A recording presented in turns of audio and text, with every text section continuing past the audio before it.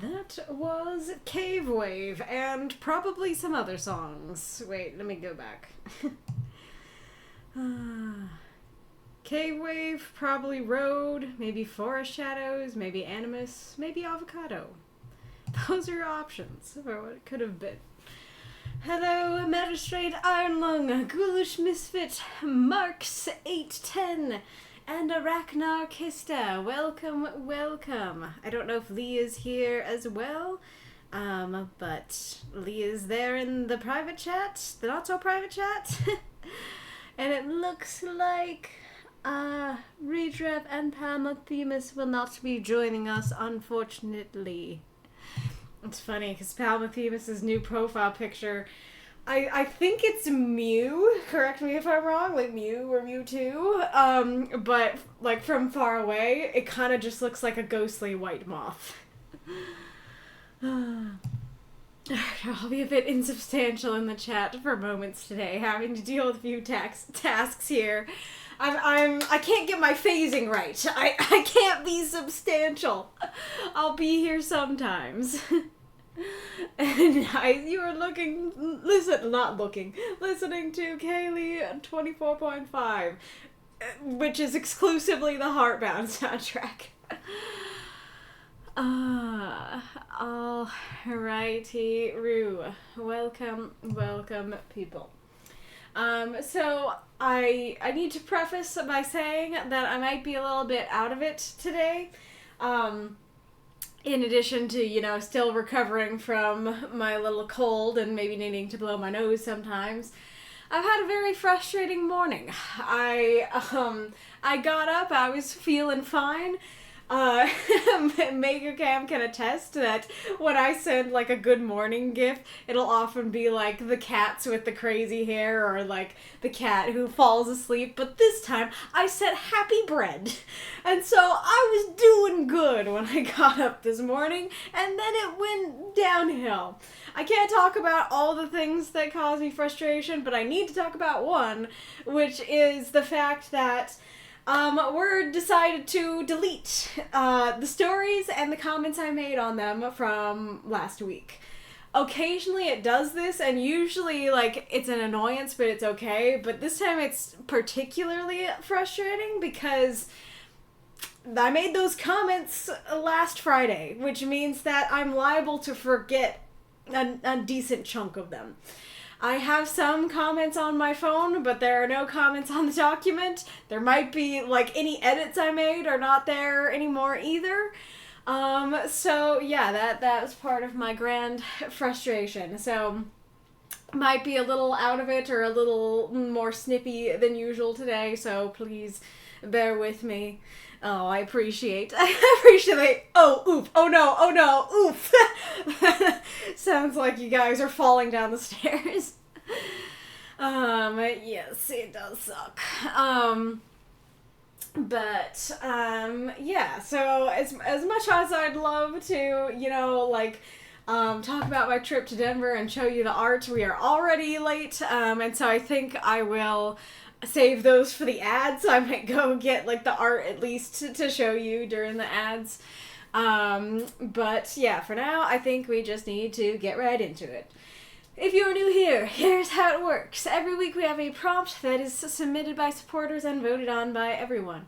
Or not actually everyone anymore. I need to change that part of my little speech. That might be hard to change. That's very ingrained. Voted on by the people who wrote or did 2 reviews the previous week. Is there a less clunky way to say that? And then,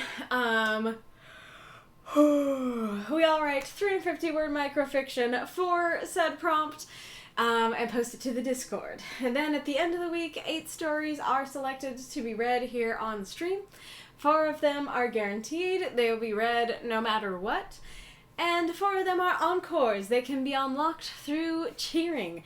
You will see that there are 4 moths around the screen. Once you fill up one, you have unlocked an encore. Next one, next encore. I have not yet found a way to make it so, like, it's just, like, 4,000 to 6,000, so they will all look like they're filling up, but they will fill up in different rates. Yes, so there's 4 stories that you can unlock. It's greatly appreciated when you do that. The people who get their stories unlocked appreciate it, and I really appreciate your support. And then in order to be a guaranteed person, hang on a second. Pending guaranteed humanity. Oh, that's too big. Okay.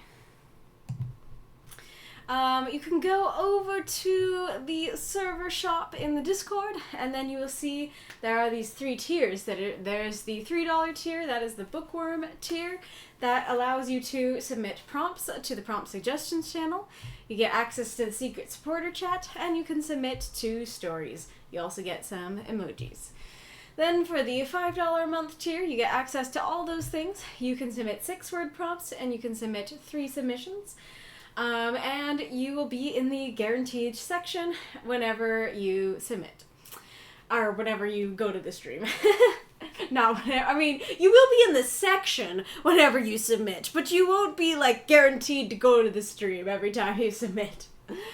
And then the transformed one tier, the $10 a month tier, gets you access to all that. You can submit 4 submissions. You can submit 7-word prompts. The first prompt that you submit to the secret supporter chat automatically goes directly to the poll, provided there are no issues with it. And then you can have a universe tag for your ongoing universe if you so desire, but you do need to request it each week. And those, at least the cocooned and the transformed tiers are in Twitch as well. They have the same perks in Twitch or Discord. So, yes. If you like the idea of your humanity being guaranteed, consider that.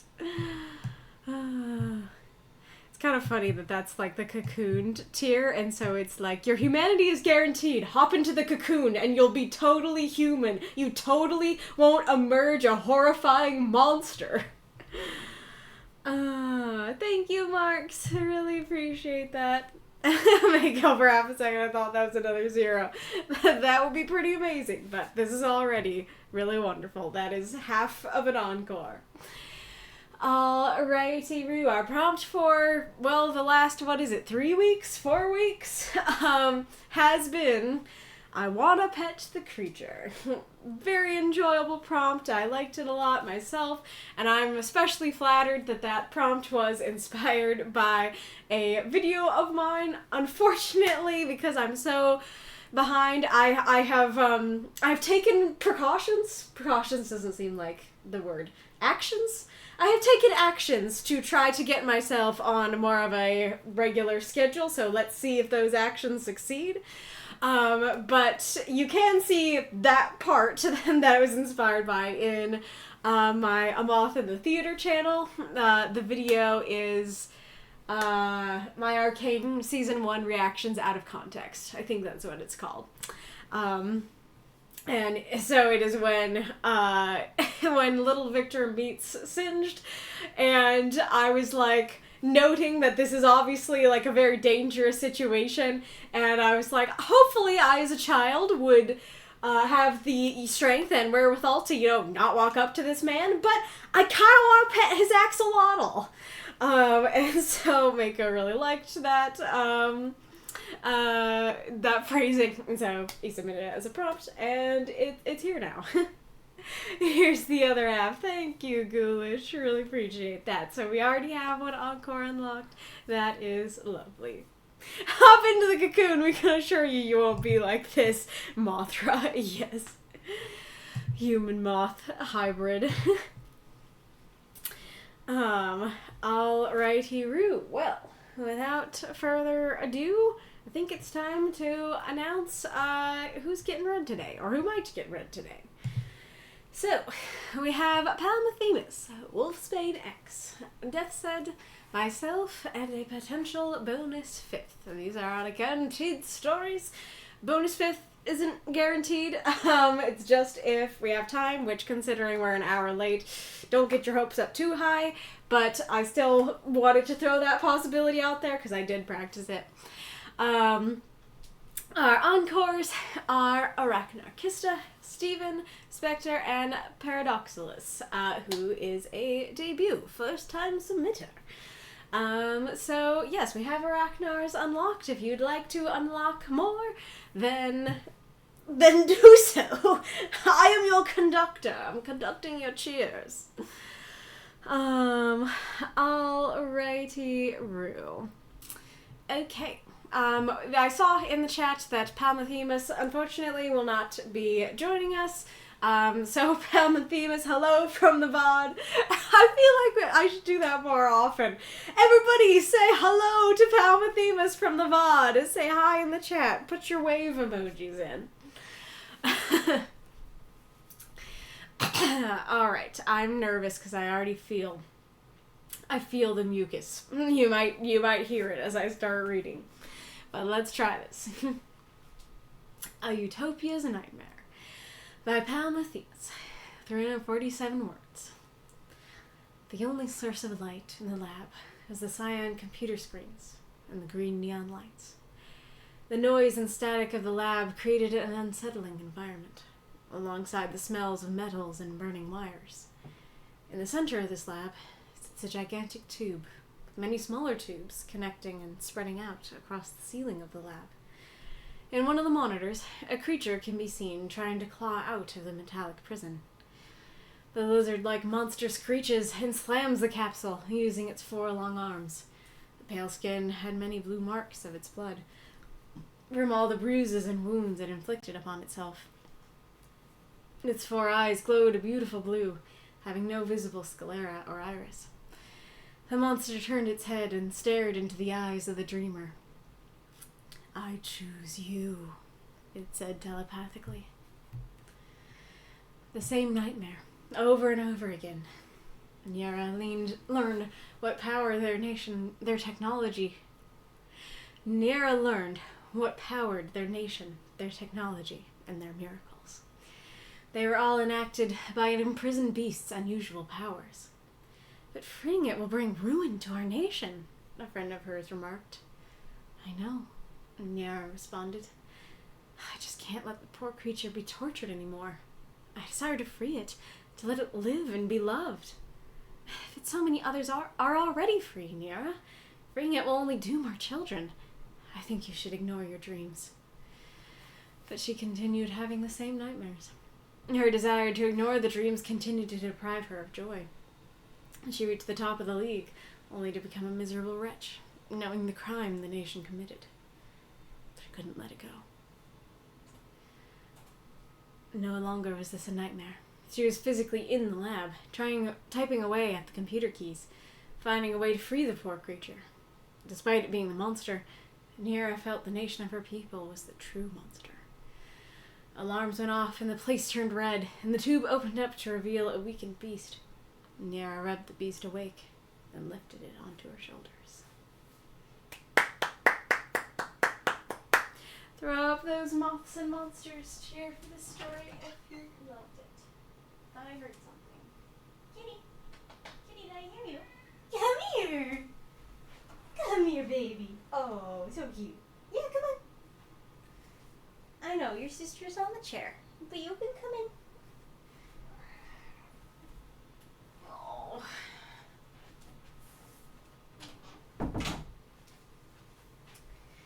The kitty in question. Oh, you're so cute. Oh, yeah, baby. Mm-hmm. Hey, baby. Apparently I have a hype chest. Apparently a confetti hypey boat. That's a good one. Alrighty-roo. Hello, Val. You're talking to you here directly from the past. Exactly. Hello, Aerith. It's alright. Glad to have you. I was about to put my comments up. Oh yeah, dude. I have it on comment mode, don't I? It just doesn't look like I do. Yep. Alrighty, thank you for the cheer, Magistrate Ironlung. Were there other ones I missed? Oh, no, there wasn't. You guys just got the hype. Thank you, Deathshead. Alrighty, Rue. I greatly enjoyed this story. Sorry for messing up so thoroughly on that line. And I greatly enjoyed this story. This is one of those stories that it got to a higher tier because, I just like, how was I gonna phrase it?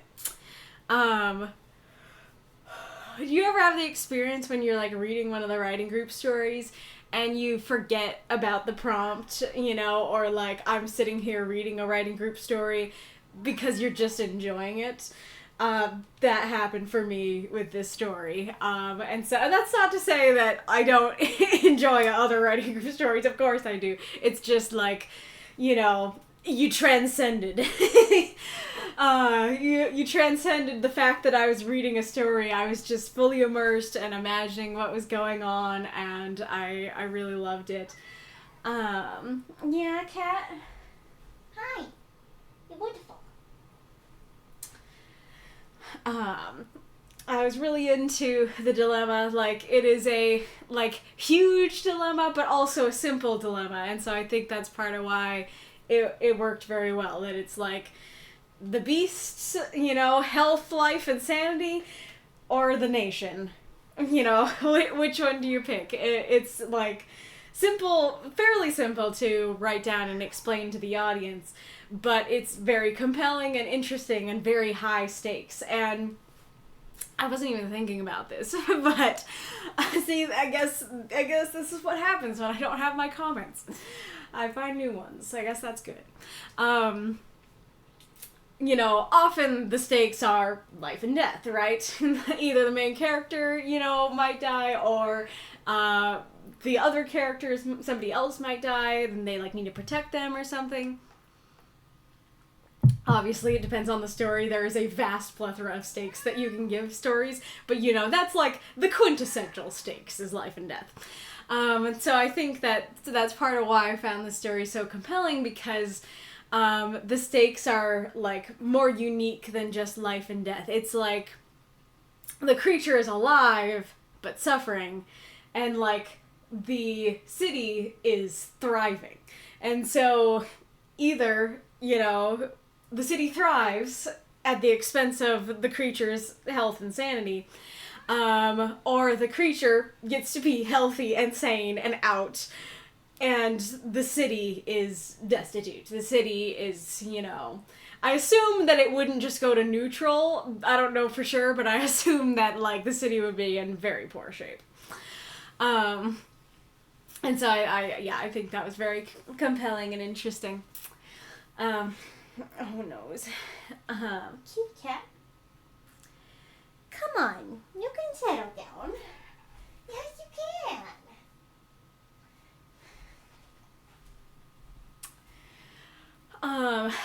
I like the title a lot, like a Utopia's Nightmare. I was like, like, what does this mean?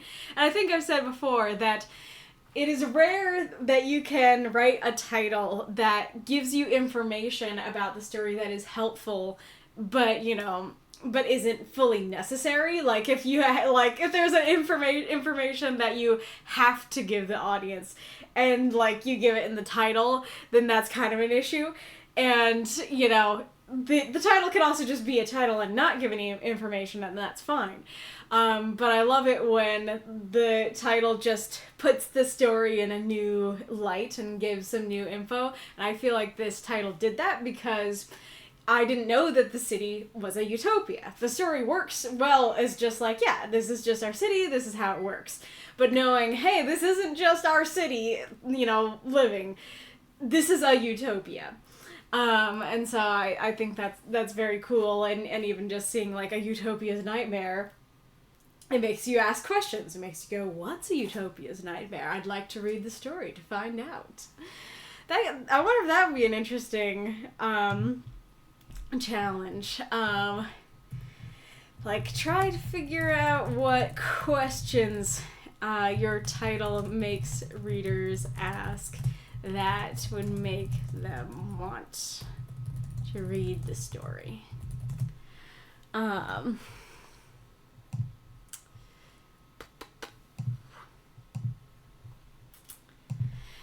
I think that my biggest critique of the story is actually just with this first paragraph here. This first paragraph is not bad by any means. It's fairly well written. There is kind of a little bit of a question in there that I think I'll come to. But the thing is, there's a couple things about it. One is, we don't need the lab described in such detail. It's nice in the sense that it gives us, a clearer picture of what's going on, and it's a very dramatic picture. But we don't need to have that picture. All we need to know is it's a lab and there's a creature in prison there. We don't need to know about the computer screens or the noise or the test tubes or anything like that. And so I do think that those words could have been better used for more, plot relevant and necessary things, which hopefully I'll remember to get to. The other thing about it is starting with a description of the lab, especially with just I guess it's not that. Just starting with a description of the lab very much reads like, yes, we are in the lab, not we're dreaming about the lab. And so when you get to the same nightmare over and over again, you're going, okay, so was she in the lab with the creature and then it chose her? Or is it just the creature gave her dreams of the lab? I think it's the latter, but I was definitely very unsure on that first read or two. And that's another reason why it's not super necessary to go into that level of detail, because I don't know that the creature really cares what the lab looks like, other than if that, showing her what the lab looks like helps her find it. But it is the room, not the building or anything like that. So I don't know that it would. And I also don't know if the creature can see the lab. Maybe that's one of its powers, is some kind of clairvoyance. But, in the test tube, I don't know how easy it is to see everything. So yeah, the paragraph is not bad. It's not badly written, but I also feel like those words could be better used elsewhere, if that makes sense.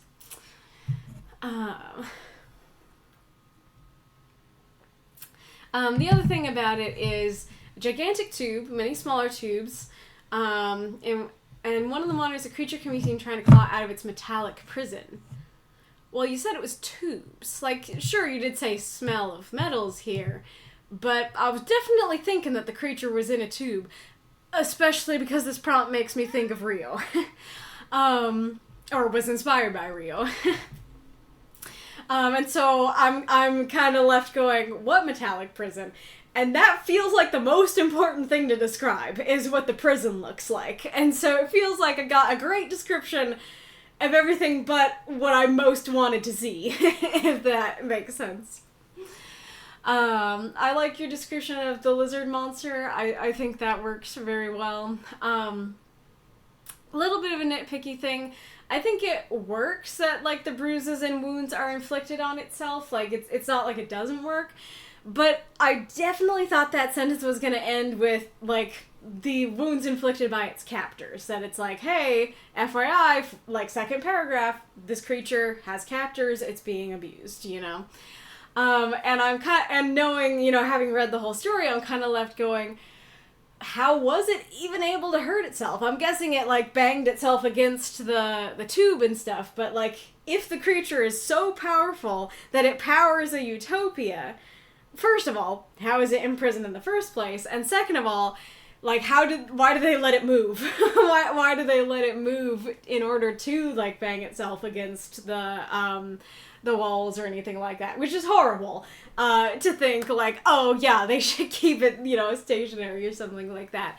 But yeah, basically, I think if that line was just, wounds inflicted on it, I would have no questions. But the fact that it's wounds inflicted on itself, I'm kind of going, clearly it's in a terrible situation, but how did that happen, though,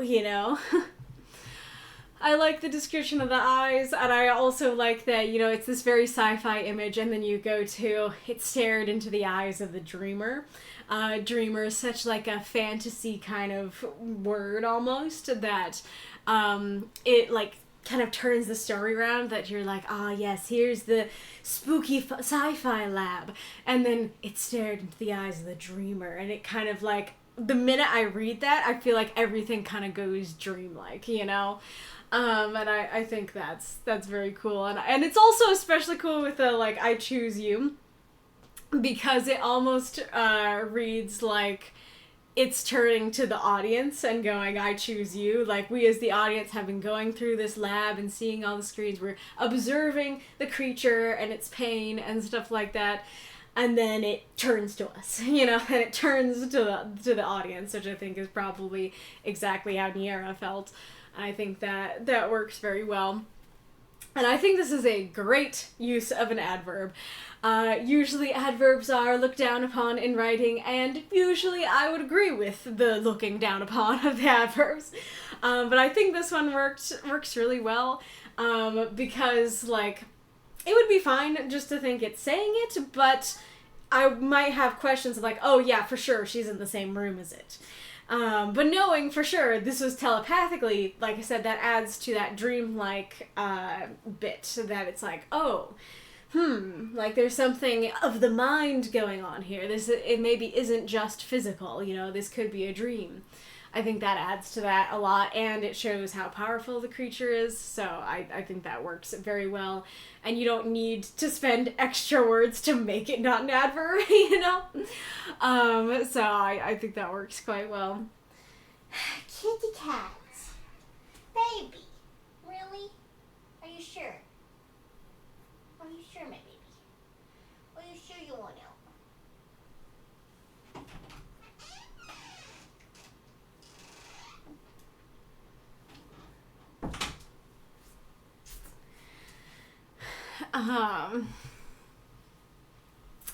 The same nightmare over and over again. Great way to start the next section. Very punchy, dramatic, interesting.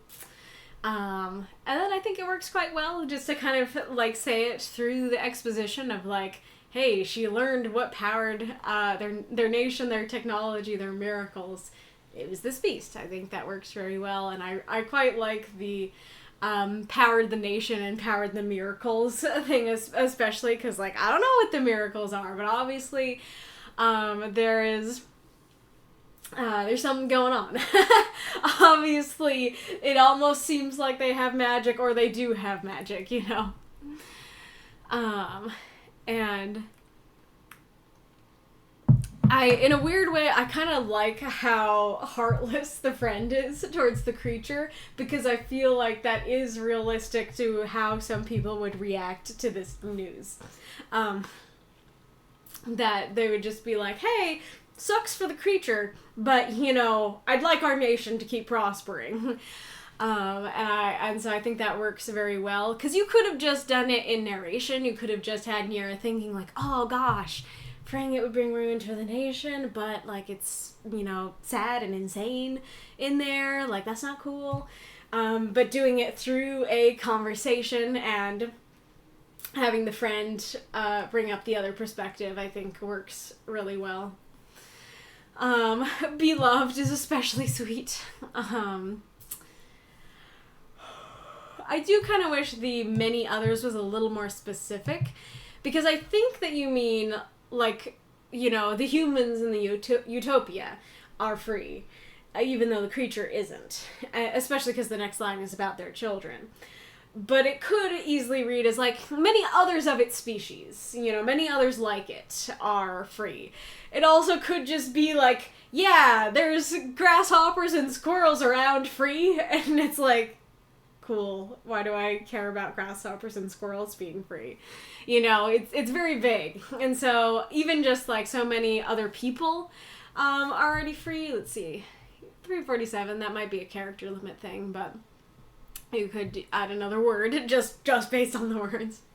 I should maybe write a character thing too. I don't know if I'll have the energy. But what was I gonna say? I guess just saying we. Just saying, but we're already free. Ooh, I kind of like that, because that would really go after how selfish this mentality is, that rather than, like, yeah, like, others are free, I'm not talking about myself, I'm selfless, you know, that it fully is like, okay, but we're free, and we wouldn't be, you know, if we freed it. And I also like the freeing it will only doom our children. I feel like with this kind of situation, like I wasn't thinking about that at all, and I wonder if Niera was. And so I think that's a neat aspect to the dilemma of like, hey, yeah, you're freeing the creature, but, and like, maybe we're gonna be okay. Maybe there'll be enough of, you know, I don't know, residual magic or enough of the Utopia left, that we're gonna be alright. But future generations won't be. And so, like, you need to think about your children or your friends' children and what kind of lives they're going to have. And I think that is one of the best and most selfless parts of the Friends mentality here of, hey, think about the future. Think about future generations and what this will mean for them.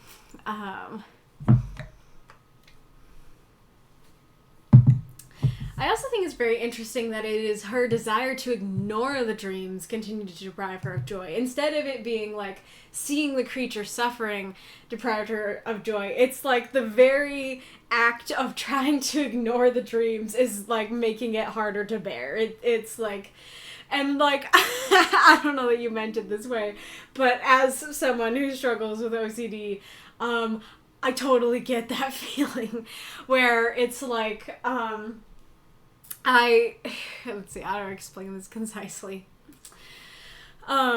So what it would do in the past, and what it could still do now, but doesn't really so much anymore, is that things would get connected in my mind that I wouldn't want to be connected. That like something good would happen, and then something bad would happen, and those things would get connected in my mind, and now I can't think about the good thing without thinking about the bad thing. And so, and like that's a very general thing, but it could be insanely specific. And so I would be thinking, I don't want these things to be connected, you know, please don't let them be connected. And the fact that I'm going, please don't let them be connected, it was that thought that connected them. And so this feels like kind of similar vibes there, where it's like, I am thinking of, it's not about the dreams, it's the fact that I'm thinking about ignoring the dreams. That's the problem, you know? So yeah, I don't know that you meant it that way, but I think that's a very interesting, way to phrase it. I don't know what the top of the league means. I assume, like, whatever profession she was in, or whatever hobby she did, like, whatever she was good at, she got really good at, to the point where she was the top of the league. However, I don't know what her job was or what her hobby was, and so I'm like, what is the league? Is she at the top of the Justice League? The League of Villains? At the top of the Hockey League? The Writing League? You know, it could be so many different things. And sure, there is a benefit in that it could be a lot of things. But I don't know how to phrase it. It's just something about this phrasing of, like, the top of the league that kind of feels like we're supposed to know what that means, and we don't, you know?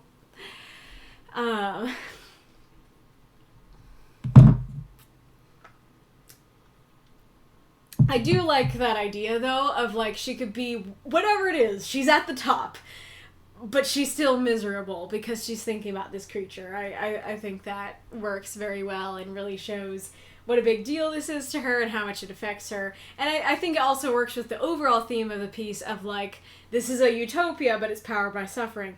I'm at the top of my league. I'm in my own utopia. But I'm thinking about suffering, you know? Like, it's tainted by the suffering. I think that works very well. And then, of course, the last scene where she finds the creature and lets it go, I think is great. And then I quite like that last line. She rubbed the beast awake, then lifted it onto her shoulders. That's her petting it. And then there's something about lifting it onto her shoulders that has this note of, like, hope and action to that last line of, like, we're moving, we're going, we're getting out of here. It would work without it. We would still think they're getting out, but I like especially leaving it on that action. I think that's great. There is definitely... So, this is an interesting story, and we'll see what people in the comments are talking about, because I presume that you are talking about this aspect of the story. If you're not yet, you're invited to. I feel like this is one of those stories where if your brain works a certain way, like, it'll work really well, and if your brain works a different kind of way, it won't work very well.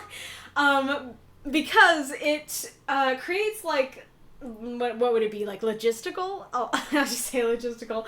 Logistical questions. Because you have questions of, okay, how'd she get to the lab? Like, this presumably is a super secure area. She's only seen what the lab looks like, to our knowledge, not, like, what building it's in or where it is. So how is she able to find the lab? How is she able to get in? How is she able to free the creature? How is she able to get out? And there's also questions of, like, how does the creature power the nation? Because, like, for me and my brain, I can be like, yeah, creature powers the nation. I don't know how. I don't care. The creature powers the nation. There is no war in Bossing Say. But I feel like for other people whose brains don't work like mine, it could easily be something that takes you out of the story, because you're like, okay, there's a lizard in a tube. It powers the nation. How? There is also another question kind of along these lines, but a little bit different, which is, if I'm correct that the beginning is a dream and that Niera was not in the lab the first time, it means that the creature just, picked somebody out there in the Utopia, in the city. They didn't have to be, like, near them. And so, if I were the creature, and I had the ability to telepathically pick a dreamer, two things.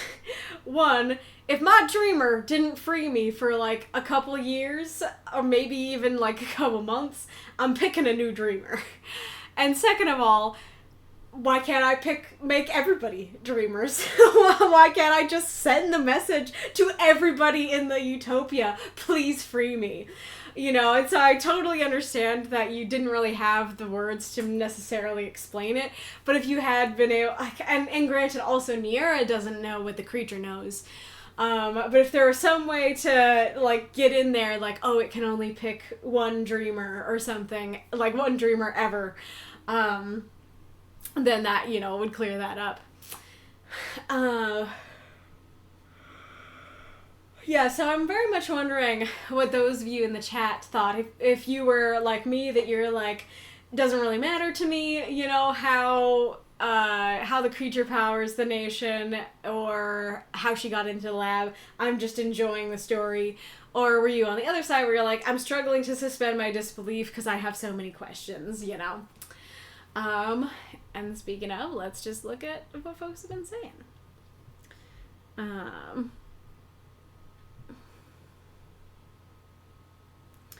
It's a very different beast or creature to pet to keep with the stream theming in style and presentation, but the core idea carries the ones that walk away from Omella's vibes. What is that? Also, there's a Star Trek Strange New Worlds episode, which also has the same vibes. Interesting. Arachnarquista is a very good premise for dilemma, and to put the reader expectator, I love that, to think, yep. Aw, sorry, Twitch has been having issues for you, Mako. This is a great story, got Mewtwo vibes at first, nice. Yep, the lives of the many outweigh the needs of the few, but it's cute. Okay, you've persuaded me. That's great. Yeah, and that is I think another reason why I found the dilemma so compelling, is because it is that question of the lives of the many outweigh the needs of the few, but it's the reverse, that it's like the suffering of the one still matters. I think that's very cool. Mako, did anyone else feel like the time scale to this was too vague? Felt like it took place over decades, and I don't think it was meant to. Yeah, that is definitely, I kind of alluded to that earlier, but that is kind of a question I had too, where it's hard to tell if, like, she's been having the nightmare, you know, since she was a baby, you know, if she was the dreamer the minute she was born, if she's been having the nightmare since she was 5, and now she's 15, since she was 5, and now she's 30, since she was 15, and now she's 30, like, very difficult to tell. And like, granted, you'd have to take the words out somewhere. I would recommend the first paragraph, but you could have a line in there of, like, it was the same nightmare over and over since she was 12, you know, and then maybe something to convey how old she is now could help. Aristotle is unaware of those who walk away from Omelas, tells of a similar dilemma, except instead of a monster powering the Utopia, it's a human child experiencing torment in a similar situation. Everyone who comes of age is taught and shown the child who suffers and given the choice to stay in Omelas or to leave. So the story centers on how there are those who walk away from Utopia unable to accept that price. Huh.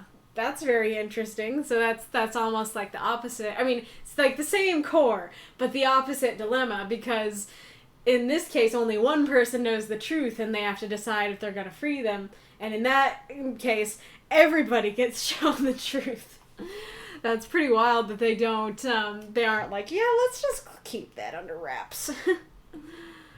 And he says it's by Ursula K. Le Guin.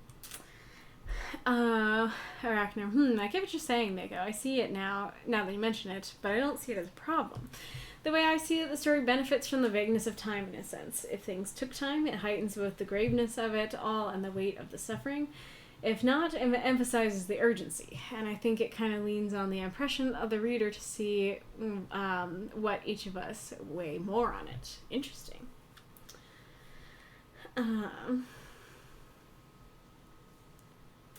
Maybe the creature senses the character is the only one that would put the importance of its suffering as greater than the utility that was brought of it, which would add to the bleakness of the story. Better not to alert the silent masses, since them knowing could make them make efforts to keep things as they are. Yeah, that is interesting. That if it did send the message out to everybody, then it would go to, like, the Ursula K. Le Guin story of, like, some people be like, nah, I'm keeping Utopia, and potentially know that other people are also getting this message and try to stop them. That is a great point. Wolf idea, come up with a title and then write a story.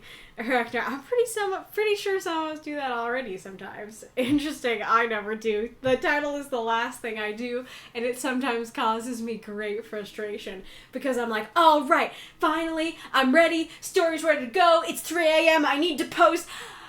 Where's my title? But yes, that could be an interesting challenge for folks like me.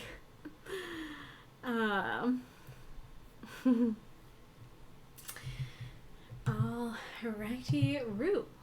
Well, I think that's this story, and a lovely story it is. Thank you so much for submitting, Palmothemus. On Omelas, it's not that people are given the choice of walking away. They're given the knowledge of the price of their utopia, and some just leave. From the perspective of the establishment, there's really no consideration that one could leave. They just need to know the price. The whole point of the story is questioning the feelings and thoughts of those that leave and how the reader would deal with the knowledge. Interesting. I mean, I'm sure it's answered in the actual story, but it kind of goes back to my question, why show them? Why do people need to know the price other than honesty? Because, like in Palmothemus' story, very much feels like it is in the best interest of the government for people not to know what is allowing them to have Utopia. And so it seems odd that they're like, all right, when you turn 16, you must be given a great mental burden. What is that? You want to walk away, weirdo. Like what? Why do they tell people? The story is presented as a thought experiment. I suggest everyone to read it. Interesting. I am presuming it's not public domain, so it's not something I could read on stream, yeah. Alright.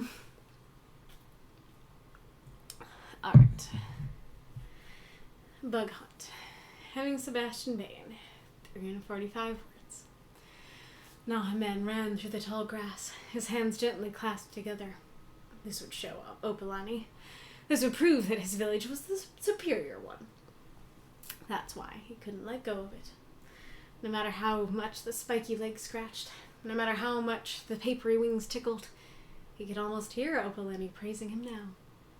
Suddenly, Nahamen felt something hard hit his bare toe. A sharp jolt of pain zapped through his body. For a moment he was airborne. The next he crashed into the ground. The morning dew mixed with the dirt as it entered his mouth. Nahamen's hands opened, and the grasshopper he had caught flew out. Sputtering to himself, Nahamen started to cry. And that was the fastest grasshopper he could find and catch. Opalani and his village were less than a day away. Nahamen had to find something to impress them. The boy stood up and wiped away his tears. That's when he heard it. A sweet song, like nothing he'd heard before. Curious, Nahamen walked towards the music, his body moving on its own. As the music grew, its character became more defined to Nahamen's young ears. It was similar to a cricket chirping, with some buzzing notes added in. The rhythm was one alien to him. He had heard the war drums before, but nothing like this. It was erratic, something he couldn't dance to. This music, was it even human? Nahamen had to know. He didn't know how long he walked or in what direction. That didn't matter. The source of the music was in sight. It was a grasshopper, the size of a man standing upright. In his two front legs it held two canes of carved oak. They rubbed the edge of its wing and its hind leg, creating the music which had led Nahamen here. The young boy stared in awe as the creature fetched a basket from its back. Nahamen didn't think twice. He crawled in and shut the lid after himself. Then the music stopped. Perfect. Another human pet for the market.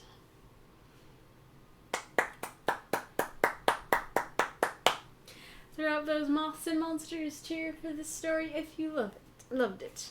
Oh gosh, it hit me. It hit you that you were being read today? Thank you for the cheer, Deathshead and Magistrate Iron Lung.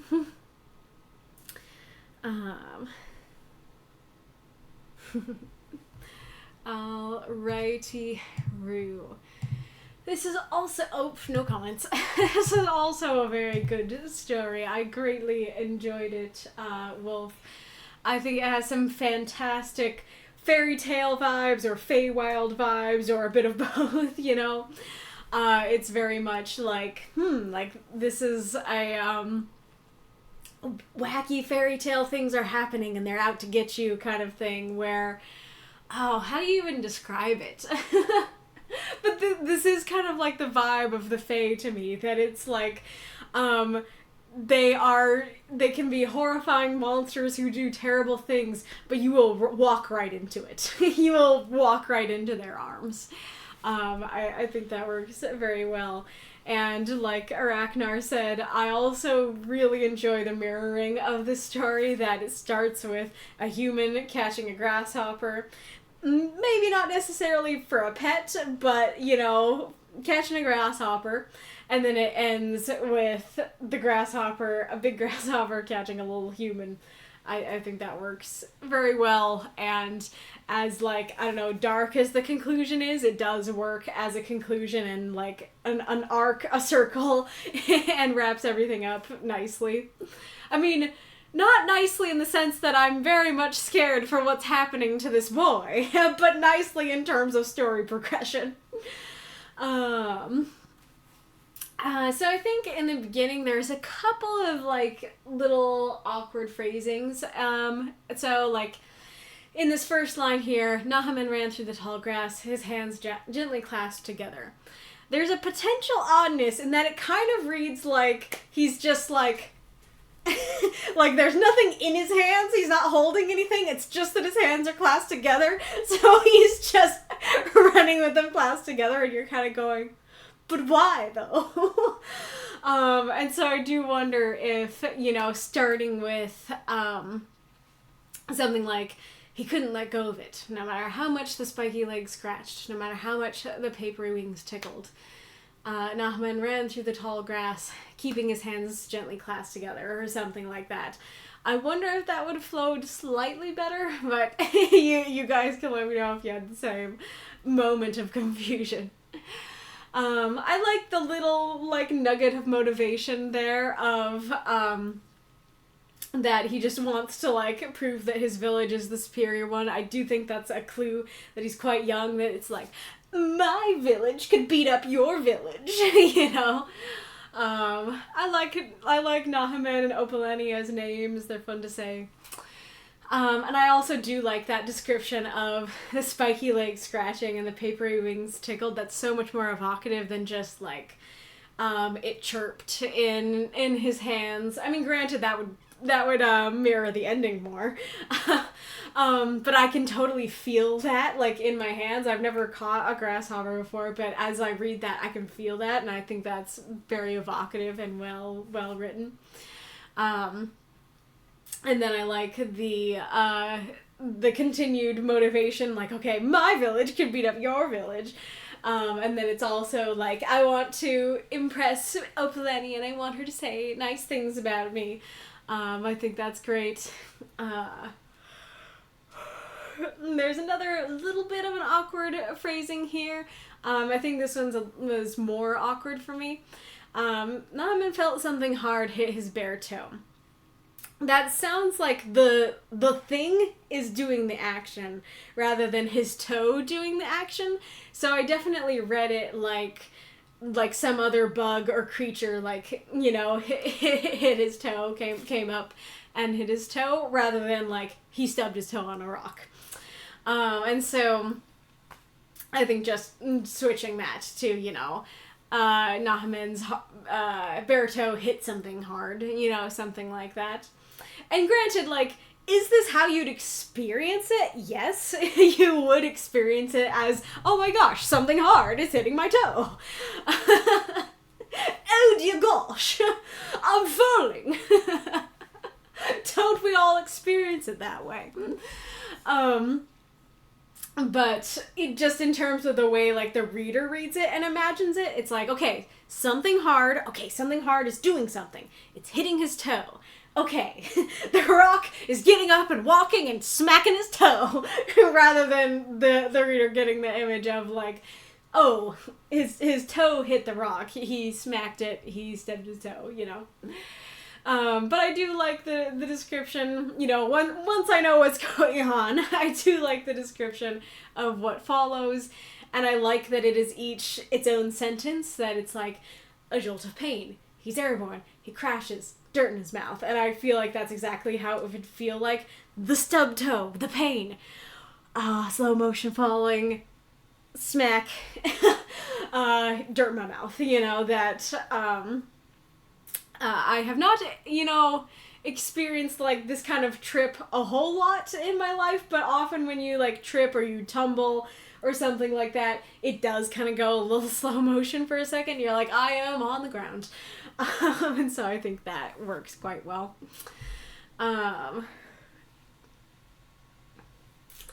then makes very, very perfect sense that would cause him to accidentally let go of the grasshopper, and I like how simple and real it is. Like, yeah, little kid running with a grasshopper, stubs his toe, ends up dropping the grasshopper. I really like the stakes here of that was the fastest grasshopper he could find and catch. This might be a day for talking about stakes. But I think that works well, that makes us feel for him, because, like, if we're just like, yeah, he caught a grasshopper and then he accidentally let it go, we're like, okay, cool, like, he wants to show the village, like, alright. But once you add that little bit of, like, that was the fastest grasshopper you could find and catch, and which also implies I'm either not going to catch a better one, or I'm not going to catch another one, period. And so it's like, aw, poor Naaman. Like, that makes me care more. And, you know, adding it to, I'm gonna show the village, is like, oh, but that was a super fast one. I like that a lot. Pets always raising the stakes. Opaleni and his village were less than a day away. There is a little bit of awkwardness to that one too, because I kind of read that in two ways, and both seem a little bit odd. One is that it reads like it's close to a day away. And yeah, people, like a little kid could maybe wander so far into the woods looking for grasshoppers that they get a day away. Horrifying to think about, but I don't think it's unrealistic. But it does end up feeling odd that it's like, home slice, you wandered into the woods looking for grasshoppers for a day, and you need to, like, spend a day going back? You have bigger problems than grasshoppers. The other potential reading of it is it's less than a day away. And less than a day away could be 5 minutes away. And so it's like, yeah, accurate statement. It's less than a day away. It's right there, you know? And so either way, I feel like a different description there, unless, like, I mean, yeah, like, you could go either way with it. You could go like, oh, he hadn't realized how far into the woods he'd wandered. Was it dark already? Or you could go, you know, his village was a couple hours away, you know, be more specific if it's less, you know, in the less than a day. I see the ad is coming. The steak of the steaks. Nice. Let me grab some art to show you for the ad. The ad didn't get snoozed, right? Or did it? Let's wait for it to come up before I grab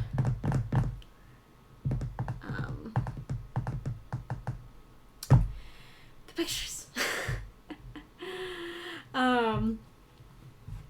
There it is.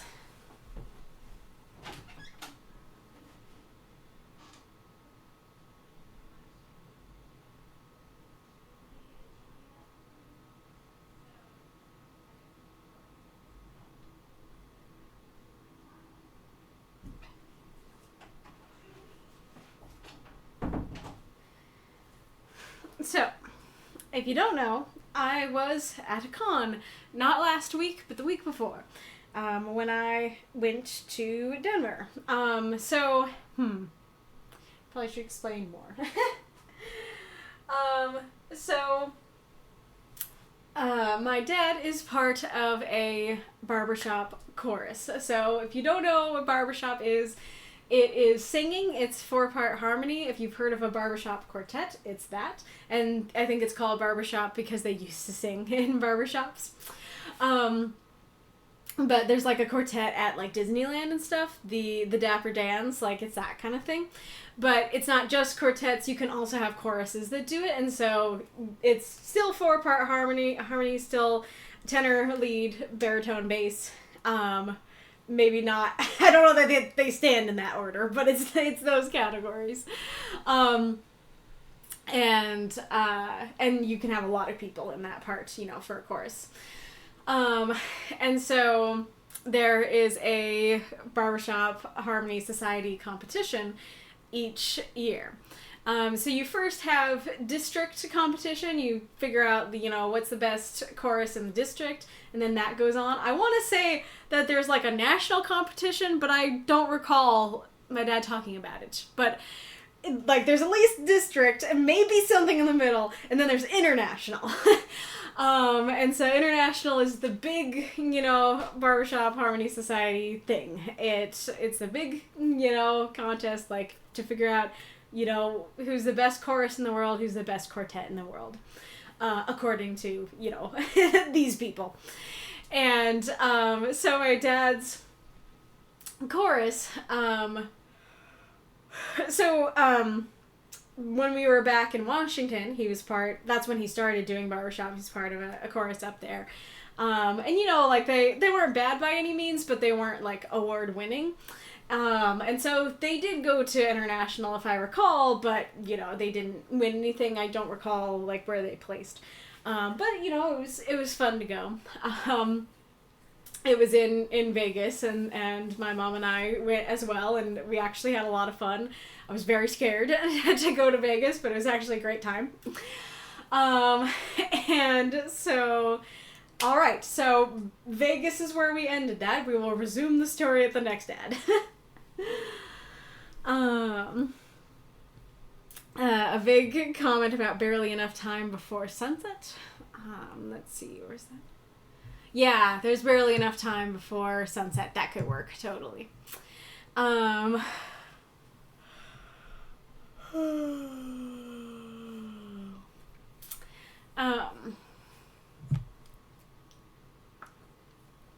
thought you talked more about him crying, but I can't seem to find it now. But I did like, him crying because that, like, that conveyed even more what his age was. That it's like, oh yeah, if somebody's out catching a grasshopper, they trip and they're crying about it, pretty likely that this is quite a young kid. So I think that worked quite well. Maybe it would have been nice to have more clues to just how young he is earlier, but I think what you have does work. And then I think it works quite well that Wright is like his part of the story where he catches the grasshopper and then he ends up inadvertently letting it go. Then when that ends, then it switches to the mirrored part. It switches to the grasshopper now, ensnaring him. I like your description of the music. I think it works quite well. There is kind of an element of it. There's a little bit of oddness to the rhythm being alien. When like cricket and grasshopper music is very rhythmic. And so I would presume that this sounds, at least on some level, like Chris Hopper? Cricket and grasshopper, chirps. Especially because, like, as far as I know, it is, like, their leg and their wing that makes the noise in real life, too. And so, presumably, at least sounds somewhat like our grasshopper and cricket rhythm. And so, while I like the description that it's alien and that adds to, like, the trance-like weirdness, trance-like, fairy tale-like weirdness of the story, I am kind of going, why is it alien? Why does it not sound like, a grasshopper? Why does it not sound like a cricket? And I do kind of like the, he had heard the war drums before. That kind of tells you a little bit about his situation, that you might not expect him to have heard the war drums. And there is something interesting there of like, I've heard human music, this is different. But there's also a little bit of awkwardness there of like, he had heard the war drums before, but nothing like this. That doesn't actually tell me what this is like. It's a little bit similar to the, like, it totally did not sound like falling leaves. And I'm like, now the only thing I'm imagining is falling leaves. Tell me what it did sound like. It's kind of similar there, where it's like, it did not sound like the drums of war. Okay, now I'm imagining the drums of war. And granted, I don't think this is super grievous in that vein, because you do describe what it sounds like, and it sounds like alien and chirping and buzzing, and so it does work, but there's a little bit of that in there. Something you couldn't dance to is a especially unique and interesting description there that I think really conveys how alien it is, that, it doesn't have a beat, really. And he, even himself, kind of recognizes it might not be human. I don't know. Mr. Grasshopper here be jamming some experimental tunes. I love it. I don't know how I feel about, like, he didn't know how long he walked or in what direction. Because on the one hand, I feel like it works that this is transitioning into the trance, that it's like, okay, like, here's the music, and, like, time is distorted by the music kind of thing. On the other hand, I didn't fully get that we were in a trance before this point, because I'm just like, yeah, alien music. I'd be intrigued too, little Nahaman. I'm with you. I kind of want to pet his axolotl. I kind of want to listen to the alien grasshopper music. And so when I get to the line of, he didn't know how long he walked or in what direction, I'm kind of like, but wait, why? I thought that we didn't know where he was going. At least we knew he was going in the direction of the music, you know, kind of thing. So a little torn there. I like the grasshopper being introduced. I'm not sure what the canes of carved oak are about, because at first I was, like, thinking that that's how he made the music, and I was like, but wait a minute, but that's not how grasshoppers make music. And then you did describe how grasshoppers make music. And so after that, I'm like, but why the canes, though? I don't know if the canes are meant to be, like, for smacking children. I don't know if, like, that they were also part of the music, but a different part. If they're, like, how he, like, gets the basket, like, on his back or something like that. But none of that's really described, and so all I have is two canes, and I'm like, but why? But where? But how? But what? And so I think either just, it's kind of one of those things where it's like, I talk, it's not quite this, but it's a similar thing to what I talk about with universes, that, like, you want to have readers ask the right questions. You want your readers to be asking questions that you will answer, and not asking questions that you won't answer. And so bringing up the canes and then not giving more info on why they're there makes me ask questions that I don't need to be asking. And so I think, like, I would have no problem with them just being removed. And then, of course, you could also answer the question, would be the other way to go, and show what it's using them for. I do think it's interesting that, he just, like, you know, walks in and shuts the lid on himself, that he's so deeply in the trance that he does that. I do wonder if it would have been a better mirror if the grasshopper did, like, catch him, you know, with the canes or something. But, you know, that would have added some extra darkness, seeing him fight. But I'm presuming the little cricket fought, or grasshopper, was it grasshopper? I think it was. I don't know, whatever it was. I'm presuming it did fight, you know, men. And so that could have mirrored things better, but I don't know, that's a little bit nitpicky. I do think it's a very striking image. And then I think it works that it's like, okay, you're my pet now. Uno reverse. You thought one of my kind was gonna be your pet? Nope. You are. And I recall that I think you had a note.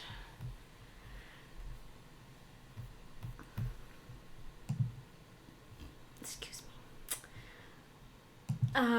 You had a universe that I didn't write down. Toast level brown universe Garlock. In trivia, the story is inspired by the Lenape story, The Grasshopper War, and the Kawaisu boogeyman figure known as Hakapanizi.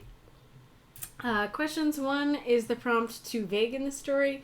2, if you read the story before the trivia, read the story, does the story make sense without it? 3, any other comments? I don't think it's too vague. I mean, you literally say pet. Funnily enough, it's just like, sometimes that's all I really need to be like, yep, prompt is there, is it's funny, because there are some times where I'm like, no, don't say the prompt, like, get it in there subtly. And then other times where I'm like, all I need is for you to say the prompt somewhere and you're good. And so this is definitely one of those, one of the latter prompts. Because there is a story from this week that, or, you know, last week, 2 weeks ago, that does have that where's the prompt tag on it. And if you don't know, the where's the prompt tag doesn't come up much, but if you write a story and myself and, like, at least 2 other members of the council are like, we cannot see the prompt at all, then basically, if we can't see the prompt, then your story is disqualified because on grounds of not using the prompt. And so that's what where's the prompt is. And so if you ever see that, like, we don't tend to read the stories ahead of time. I mean, I think it depends on the person, but I think most of the council don't read them ahead of time. And so unfortunately, you'll probably, you know, get that tag after it's too late. But if you ever see that tag on your story before it's too late, then, you know, think about, like, editing it and adding a line that is clearer how you intended to use the prompt and then tag us. But anyways, my point was the story that has that tag, if that author had just said, you know, the word pet somewhere, if they had made a comparison to petting somewhere, I would have been like, fine. But because they didn't, I'm like, I don't see it. And so were others. So anyways, all that to say, you literally say, like, I want to pet the creature, as in, I want to turn this creature into a pet. I like that somebody used that use. I think that worked quite well. So no problems with the prompt for me. If you read the story over the trivia, does the story make sense without it? Well, my boy, I don't understand the trivia, so it changes nothing reading the trivia. In fact, the story probably makes less sense after reading the trivia, because I don't know what that means. And then, you know, I talked about my other comments.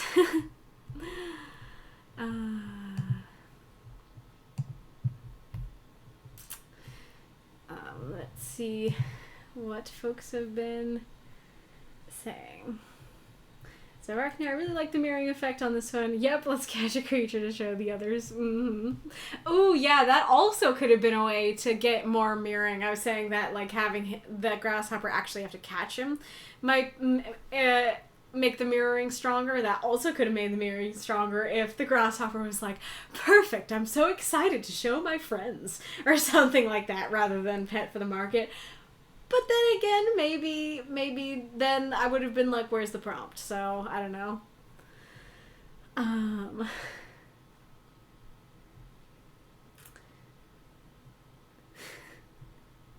He's playing free jazz, joking. I'm curious about the how long part. On the one hand, trance, but on the other, how far does the music reach? Why wasn't he closer to a village to increase chances of getting a person?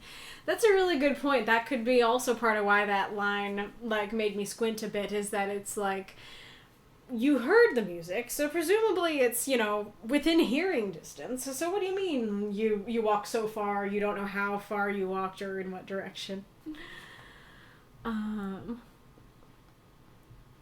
Yeah, there you go. The trivia doesn't help me because I'm not familiar with the things it's inspired by references. Well, yeah, I'd rewrite that as his bare toe hit something hard. Yep, that works. I'd rephrase the a day away sentence. It's meant to convey that the villagers from Opaleni's village are going to arrive at his in less than a day. Oh, okay. Gotcha. Yeah, Opaleni, let's see, what Opaleni's villagers from, yeah.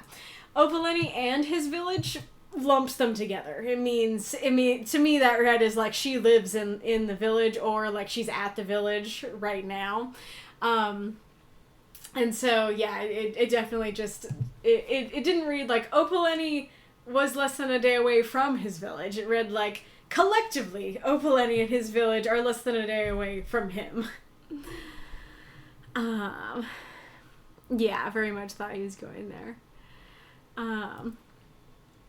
Nahaman is derived from the Lenape, Delaware, word for raccoon, and Opaleni is derived from the Lenape word for bald eagle. Nice. Yeah, not surviving any horror scenarios. Oh,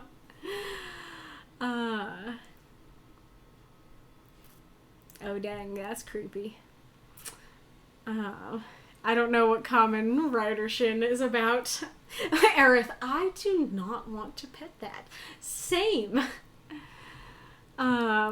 Is that what the dude transforms into? Not just a dude in armor? I think it's a bug dude.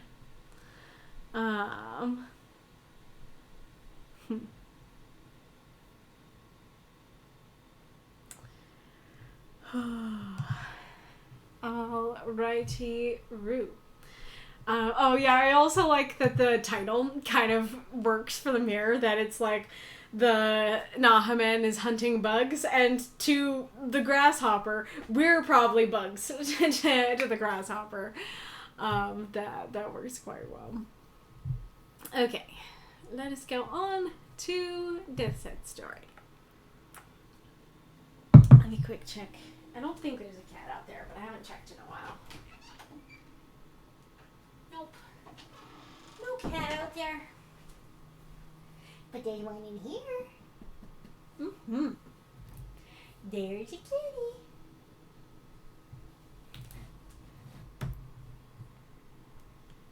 Thank you, Deathshead. Kamen Rider is a darker, grittier one-man Power Rangers. Interesting. Alrighty. Helpless Curiosity. Excess. High Deathshead. 350 words. The stench of decay wafted over the stony beach as Encores, wielder of the cursed Sthonian blade, kept Prince Escry alive, despite the lad's best efforts. The young man seemed to lack a sense of self-preservation, for he tried to prod every deadly beast and toxic plant between his home castle and the palace where his bride-to-be awaited.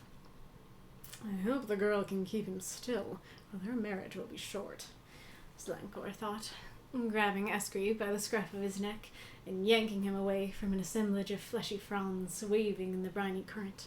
What did I tell you? But these are sessile. Surely they don't count as wildlife. Charnia are coated in deadly stingers. That wasn't in any of my books.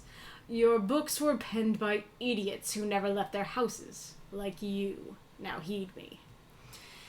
Escry frowned, but returned to the path, walking over the saline rivers crossing the beach. The Sthonian blade shook in its scabbard just before the siren song reached Encores' ears. He groaned, grabbing Escry and slinging the prince over his shoulder. The lad pitifully punched Encores. Please, I must go. Don't tempt me to let you, Encores growled, glancing at the siren offshore, singing a lovely song as the light glinted on her deathly white scales. She'd be an ironic way to go. He carried the squirming prince up the slope, past tangles of blackberry vines and flowering nettles, until the siren was silent. Encores set Escry down, pulling him by the wrist into the veil on the other side. A hiss stilled them. Out of a gash in the rock emerged two snakefolk with glistening indigo scales. A young woman and man slithered towards them on serpentine tails. Mesmerized, Escry stepped to the woman and stroked her. She giggled, embracing him as the man spoke. Thank you for bringing my son to be safely here. He is, well, a match for your daughter, Encores finished, as the serpent girl carried Escry to the palace hidden below, laughing while the lad caressed her the whole way.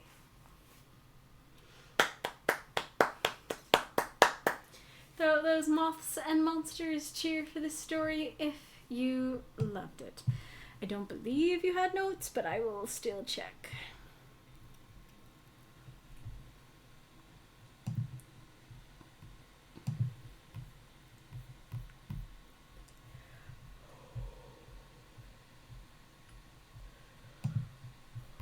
Oh, nope.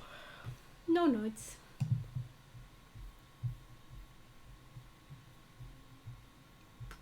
Where's the streak? There it is.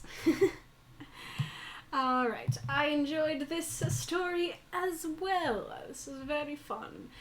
But it feels like Encores keeps getting put with what would be the adjective I'd use? I don't know. Reckless doesn't feel like it fully conveys it, but something along the lines of reckless princes. But I have enjoyed both the stories I've read along those lines.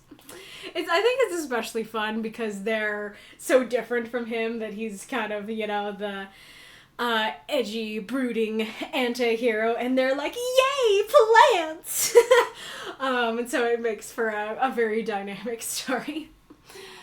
Alright. So I really like, what you're going for here in this first paragraph, but I do feel like some of the phrasings here do trip me up a little bit. Let me see if I can remember. I remember I had a comment about that, but let's see if I can remember what I was going to say regarding that. I think the, like, you know, he kept Prince Escry alive despite the lad's best efforts is the best part of that first sentence, and there's kind of some humor there, and so I like that a lot.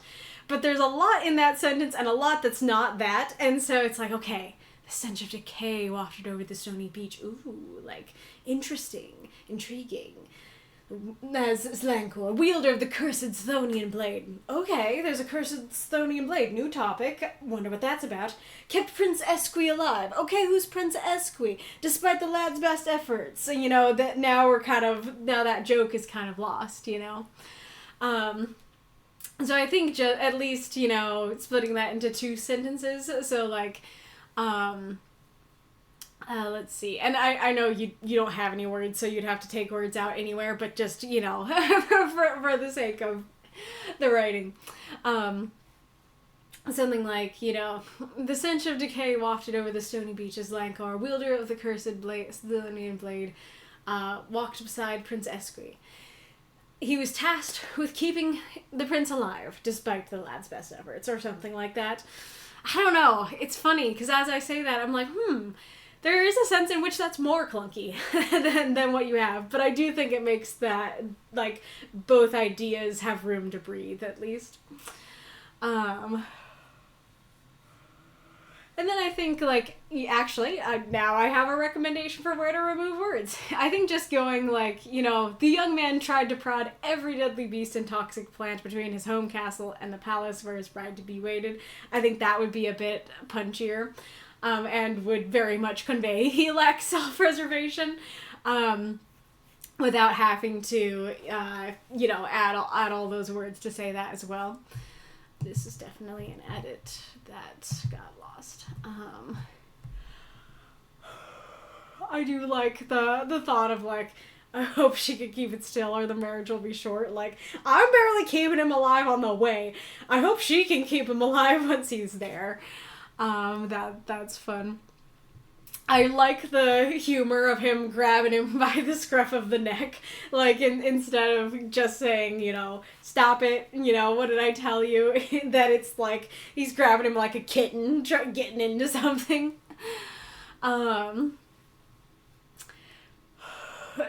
This line here did trip me up a bit. I actually hadn't heard the word Cecil before. Apparently Cecil means, like, it's, like, rooted to the ground, if I recall what I looked up last week. But it seems odd to go, these are plants that are rooted to the ground, or to the, you know, riverbank or whatever. Surely they don't count as wildlife. Why would they not count as wildlife? I know I had a suggestion for, because I think what you're trying to go for there is that Zlankar was like, don't touch any of the wildlife. And then he's like, but you told me not to touch the wildlife, but surely these don't count. That just, like, I don't really, especially because we don't have that first part of the conversation, but even if that is what the intention is, I'm kind of left going, why would a plant not be wildlife? Like, it doesn't matter that it's rooted to where it is. It's still wildlife, you know? I'm trying to remember because I know I had a suggestion for what that could be before, and I'm trying to remember what the suggestion was. Maybe it was something like, surely they can't hurt me, or surely they're not deadly, or something like that, you know. These are Cecil. Surely they can't hurt me, you know. Yeah, I think that could work, because it's like, they're rooted to the ground. Why would they hurt me? Kind of thing. Rather than, these are plants. Surely they don't count as plants, you know.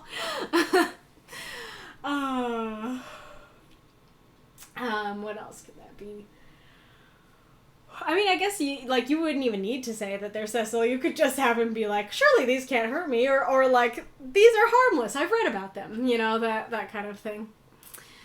I also have a question about the books thing, because I do like the, you know, like, he's like, hey, surely they're fine, and he's like, they're coated in deadly stingers.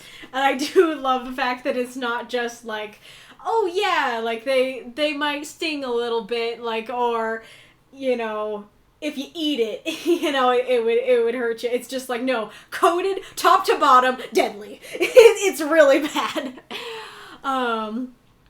And I do kind of like the response of that wasn't in any of my books. That, however, there's also a question of, well, like, sure, there are plenty of book writers who, like, don't really leave their houses much.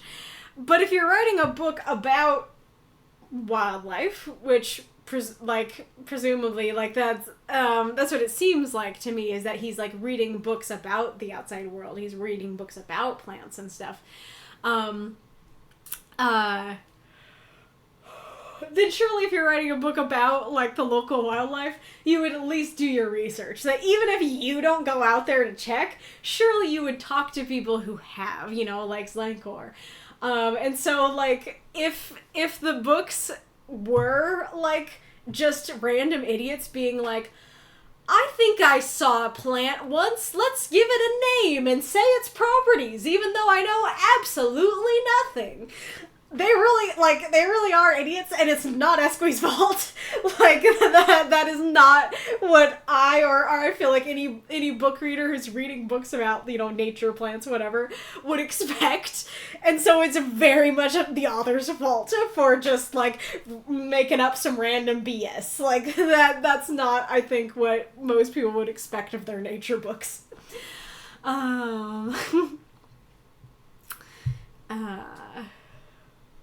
Saline rivers is a great adjective there. I like the simple implication here that the blade protected him from the siren. I am curious if other readers needed more than that, but for me, it pretty much worked. That it's just like, yep, he feels it shake, and so that's probably what's protecting him. And I do love the image of, like, he's already struggling to keep the poor boy alive. He's already really annoyed that he's running off into danger head first. And now a siren shows up. You know, now the quintessential thing that makes you run to your doom shows up, and he's like, this crap, you know? I also like the "don't tempt me to let you," that it's like, I'm this close to like grabbing popcorn and watching her eat you. Don't tempt me, Frodo. I really like just the description of, like, lovely song and deathly white scales. Like, we don't really need more than just, like, you could even say white scales, but I like deathly that it's like, yeah, beautiful song, something's wrong. I don't know exactly why it would be specifically ironic, other than what I just said of, like, he already is running towards his death, and, like, if he gets killed by the thing that quintessentially makes you run towards your death, I could see some irony there. But other than that, I don't quite know what the what the irony of that would be.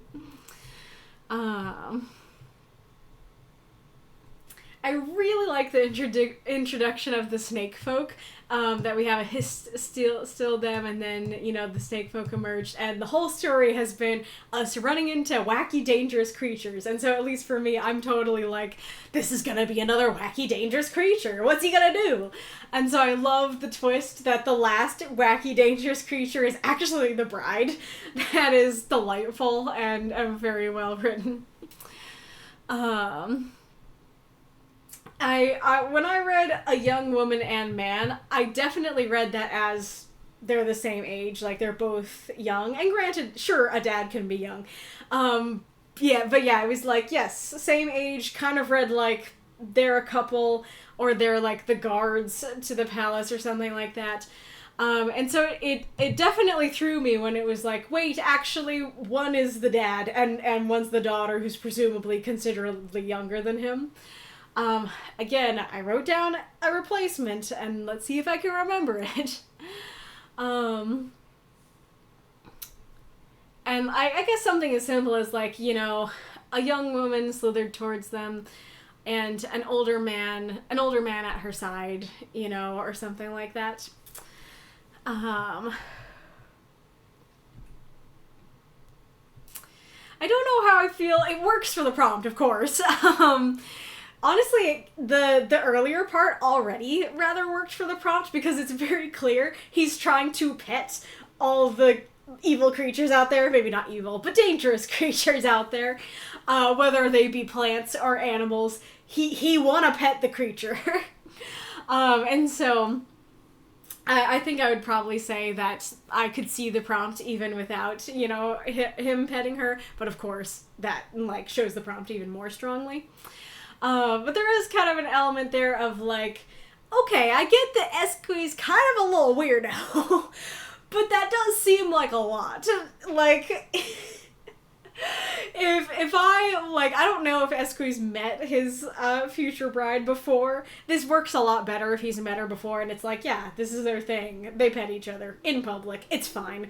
But if this is the first time meeting each other, like, if I had a betrothed that I was meeting for the first time, I would probably be like, you know, hi, this is awkward, rather than, like, pet, you know, without even introducing myself or saying hi, or may I pet your hair, or pet you, or something. So that does cause questions there. But, you know, good to know that she clearly is fine with it and enjoys it. Honestly, I think that my biggest confusion for the story ended up being my son here. I don't know for sure how it ended up sounding, but so how do I want to start? I don't know that this is, like, actually for sure correct to have the little dashes there, but this way of annotating it would clear up any and all confusion to make it clear it is not bringing my son to be safely here. Like, you know, bringing my son safely here. Like, I definitely read it almost every time, and potentially even this time as well, as to be safely. Like, the to be is part of the safely. Like, we brought him to be safely here. Not son to be safely here. And so usually those little dashes are used for when it's effectively one word. I don't know if I can think off the top of my head of another example. And so, yeah, I don't know that it's, like, for sure, like, how you're supposed to notate that, but son to be is basically one word, and so that would clear up all the confusion. But the confusion is that it reads like bringing my son to be safely here, and so it's like, seems like there's a little incest going on here, you know? And I actually, so I didn't even notice the to be when I first was practicing it, so the second time I read it. And I made a comment that said, "You mean son-in-law?" And only when I read it for a third time, like, to make that comment, was I like, there's a to be there. It's meant to be son-in-law. It's meant to be son to be. And so I do think that just saying son-in-law, adding the dashes there, what were the other ideas I had? Future son. I'm bringing my future son or future son-in-law here. My daughter's betrothed, you know, lot of things that that you could phrase there that would just be a little bit clearer.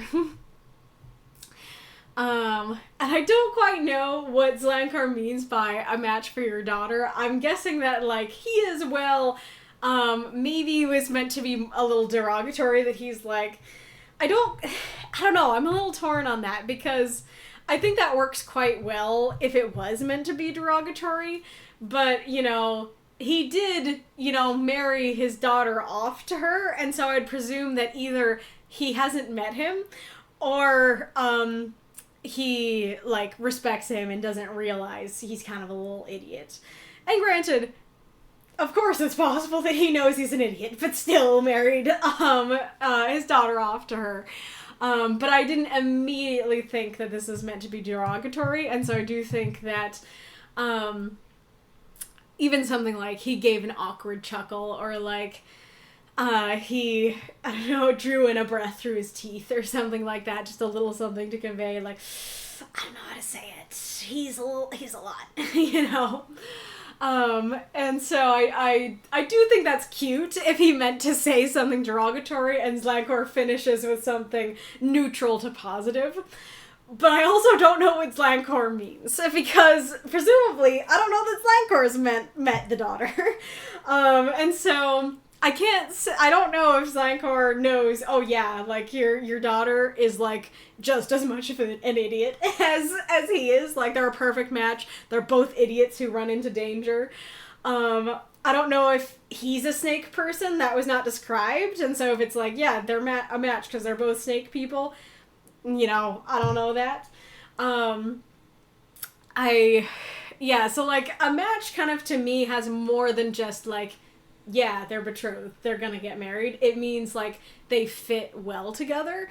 And so I'm kind of looking for, what does Zlancor seen that means they fit well together, you know? Like what makes them a good match? Because like all I've seen is he pet her and she was into it. Like, is that enough to say, like, yeah, they're a perfect match? They like petting each other. But I do really like the premise here. Honestly, I would love to read more about Escree and the Serpent Girl's adventures. Presuming that he doesn't, you know, die the next day, you know, trying to pet a plant. Presuming he does live, I would love to see, you know, how their marriage and their relationship goes. I think that they could be very cute and fun. And I think this is a great little adventure that I really enjoyed reading about. And like I said, I like the dynamic of how the characters play off each other. That, you know, Zlancor is kind of the straight man to the, what is it, the funny man? In like the comedy duo that everybody else is like, are the funny men, and then he's the straight man. And so I think that dynamic works super well. Son-in-law, Wolf says.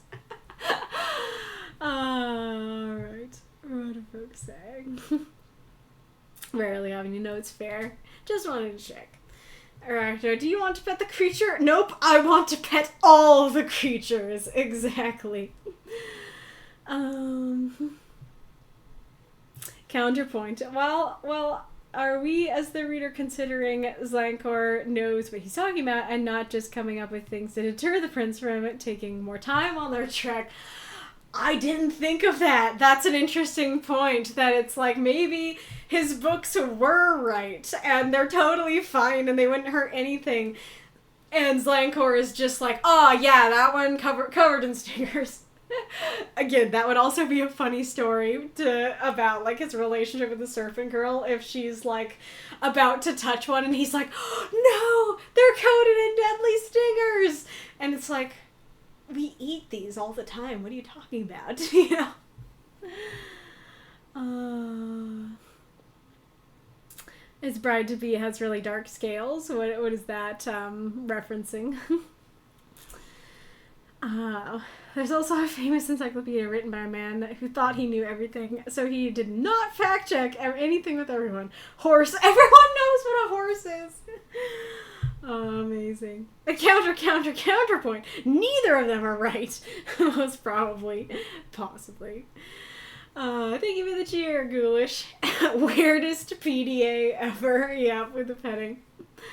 Can confirm, as someone in a long-distance relationship, that you, like, met this person online, and then when you met them, you did not. Your first thought was not pet. More awkward hellos, yes, exactly. I thought it was clear enough that he's going to marry into the family. I know, it's crazy how much the not having the hyphens messed with things, at least for me. And you guys can say if you're like, no, it made perfect sense. I don't need the hyphens, you know? When it comes to betrothed meeting and it being playful, I'm reminded of the meeting of the prince and princess in the fantasy film Kroll. I have not seen that.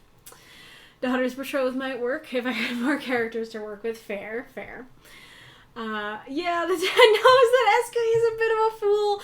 Okay, so it wasn't like, I was kind of assuming that it's like, yes, the dads arranged this, the kings arranged this, but it's like, Esky's like, I saw this one human prince, he was going after a squirrel, it was the cutest thing I ever did see, and then the dad's like, you sure? That one? That one. Okay. A fool who's apparently into snake ladies, I guess. Are you not into snake ladies, Auntie? Or Auntie Earth? Yeah, that was the intention. SQ seems to be like touching everything dangerous, and the daughter is something dangerous who enjoys being touched. Oh, that's funny. That is, yes, Encores finds that funny. That is funny. Ooh, interesting. Yeah, that could be fun to revisit it for a summer tale. SQ's next adventure involves eating nightshade and mandrake root and promptly tripping out. Doesn't nightshade kill you? You might trip out, but you'd also die. Bride to be is nearly black. The siren who tried to lure him to his death is bone white. Huh. Interesting. Yeah, I'm not sure. I mean, I get now why you're saying that it'd be ironic, but I feel like that's a highly specific irony of just like, she's dark and she's light. I don't know that quite reads as ironic, especially because you didn't, well, I mean, you did establish that her scales are indigo, so I guess you did later establish that her scales are dark, but I don't know if that's enough for me to call that irony, but others in the chat can weigh in.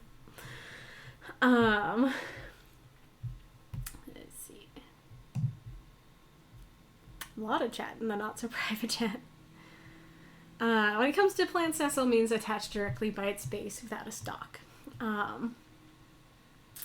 I just double-checked, but I think wildlife primarily refers to wild animals, but it can include plants secondarily. So I assumed they were talking about an animal that looked like a plant and was thus sessile, but was actually perhaps a fantasy version of a land jellyfish sort of thing.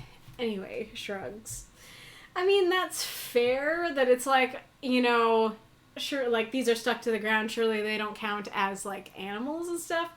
I don't know, it's just, I mean, I pretty much already described it. It's just a weird argument to me that it's like, this is a plant, it's surely not an animal, and therefore not dangerous. And it's like, okay, you know.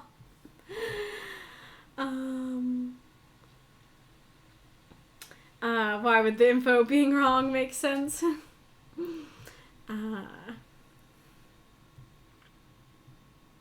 Funny man is the correct term. Nice.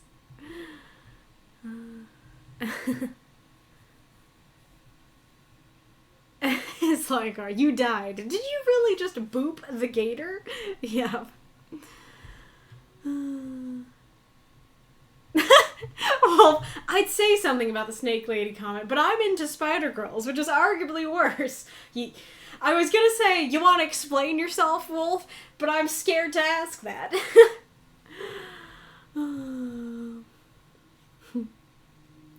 Charnia is like an actual real thing. Very interesting.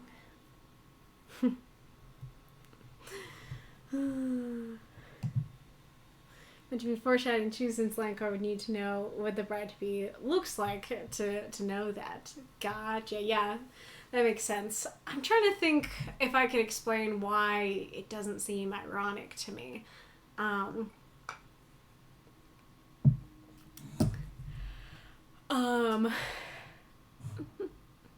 Well, yeah, if I try to apply it to people, then it, like, fully seems just racist. And I know that's different from, like, you know, animals. Let's see if I can apply it to, like, actual animals. Like, I guess it would be like if somebody is on their way to buy a white tiger and they very specifically, like, they know it's a white tiger, they want a white tiger, and then they're about to be killed by an orange tiger. Okay, that doesn't quite work, because I was gonna say, that is ironic because it's a tiger, not because it's orange. I guess it would be more like, you know, you're gonna get killed, or you're gonna try to buy a white tiger, and you're about to get killed by an orange jaguar, and it's like, it's ironic because it's orange, and it's like, not really ironic. Like, maybe the fact that it's a big cat makes it slightly ironic, but the color doesn't really add any irony, you know? Aracnarquista agrees. It also does not feel like there's... Oh, it does not feel like there's nothing ironic to it. Double negative. Okay, so you do see irony to it. It just feels like it's dealing with contrast, but what... Oh, okay, no, you didn't mean the double negative. Never mind. It feels like it's dealing with contrast, but what in particular makes that contrast ironic? Yeah, exactly. I didn't know this. Step to which should indicate he's not a serpent man. Ah! And yet, at least. Interesting. Where was that?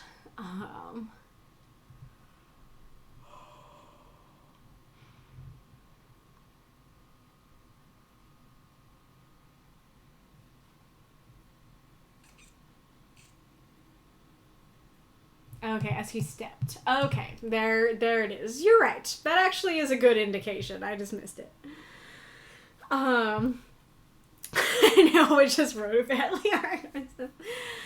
Dark versus light being inverted isn't enough. Not for irony. Yeah, I wouldn't say the inversion per se makes it irony. Like, I don't know. Let's see if I can... I don't know that it matters that much, but now I'm curious to be reminded what the definition of irony is. Let's see. Literature, a technique of indicating as through character or plot development, an intention or attitude opposite to that which is actually or ostensibly stated, especially in contemporary writing, a manner of organizing a work. Okay, that's not quite it. An outcome of events contrary to what was or might have been expected, the incongruity of this, an objective sardonic style of speech or writing, an objectively or humorously sardonic utterance, disposition, quality, etc. Oh, that's quite... Dictionary.com was like, gave me Socratic irony and dramatic irony, and I clicked on dramatic irony, and it was like, that's not a word. Dramatic irony that is inherent in speeches or a situation of a drama and is understood by the audience but not grasped by the characters of the play. That's a little bit on, like, Encores, but yeah, I don't... Let's see. Use words to convey a meaning that is opposite of its literal meaning. Yeah, I don't know how to use the definition to quite explain. Like, I guess it's just, like, irony has a different level than just, like, you know, it's a contrast. Like, yes, sure, there's a little bit of that, like, it's different from what's expected in the sense, like, I don't know, because I was going to say, I expected to die from a creature with black scales, but he didn't expect to die. And so I guess that's part of it, because if it, I was going to say, if he expected to die with a creature with black scales, and then died to a creature with white scales, even that still wouldn't really be enough. But I don't quite know how to describe it. Like, there's something more than just a contrast. Like, there's some humor there.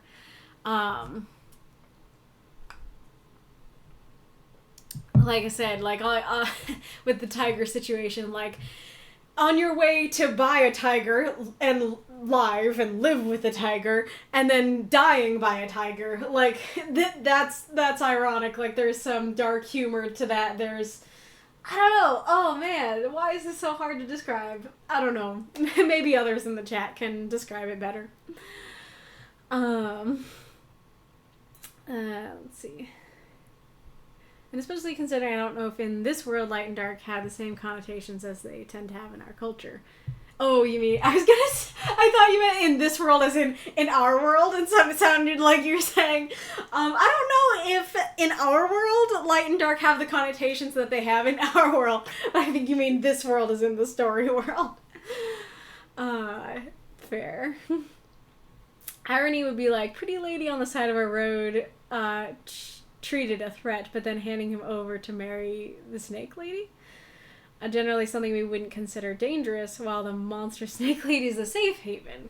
That could work. That it's just like, oh yeah, there's like a normal human person on the road, and it's like, no, danger! And then, the scary snake lady is actually the bride.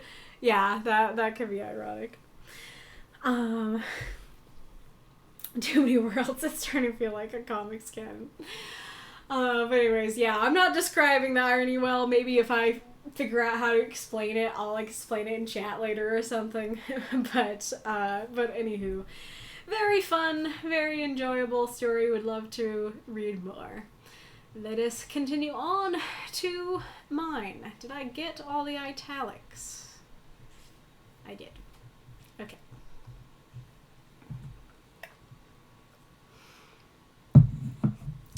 Love language. The Ballad of the Monsters. Savion. I prefer the term anti-hero / Kaylie. 350 words. I didn't like being touched. Yet my brother was always trying to hug me, tap me, or otherwise touch me. He did it again today, and I snapped. For the 100th time, I shoved him off. Don't touch me! Sorry. I have repeatedly told... I just forget, okay? How? It's instinct. I mean, you do know touch is how humans show affection, right? There are many ways for humans to show affection. Why? Well, it's how this human shows affection. He patted his chest. Savion, I'm happy to be with you again, but there are times when, even though I'm right beside you, his eyes sparkled. I still miss you. It was just instinct. I reached my hand towards him. Realizing what I was doing, I yanked it back. See? You do it too! I clenched it, embarrassment burning. Lestaire, I don't think you understand. That creature, the monstrous wolf who was grouchy and mean and alone, who balked at the mere thought of a human touching him, that was me. That's still me. I know what those instincts feel like now, but every touch upon my skin and clothes is a reminder of what I've become. And that wolf, wandering the world, desperate for his brother, for a transformation, was and is me. Even when I was a wolf, being petted reminded me I was not alone, that people cared. Now that I'm human, it matters even more. Now it isn't just a want, it's a need. It's as instinctual to my hands as beating is to my heart. It shows I care, and I'm cared for. The fact that my brother doesn't want to be touched. It's really that important to you? Yes! I ran my hand through my hair, leaning back, sighing long. Fine. Fine what? Fine. I'll let you touch me. Occasionally. I'll tell you when it's too much. Really? His eyes sparkled anew. Another sigh. It wouldn't change how human I was, but it would change how loved he felt. Yes. He hugged me. Thank you, thank you, thank you! That's too much! That's too much! Throw those moths and monsters cheer for the story of Fiona. Kitty cat. Yes, come in. Come in, kitty. Yeah. There's a cat.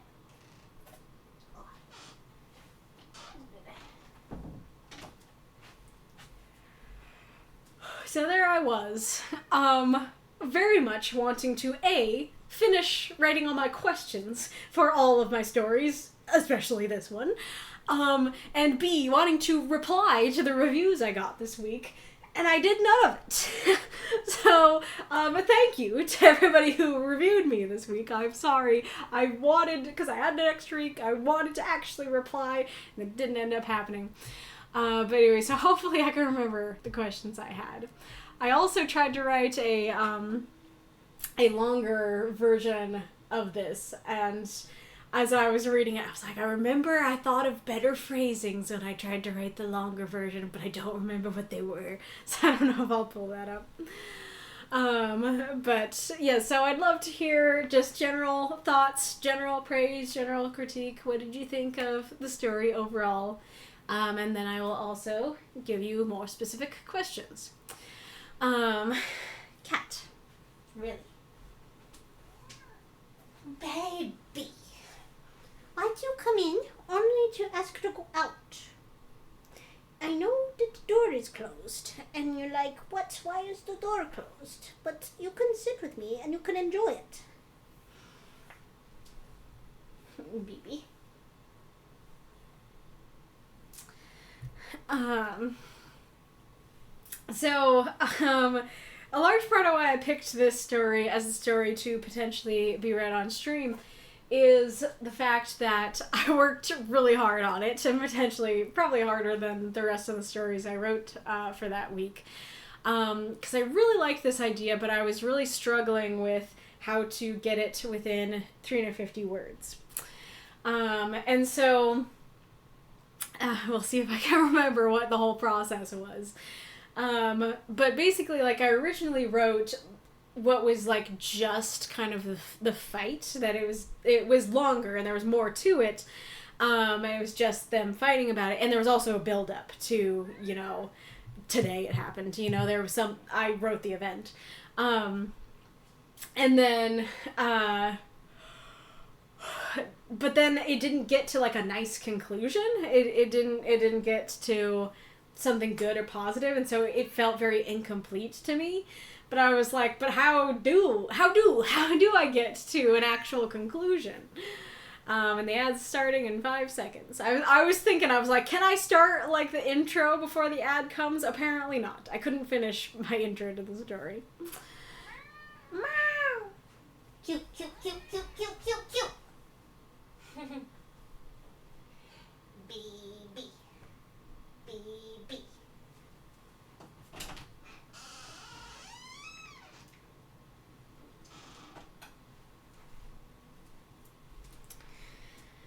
You see no ad? There's an ad? I see no ad. I don't know if you're being silly or not. Well, we'll see if it comes up or not.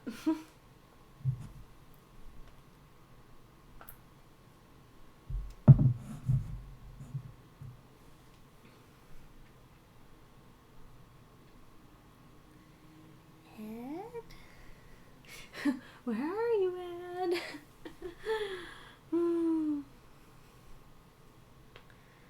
You saw the ad incoming, but it disappeared, huh? Hum.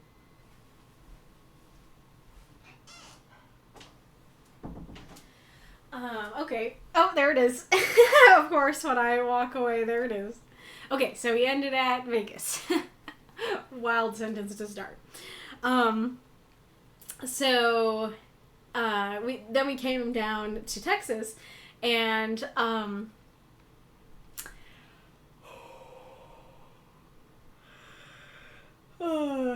my dad was very excited about the chorus down here because they are famously one of the top in the world, and so they have won international competition every time that they have gone. That they could win, except for once. And, like, you know, since their inception. And, yeah, so they're really good. And the thing is, like, we got here, like, 6 years ago. And it was very, and that year, so basically you have, a chorus wins, and then the next year is the swan song year, which means like you get to pass the baton to the next winner, and so you can't win twice in a row. You sing a song or two, and you pass the baton to the next chorus, and then the year after that is your off year, so you don't really do anything and you can't win again. So for 2 years you can't win again, and then you get to go back and win after that. So the year that my dad joined was their swan song year. So he did get to go to Salt Lake City and sing the swan song. And then the year after that was the off year. And, I don't remember when COVID happened, but COVID happened somewhere in there. And that's a problem, especially because a lot of the folks, in barbershop, you know, are of the older variety. And so COVID's especially a problem, and you don't really want to be traveling around, you know, when all that's happening. You don't want to be traveling around in general, but even after COVID, you know, once it had kind of passed, then they were still wanting to be cautious and not really wanting to go anywhere, you know, with the group. And so he went there for the Swansong year, and then for the rest of the 6 years that we've been here, they haven't gone to competition. There's also another reason that I won't get into, but for that and another reason, they didn't, the chorus didn't go back to competition. And so, you know, my dad was kind of like sad and disappointed about that he, you know, hadn't been able to actually go to competition as part of the chorus for years and years and years. 2020. I mean, I know it was in 2020. I just don't know where that falls, because I feel like, let's see, we arrived at the end of 2018, and so then 2019 was probably the off year, or the swan song, I guess. So then 2020 must have also been the off year. But I know that 2020 also stopped them from going, and so it must have just, like, continued. Okay, so let's see. Pause there. Where am I pausing? I'm pausing at in my dad was kind of sad because he didn't get to go to international. That's where we pick up. Okay, back to the story. So I wrote like a version of the story, but it ended up just being the fight. I think there were multiple, and I think there was like one where like I could barely get through just the setup, and it was 350 words. And then I did another one where it was basically just the fight, and it was 350 words. I think I did a couple different variations on like how this might happen. Oh yeah, like I did one where like Victor came up and tried to be like, hey, you have different love languages, let's try and work this out. You know, that he kind of tried to set up the compromise. So, and even more than that. So, like, there's so many different versions of the story, and it just wasn't working. And I do have to give Mako Cam credit for coming up with that ending. The that's too much, you know. That was him. And so, like, if I recall, his idea was more focused on this ending part, like, kind of having the whole story be more of that positive part, that maybe he sees Lister going to touch him, and then he's like, it's fine, like, you can touch me, you know? Which maybe could have worked, but I do recall when I tried to just write it as the more positive, it didn't really feel like him. So I was like, I need both. I need both the fight to happen and the positive part to happen. And I'm surprised that I actually did come up with something that has both. But I'm wondering how well it worked, because it basically meant that everything had to be rushed, that I couldn't have any setup for the scene. I just had to be like, he did it again, I snapped. I had to go very fast through the fight. And then I had to also go very fast through Savion being like, okay, fine. When realistically, it would at least take him some more of a pause of consideration before he said fine, you know. And I do know that I could sacrifice words here, because these were the two biggest paragraphs, but they were my two favorite paragraphs. Actually, oh yeah, that's part of it. Okay, so I think I said this on like the Sammy story. But I've told you all before that I recommend like having some sort of like document or email to yourself or text to yourself or all of the above. Whenever you get an idea for anything, like be it a couple lines of dialogue, be it a full scene, be it just like a world building idea, like find some way to write it down or send it to yourself. And don't worry about if it's good or anything, like just write it down. And so this is proof that I do that, because late at night, as I was half asleep in bed, I got the idea for this. I got the idea, or not that one, this one, Savion's. Because I really like that in terms of the creature thing, that it's like, ooh, like what if I went for the creature angle in terms of like that creature, you know, was me kind of thing.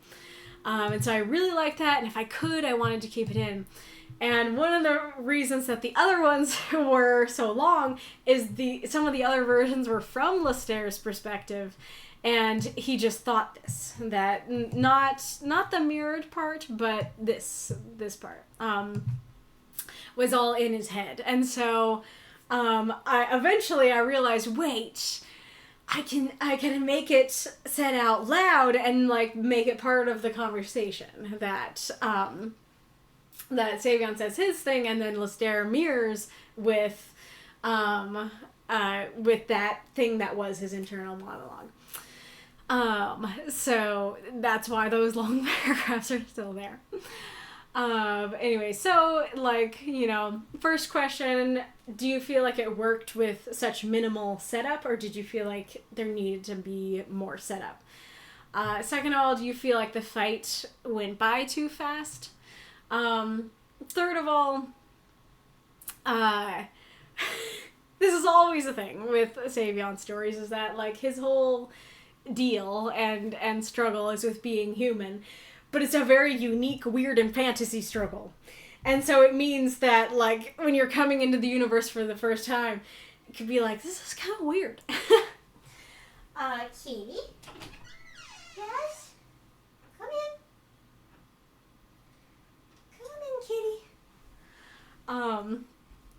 And so, you know, especially if you don't know the universe, you know, was it weird that Lester is like, you know, you do know that touch is how humans show affection, this sort of thing.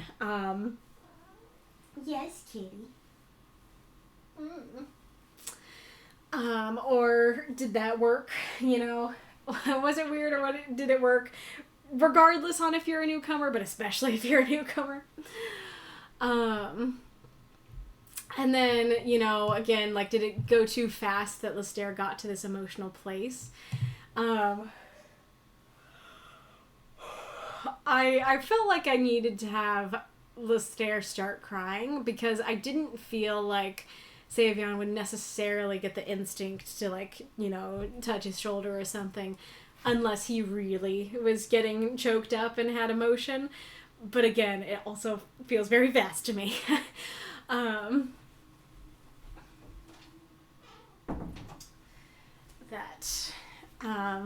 That they were just kind of fighting a second ago, and so I don't know if that felt like he went from, like, fighting to crying in 3 seconds flat. And it's funny because this is actually also inspired by a post that I saw on the asexual Reddit that it was a husband who, like, wasn't getting any physical contact from his asexual wife, and he's like, I respect her, like, I don't need to have sex with her, but, like, also I want to touch her, or, like, I want to hug her. And so, like, he literally said in the post, like, you know, even though I'm living with her, I'm right beside her, there are times when I still miss her. And I was like, that's good. And I also recommended in my comment, I'm like, say that. That's touching and tragic. Like, say that to her.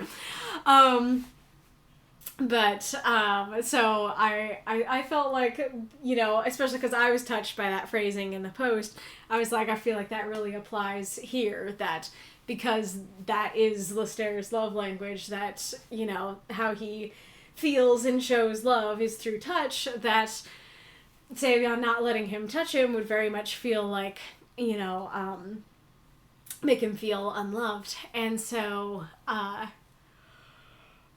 it would have that vibe of, like, I'm really happy to be with you, and like, I will take this. I will take being at your side and not able to touch you any day.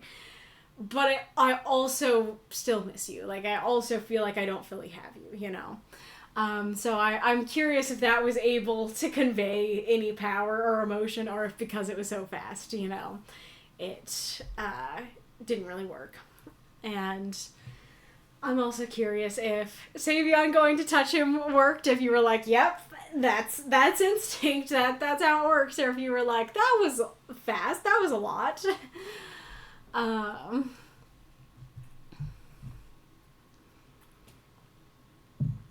And then kind of the same question of, you know, is it, were you weirded out that it's like, what do you mean that wolf is you? Who is the wolf? Why were you a wolf? You know, sort of thing.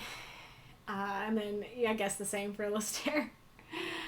I'm also curious if, like, you did in any way, you were in any way touched by either of their speeches, or if you liked either of their speeches, which speech touched you more, which you liked more, which hit you harder. And then, like I said, is it too fast that Savion relents? I mean, I think objectively it is too fast, and, you know, in a longer version it would take longer. But the question is if it felt too fast to you as a reader. And then I feel like, I'll still ask this, but I feel like the more I look at it, the more the answer is no. But I did have a thought on if I should have him say this out loud, that it's like, you know, really? Like, yeah, it won't change how human I am, but it will change how loved you feel. So yes, you know, would it be better for him to express that? The more I look at it, the more I feel like I made the right choice having him think that, but I'll still ask. And then the ending was meant to be just cute and humorous. It was not meant to be like Lister rudely like bypassing his boundaries, that he's like, oh, you know, you allow me to touch you? Okay, touch overload now. You know, it wasn't meant to be anything like deliberately malicious in such a way. It was just literally like, he's so happy, and so he hugged him, and I thought it would be cute to just end on like, that's too much. That was, you know, Mako's idea. I thought it was cute. I didn't really have the words to have him go slower, but, you know, especially for like a longer version, that is something I could do, is have him be like, okay, like, it's okay if I hug you, like, okay, like, you can hug me. And I do feel like that would be interesting, because that would be a very different ending of, like, it wouldn't be comedic, but it could be, like, touching and emotional of, like, okay, I kind of hate how this feels, but, like, it's for my brother, so, you know, hug time, you know. So yeah, curious if that read as comedic or if it read as like, oh, how rude. Like he you know, walked all over his boundaries, you know, kind of thing. Yeah, as always, like, what are your favorite lines? Do you have any other comments? Yeah.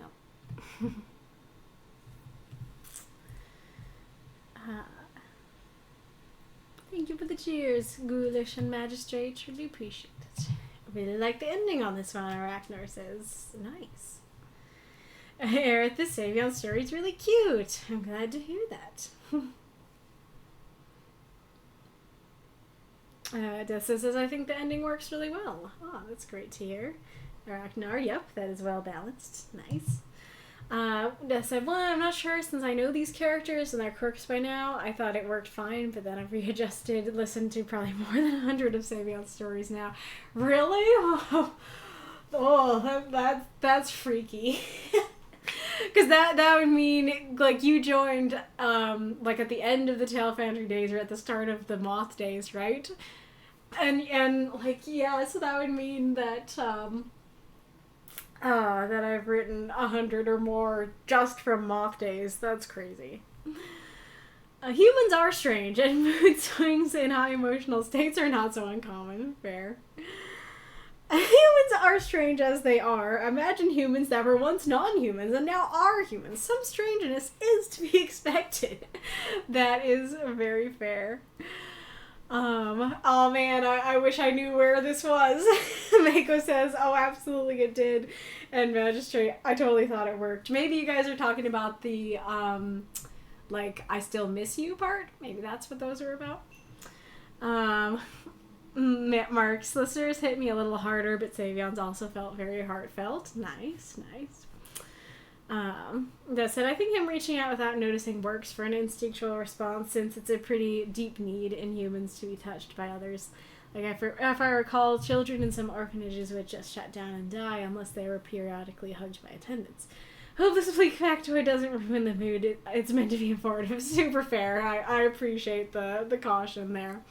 But yeah, I have heard that. I think I've heard it as more of like an experiment, but oh yeah, it was like an experiment by a mad king sort of thing. I don't know. And I'm starting to sound fairy tale-esque myself.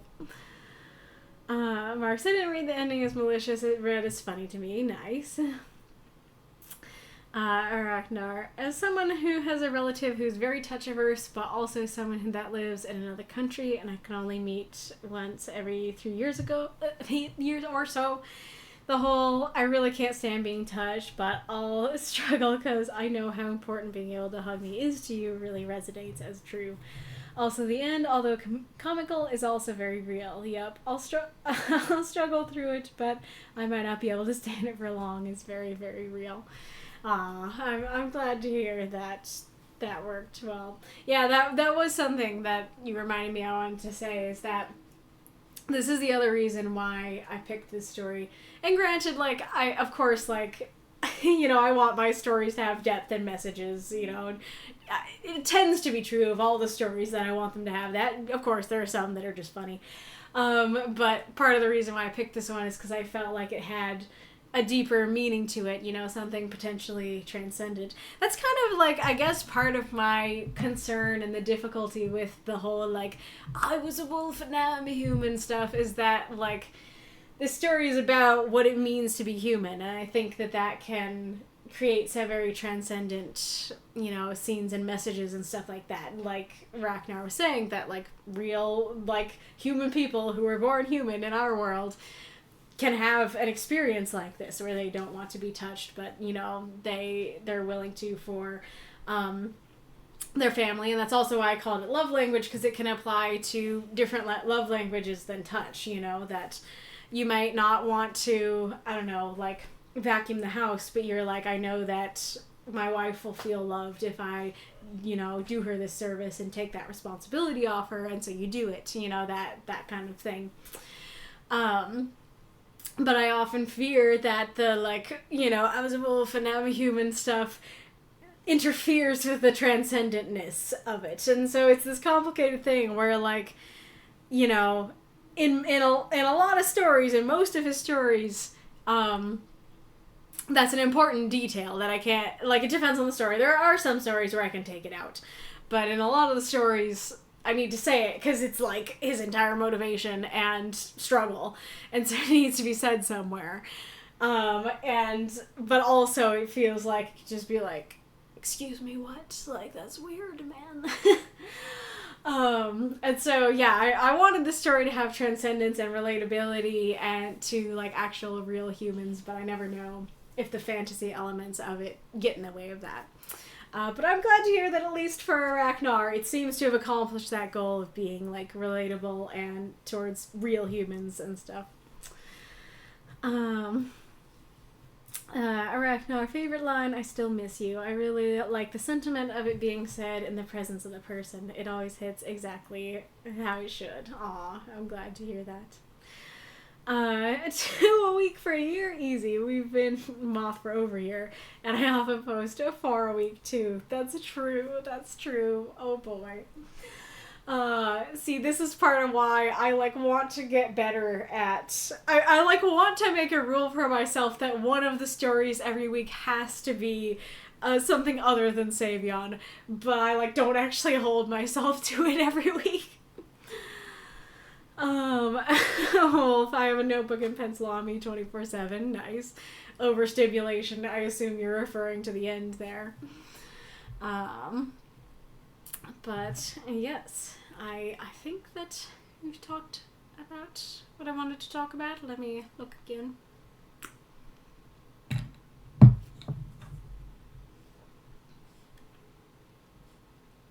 Oh, do I see a kitty? Yep, pretty much. Baby cat. Well, I guess it is break time, isn't it? Okay, it's like exactly break time. It's exactly when I like to stop for a break.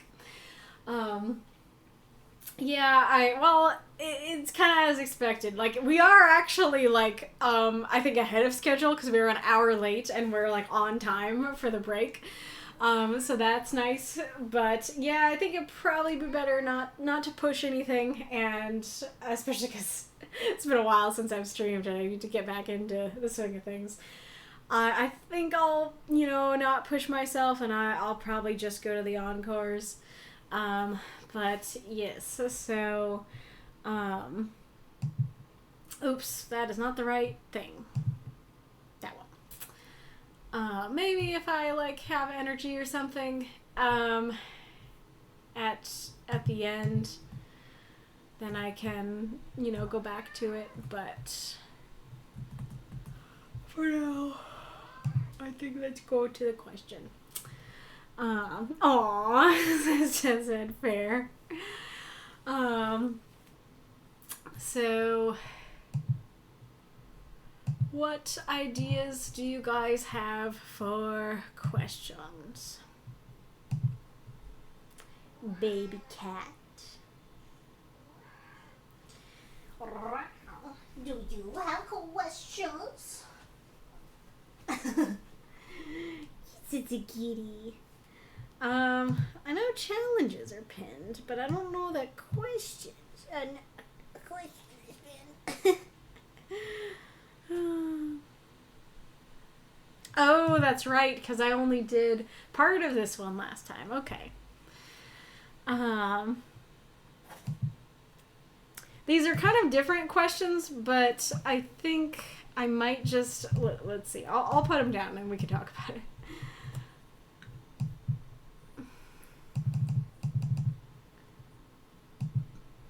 So I think we all know the answer to, do characters have to be relatable? The answer is no. They don't have to be. The reason I would ask that is to like get into the deeper parts of it, but I don't know that phrasing it that way gets there, so I think I'll get rid of that. I feel like we've asked this, fairly recently though, something very similar to that. Yeah, I think we asked that. I don't know. I guess okay, let's do um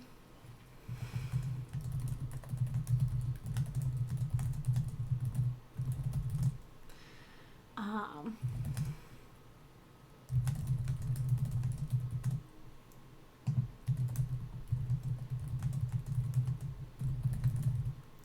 yeah, I like that better.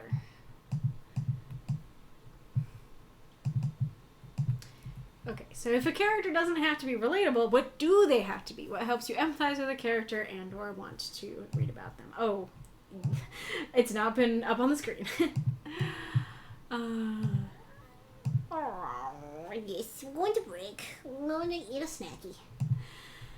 Okay, Let us go to the standby. And there we go.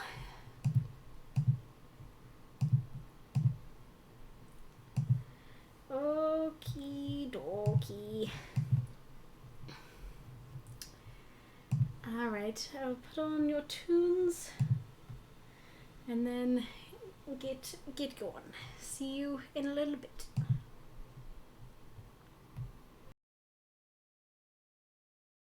That is a rare 4-minute song, so we're stopping.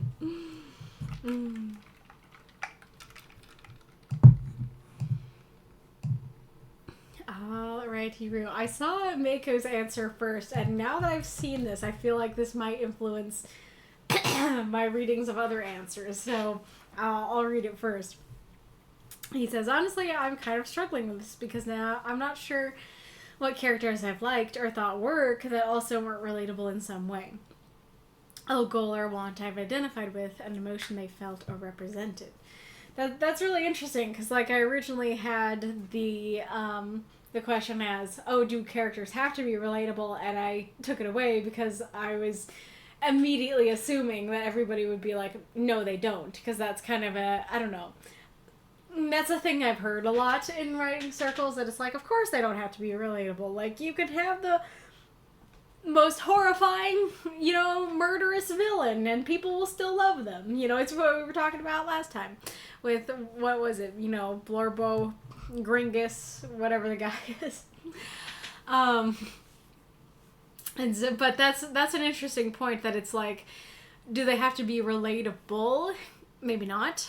But do they have to be relatable in some area to find them compelling? Maybe. There's an argument to be had there that it's like, no, Gringus can be the most horrifying, villainous, murderer. But if Gringus loves his dog, we relate to that, and so we like Gringus,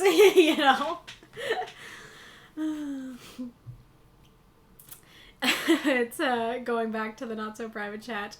CM Weller, a wow with an E. Well, I woke up late. We're glad to have you. Aracnar, my first instinct is to answer that the character must be interesting, but that's also not true. Even a boring character can work if that's what the story calls for. For a character to work as a good character, they need to work as a piece of the story. Simple as that. But on the matter of what helps one to empathize with a character, that's a whole other thing. I'd say what works the most to me is if their struggle resonates with me in a way. Any character is dealing with their place in the world, and the conflicts that arise from it must make me think and or feel strongly if I'm to empathize or antipathize with them. I haven't heard that word. That's interesting. Antipathize. But yes, I mean, I would implore you to find me a boring character that, I know or can easily get to know, because I feel like if you have a boring character, like, my immediate thought was like, oh yeah, you can have Jeff, who's like, his whole thing is that he's super boring. There's Kitty. Come here, Kitty. Come here, Mama.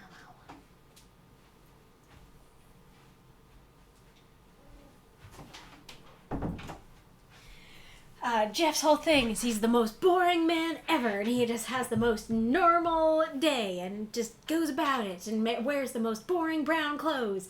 And it's like, well, if that's the whole point, is like Jeff is the most boring man ever, and that's like kind of, I don't know, the shtick of the story, that makes Jeff interesting. If his shtick is being boring, that makes him not boring. And so I feel like, it depends on how you're defining boring, because if someone is actually boring, like, it's not like, yes, this is Jeff's shtick, he's a boring man, but it's just like, yeah, you have this character that genuinely bores you, do they work, or does that inherently mean they don't, but I do like your answer of, like, they have to work as a piece of the story. I feel like I agree but disagree, because there's also a sense that, I think I've said this before, that there are characters that I've met where I'm like, you are awesome, I love you, I wish you were in a different story. that it's like, you are the best part, the plot doesn't work, the story doesn't work, but you're great, man. And like, I wish you were in a better written story. But then again, like, would they work in another story? I don't know. So, I would say that a character should work as part of the story, and that is a good part of what they have to be. But I also feel like there is still an argument to be made there that isn't, like, the only thing they have to be, I guess. And yep, I agree with the empathize thing, just like something I can empathize with, something I've gone through or understand that they go through and understand. CM Weller says what Aracnar stopped himself from saying. In answer to the question, if a character is not relatable, they have to be interesting. This can range from a fascinating study in whatever to a walking train wreck. Nice. A fascinating study in boredom. That's Jeff. Aracnar. But if they are turned into a grasshopper like Cyborg or a hybrid against their will, or not fighting the very organization that turned them into that certainly helps. I can empathize with that. I assume that's like Krull or whatever that movie was. Massa, I have said it before, if the character can't be relatable, make them compelling. And maybe the answer is to make them even less relatable. Go over the top with their whatever it is. Pure villainy, quirky behavior, whatever. No, that's not going to work for every character, but at least give them something that makes them want to be read. Ooh, I like that. You know, personifying the character in that sense of they want to be read. Worst case scenario, at least have the character have a reason to move the story along. Might not make them memorable, but at least functional. That's a good point. Do they serve a purpose in the story? Do they move the story along? Then you are a functioning character. Cuts to, like, robot glitching out. Thanks. I'm functional. But yeah, I feel like, I don't know, there's multiple layers there, because I would agree that you can have a villain who, like, you know, you don't relate to their villainy. They don't have a, like, tragic backstory that's compelling, but they're still, like, fun to watch on screen. But now, after reading Mako's, I'm like, oh, but is there still something in there that's relatable, even if it's just, like, their mannerisms or something?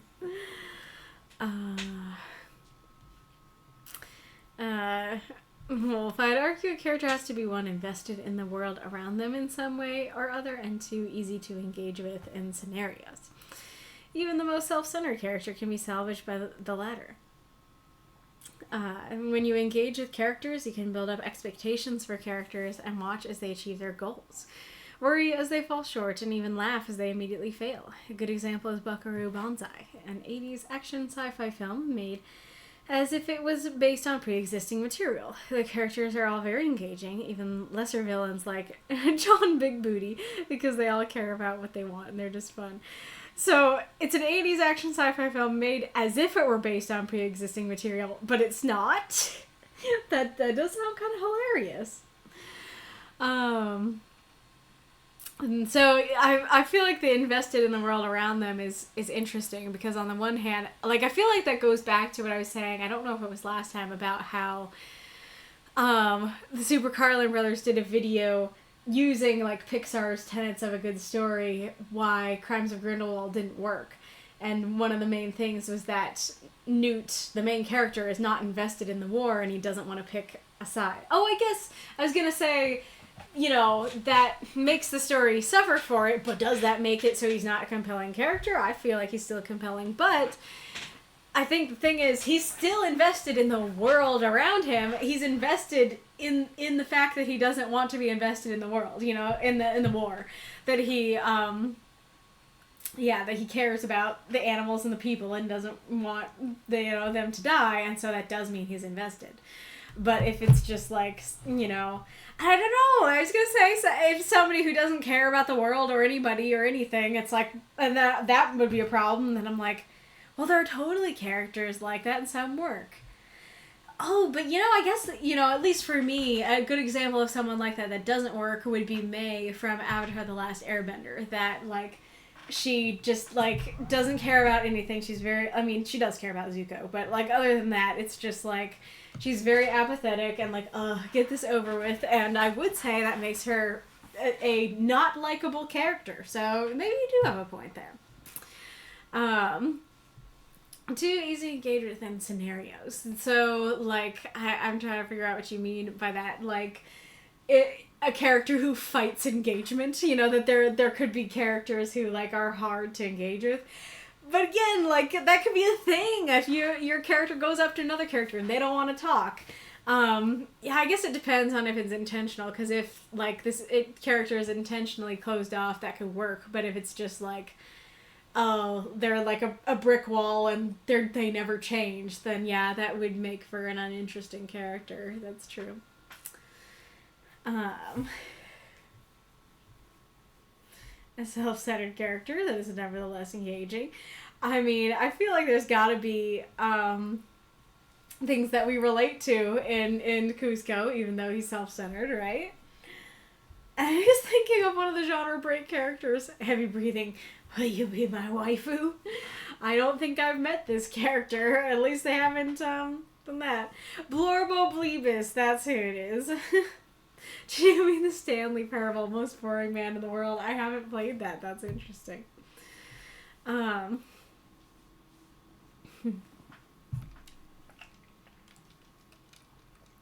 Highly recommend Buckaroo Banzai. Jeff Goldblum as a scientist dressed as a cowboy. Sam Weller, and it slaps.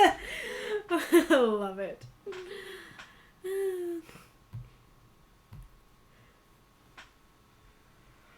I'm trying to think of boring characters that work, but I have a difficult time considering what media we might both consume that have one such character. Super fair, super fair. I mean, you can say, you know, who you're thinking of, even if it's somebody that I don't know. If you can't think of anybody I would know or could easily know.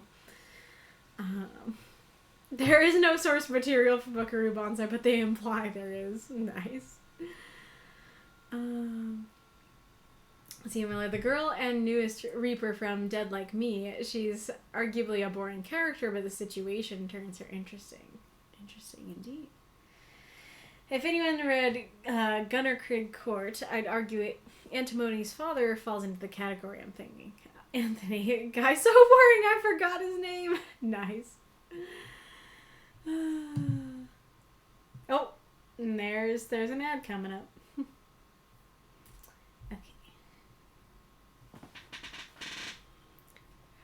Hello, quoth the Kaylie nevermore. Welcome, welcome, and thank you for putting in the Discord link, Deathshead. Yes, glad you arrived right at the break. I guess I'll wait to read more until after the break. I guess I can start resuming the story as it's starting up. Okay, so my dad was kind of sad because, like, of course he would like to go to international, but the chorus wasn't going to international, and so sad. And so this year, at long last, it was finally time to go to international again. And so this international was in Denver this year. And they've been working so hard. He has had so many extra practices. You know, practice is always on Thursday, but he's had practices on, like, Sunday, Monday, Tuesday. And so they've been really trying hard. And there's kind of a fun story that they had in one of the practices. The chorus director, it's not conductor and it's not director, I can't think of the word, but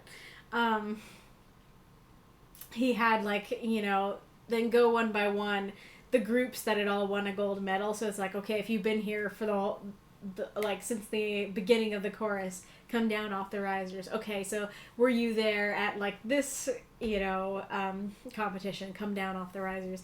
And so he kept taking people away until only the rookies were left. Rookies meaning the people who had never won a gold medal, who had never gone to international. And my dad, of course, is one of the rookies. And so the director had them sing their ballad, one of their songs. And it was kind of like, my dad says that he thinks it was kind of meant to be like a hazing ritual, that it's like, oh, see, you need us, see, you're not as good without us, seasoned veterans from the chorus. And so it was likely that the director didn't mean for them to sing the whole song. They were just going to have them sing, like, a verse and laugh about it and then move on. But they had them... he didn't stop them. They kept going. People were clapping. People were so excited about it, and, like, it sounded fantastic. And then after they finished, then the director, I think it was the director, somebody, was like, that chorus would have won a gold medal. And so there's a very soft part of the song. There's a part that's supposed to be soft, and so I forget exactly what it was, but originally they had, other people sing the soft part and everybody else is silent, but after they heard how good the rookies sounded, they decided to let the rookies sing the soft part, and they actually sang it in international competition. And so I don't know how to say it dramatically other than, to give it a good build-up, but Sure enough, they won. Let me pull up the that one. Yeah.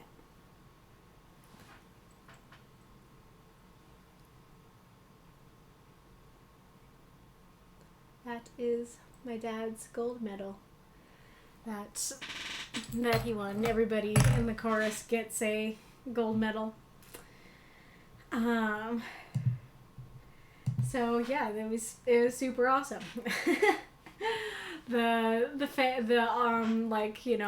Families in the audience all, cheered a bunch during their songs for the competition, and of course, when they won, it's a very neat moment because once they announced the second place winner, then everybody knew that they won. So that was pretty dang awesome. that is probably one of my last ad breaks. And this was all just meant to be preamble for why I was there. But hey, something to talk about, and maybe leave something to do next time as well. So, okay, but back to the questions. So Deathshead says, I think that a character has to be understandable. Ooh. We can see the chain of thought, which brings about those actions. Otherwise, we're no longer talking about character, but some other entity, like an unknowable being. Which, while these can be interesting, I don't think they fit as characters in the usual sense of the word. That's very interesting. I kind of like that it's they don't have to be relatable, but you have to understand them. And that understanding could mean, empathy or relatability, or it could just mean, yeah, I get how you got there. I don't like it, but I get it, Let's see. Mako Ned Flanders. Ned Flanders is more annoying than boring, and his struggle was trying to be a good person on his own perspective and failing towards others is in a way incredibly compelling. Interesting. I've not seen Simpsons, so... Oh shit, it's like Bert from Sesame Street. His deal is his interest in the most mundane crap imaginable, and he's fascinating. It also makes him an excellent foil for Ernie. Nice. Mako, well, he is now, but at the start he's just supposed to be the most basic of suburban middle-class white dudes. Well, one of two types, and was annoying to Homer. Oh, because of how Ned was everything Homer wasn't. But he was popular, and the fans really liked him, so the writers started doing things with him. And now he's what we know him now, as well as getting Flanderized. Interesting. Just right. Daisuke got mentioned. Run, that guy's a creep. I assume that's the genre break guy. Interesting. Ghoulish, yes, but he's an engaging creep. You can't wait to see him fail. Nice. Oh, nice. That's awesome. Congrats to your dad and his chorus. Nice. Mm-hmm. Yep. And we watched the quartets as well. Yes, the Newfangled 4 is awesome. I mean, you gotta watch Lemon Squeezy. Lemon Squeezy was the ones who won. And it's funny because my grandma was there too, and it was awesome to see her. And she, watched everything. There were only a couple, choruses that she missed. My family, we just watched a couple of the choruses, and then we watched the final 10 quartets finish out the competition. And Grandma was like, "Oh, Lemon Squeezy, they have it in the bag. They've got it." And we're like, "Okay, we'll see." And then they did their thing, and all of us were like, "Oh, they have it in the bag." They have it.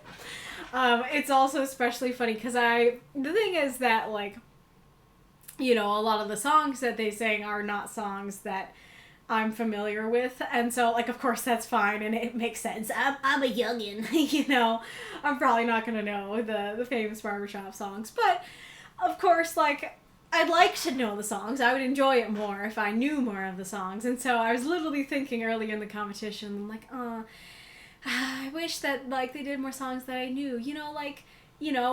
Because of the new movie that came out, Wicked's been pretty popular. I feel Wicked would really hit if people did, a song from that. Wouldn't that be cool? Oh, well. And then Lemon Squeezy, the one that's been all hyped up, come on stage and they sing Popular. And I couldn't believe that, like, it wasn't just a song I knew. It was literally, like, the musical that I had just been thinking I'd love to hear a song from. It was crazy. Oh. Fair. Fair. Alright, Massa had to go to work. Goodbye. Okie dokie. Well, it's been fun. Let us go on to the Encores. I don't know what that size is.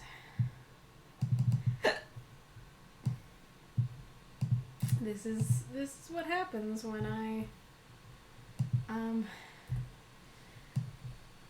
get my stuff deleted. Not everything is in order. Don't let me forget that I need to check for italics on all of these. Not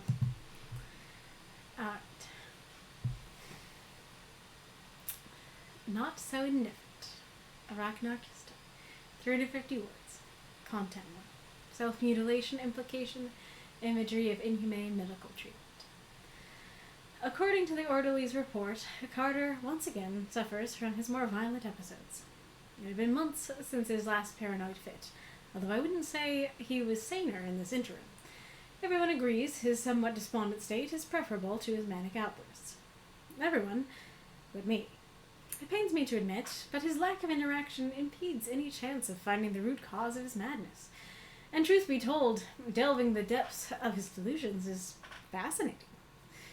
It is with wariness, but also excitement, that I brave the corridors of the sanitarium, cold bricks echoing the wails of those locked here out of their minds.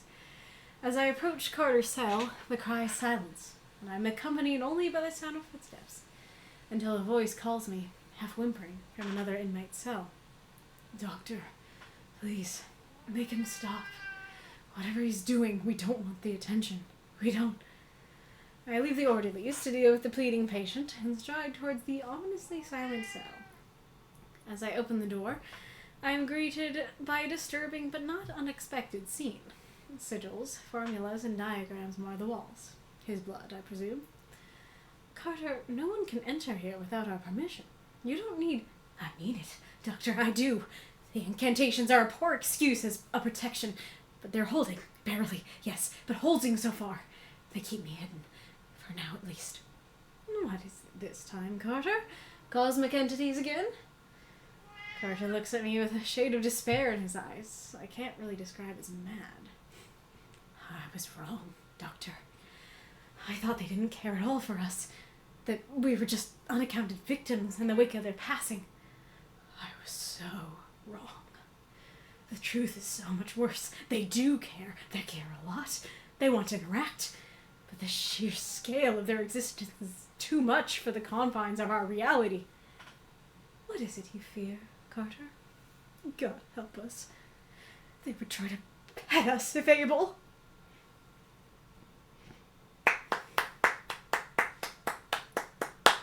Throughout those moths and monsters, cheer for the story if you loved it. Sorry, The kitty was interrupting.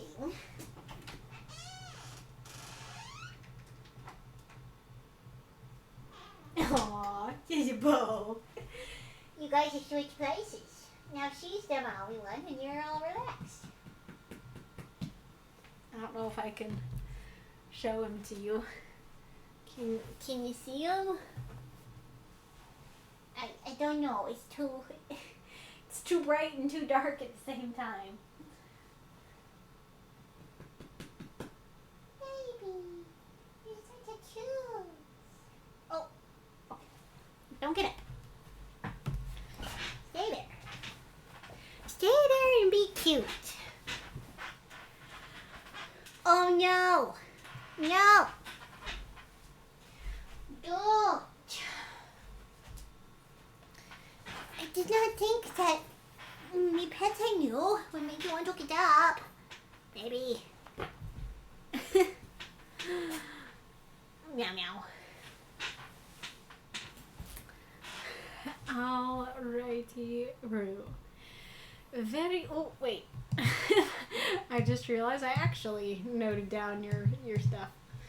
Aracnar says, well, I'm very unsatisfied with this one, but I got tired of editing it and trying to both get it under the word limit and make it work, so I just decided to post it so it's unfinished state, but stop annoying me. You know, that's super fair, and I feel like I could use that mentality sometimes. I feel like I could benefit from doing that sometimes. Big cat.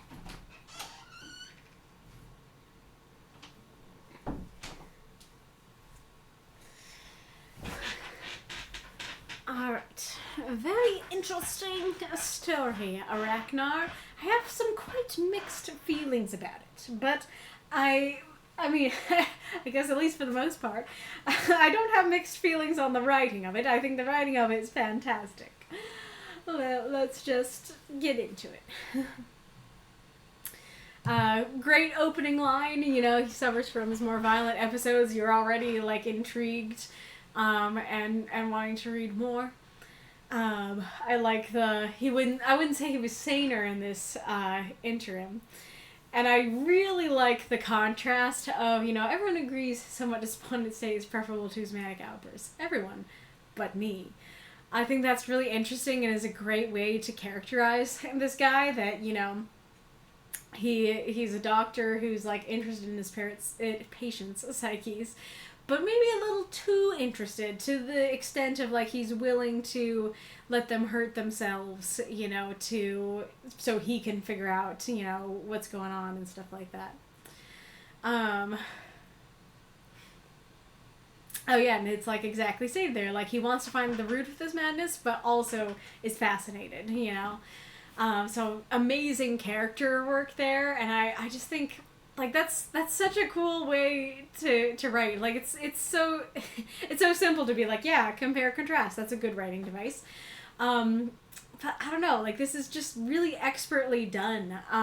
That, because you could just say, you know, I don't know.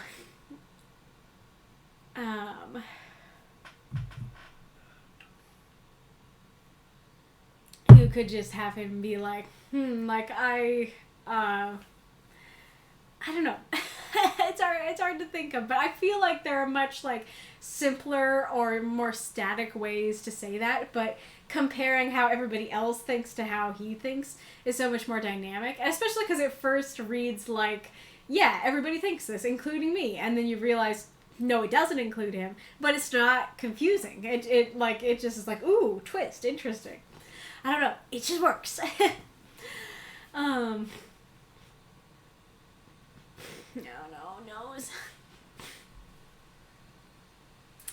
And then I like the description of the other inmate. Calling to him, you know, half whimpering, that works quite well. I am curious if he's saying we don't want the attention, as in from the eldritch beings, or from, you know, the orderlies and people in the asylum, or both. Also shows the doctor's character, that he's, like, you know, doesn't even deal with the patient. He's just like, you deal with him, you know.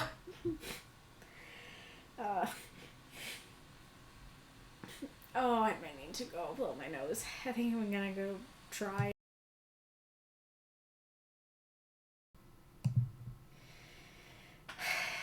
Do I think I got it all? No, but I'm done blowing my nose. I don't want to keep blowing my nose. Okay, back to the story.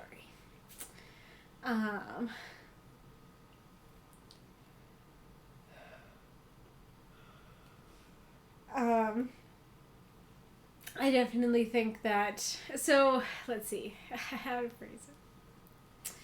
So, I have a question as to how he was able to, you know, get enough blood to, like, make the sigils and stuff, because as far as I know, when you go to an asylum, the first thing they do is take away your sharp objects.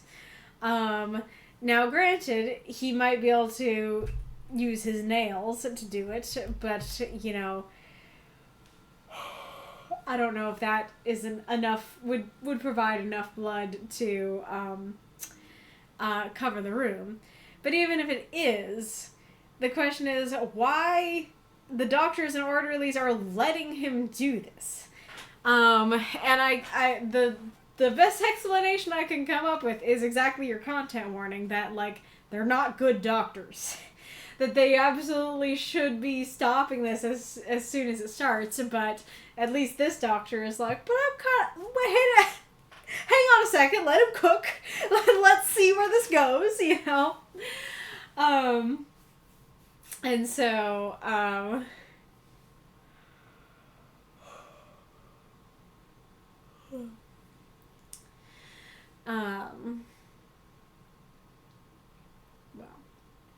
brain just went somewhere.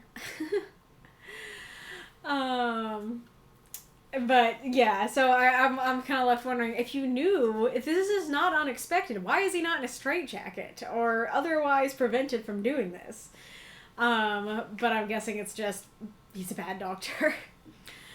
I don't really know why he says no one can enter without our permission, because the doctor is asking why Carter is doing this. He doesn't even know if it's about, like, cosmic entities or anything, or what he's afraid of.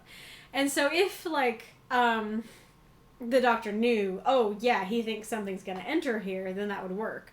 But because he doesn't, then it's kind of like, why is he saying no one can enter here without our permission? I almost wasn't sure who was saying that line. It's weird, because I kind of thought that Carter was the doctor, and I don't know if that's because, like, in the first line, there isn't an I. The first I we get is here. The first name we get is Carter. And so I don't know if we think, okay, so, like, our main character is Carter, okay, I, and then that gets connected, and it's like, main character Carter, main character I, main character is Carter. Or if it's the fact that Paradoxalus also wrote a story about a doctor named Carter, and if, like, my brain ended up combining your stories. But anyway, so, like, there was almost an element here where I was like, this is the patient talking to the doctor, but it's not. So yeah, I don't know exactly what you have him say, but I think talking about something, yeah, other than, like, you know, entering, something a little more, like, I mean, I don't know what it would be. Because I think you want something a little more interesting than just, like, what are you doing? But, yeah. I quite like that it's like, you don't need, we don't know what he's going to say, and he's like, yes, I do need it. That's great. I like, you know, his ramblings about, like, okay, it's not great, but it's holding, you know? And I do like the, like, cosmic entities again, like, so casually. It's just like, oh yes, how original, you know? Cheeseburgers again, cosmic entities again. I really like the line, he looks at me with a shade of despair in his eyes I can't really describe as mad.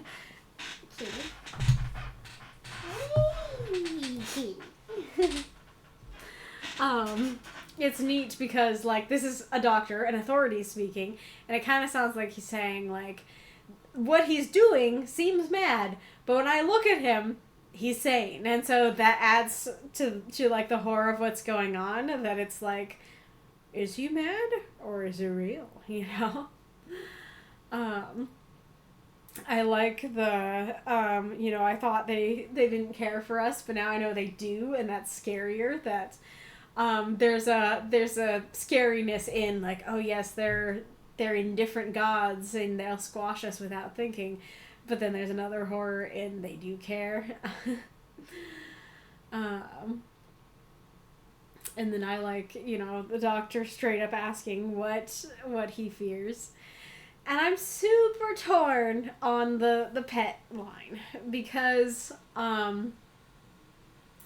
like, on the one hand, it's kind of cute and funny that it's like, oh, like, all this build up to something horrifying, and the horrifying thing is, like, being pet. But the thing is, I kind of feel like the build-up was too good. Because when I leave the story, I don't leave that going like, oh, haha, like that was a twist, like it was comedic and light at the end, even though the rest was dark. It's so dark up until that point that I'm like, am I actually supposed to be scared of, like, you know, being pet? Like, I would, just reading that, I would presume that it's, like, funny and, like, that would be completely fine. But considering nothing else about the story is comedic, it kind of seems like, okay, like, maybe he means this. Maybe I need to ask more clarifying questions of Carter, because maybe this is actually a problem and not at all funny. And wasn't meant to be funny. And so I do feel like, you know, taking some words away somewhere else so you could add a little bit more at the end to more strongly convey the tone that you wanted. And of course, I'm sure I wrote something down before, but I don't know that I can remember it.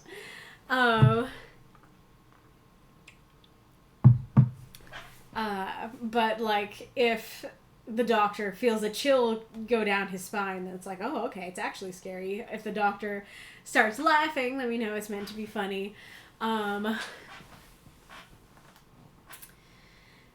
don't know, yeah, so like, at the end I'm kind of left in limbo. I feel like that I'm like, okay, is that funny or is that scary? And I'm not, it's not resolved, and so I'm not able to go like, oh, great ending, like, cute, he's scared of them petting us, or like, ooh, great ending, you made petting into an actually terrifying thing, how awesome.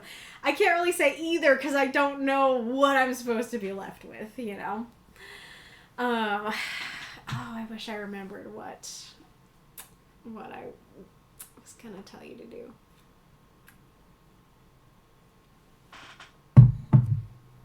Yeah, let me think some more. Do I hear him now?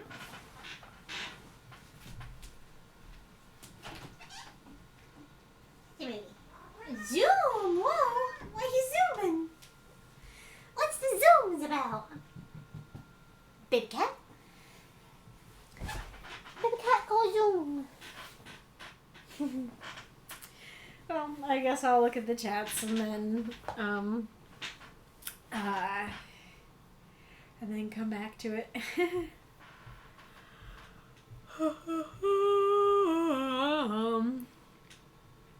Randolph Carter is a recurring fictional character created by H.P. Lovecraft. The character first appears in the statement of Randolph Carter. Huh.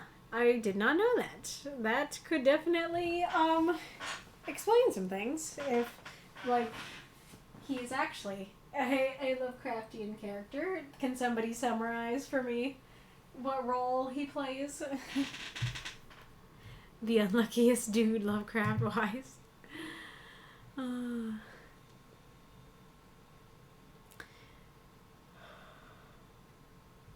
Being in 4 Lovecraft stories and the real cosmic horrors were the experiences we had along the way that the human mind were not meant to comprehend, blessedly.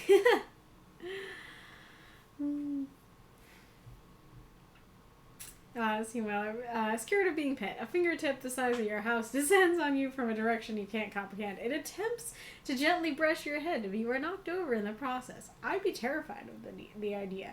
So you're saying you did not take it as comedic, that you're like, oh yes, this is actually scary.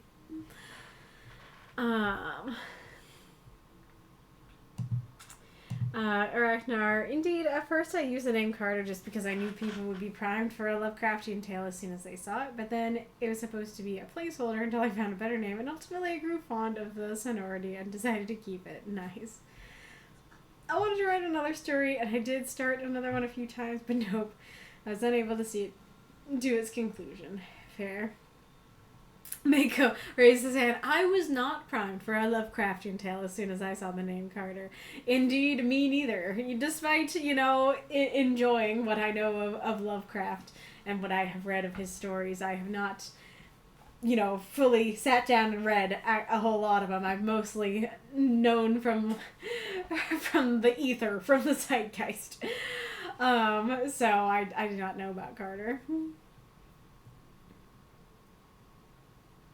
Where's Carter? I think it was the guy who didn't Airdighter in The Lost World Jurassic Park. Well, I don't know those movies well enough to think of that guy either. Could also think of Hawkman. Also don't know him. The ambiguity of what the other patient was worried about when he said they didn't want the attention was the point. But yeah, I wanted the reader to guess there might be some perception of a deeper and more horrifying layer of reality in the madness. Fair enough. Yeah, I think it works for it to be ambiguous. Yeah, there are possibilities, but if he was crazy and desperate enough, teeth would do the job. Fair enough. Horrifyingly. Like I said, I don't know. It's more about why are the doctors letting him do this. Or actor on the matter of the doctors in order that he's not stopping him. That's the editing problem and lack of words to convey the whole idea. The first version of that scene involved the doctor considering how the hell Carter managed to get out of the straitjacket. But yeah, this one had a lot cut off. Aha! There you go. That would clear it right up. And yeah, I've seen self-mutilating down with nails and teeth and can draw an ungodly amount of blood, among other things. So, gosh. Yeah, I think the end got very rushed, and I was really having trouble finding the words for it. It was not just a matter of lack of words to convey the tone. I would go for horror anyway. And I kind of gave up in finding a satisfying way to end it, which is why I'm not particularly proud of this one. That's fair. I mean, I think that the story overall is really good, and I absolutely think that there are reasons to be proud of it, and so I in a sense, I feel like you're being too harsh on the story. But on the other hand, I do wish that you had been able to properly convey that horror, at least to me as a reader, by the time I got to the end.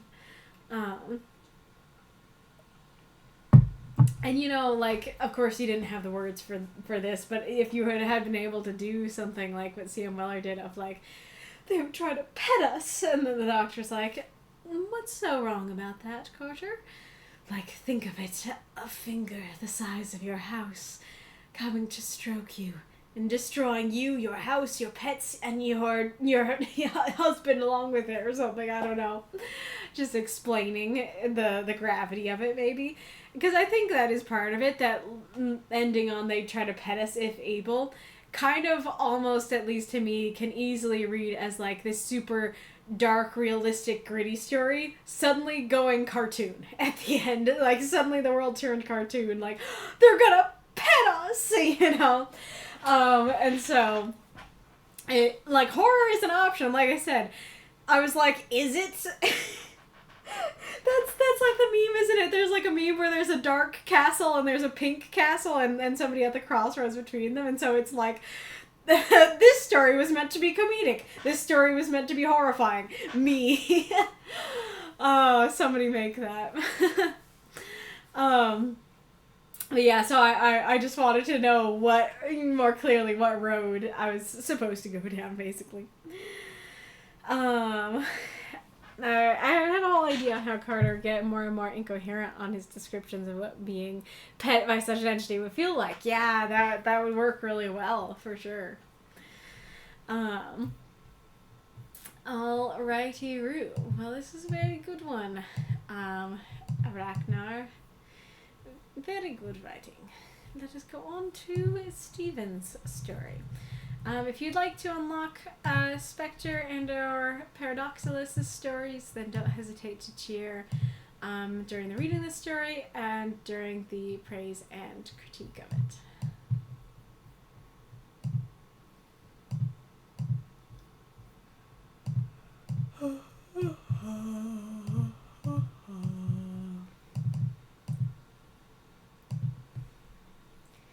Even though we are ahead of schedule, I'm still tired.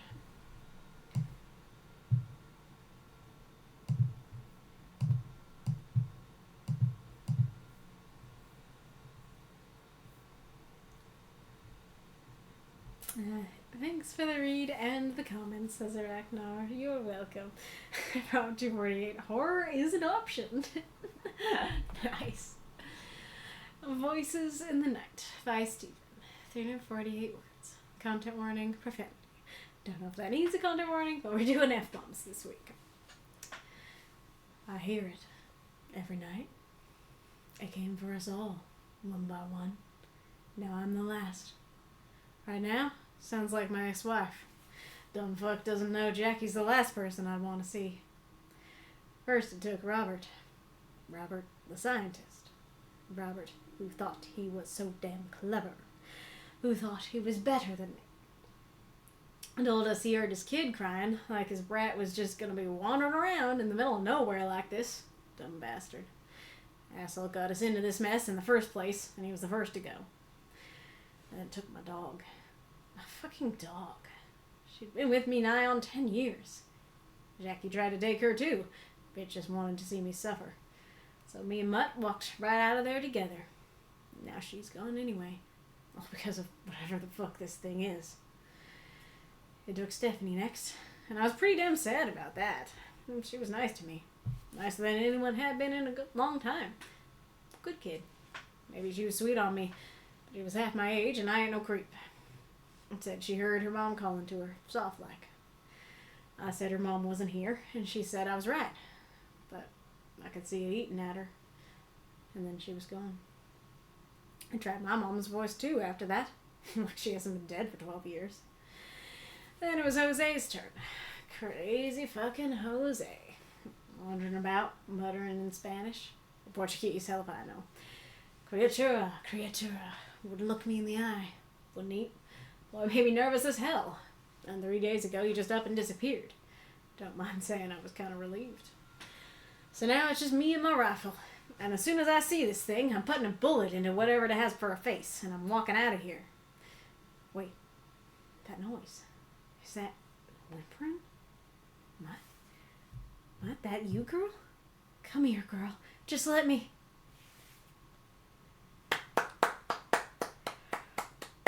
Throw up. Those moths and monsters. Cheer for this story if you loved it. I'm not sure if you intended that to be read in a southern accent, but I practiced it without it, and then I was like, I feel like that would add a little something, and then like I wasn't sure what was gonna come out of me when I started reading it, and that just came out of me, and I was like, I guess we're doing southern. Steven says, in part to this submission, I was trying to respond to the challenge from prompt 242. Write in first person in a voice other than your own. Apparently my interpretation of a voice other than my own means naughty words. I started out trying to write horror, but I've not written horror before, and after finishing this, I'd say I still haven't. But that's okay. I like that this turned into more of a character piece. I think if I wanted to write horror, it would need to be a narrator with less bravado. Questions. 1. Does the narrator feel believable? 2. Would you say the horror comes through? 3. I tried to use each of the other characters as a way to highlight aspects of the narrator's character. Does it work? 4. Any other thoughts, comments? Alright, so this story is very interesting because in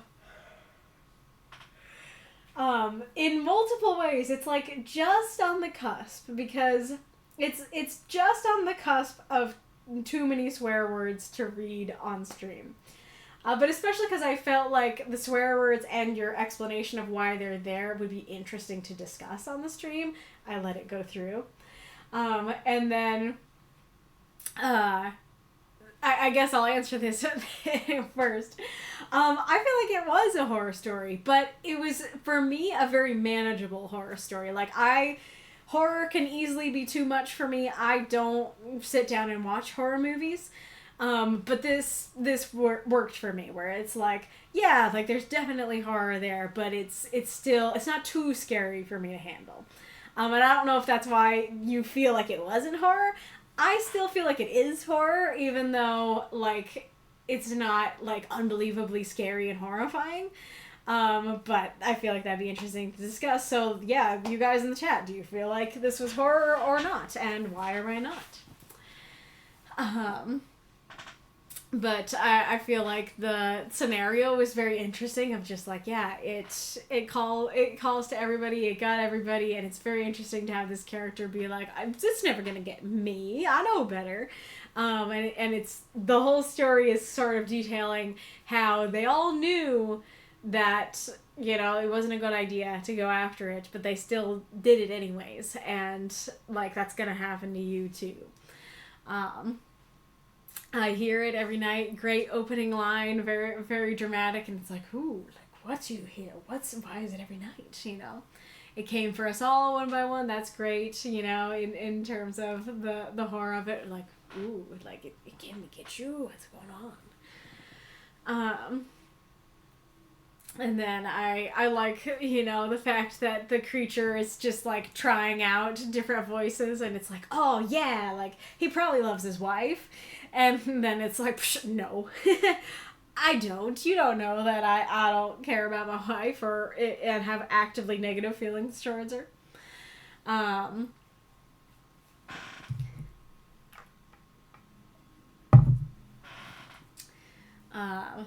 then I think it works well of like, oh, like Robert, he thought he was better than me, you know, that works very welcoming, the character. And then I like this idea of like, yeah, why would your kid be out in the middle of nowhere? It's like, I know he wouldn't, but like, I gotta check. I think that's very interesting and great way to set up how this creature works. I like the explanation of like what this dog meant to him and how that relates to his ex-wife and stuff. And that works very well for the end because it's like, yes, this dog is like the one thing that he cares about more than anything in the world.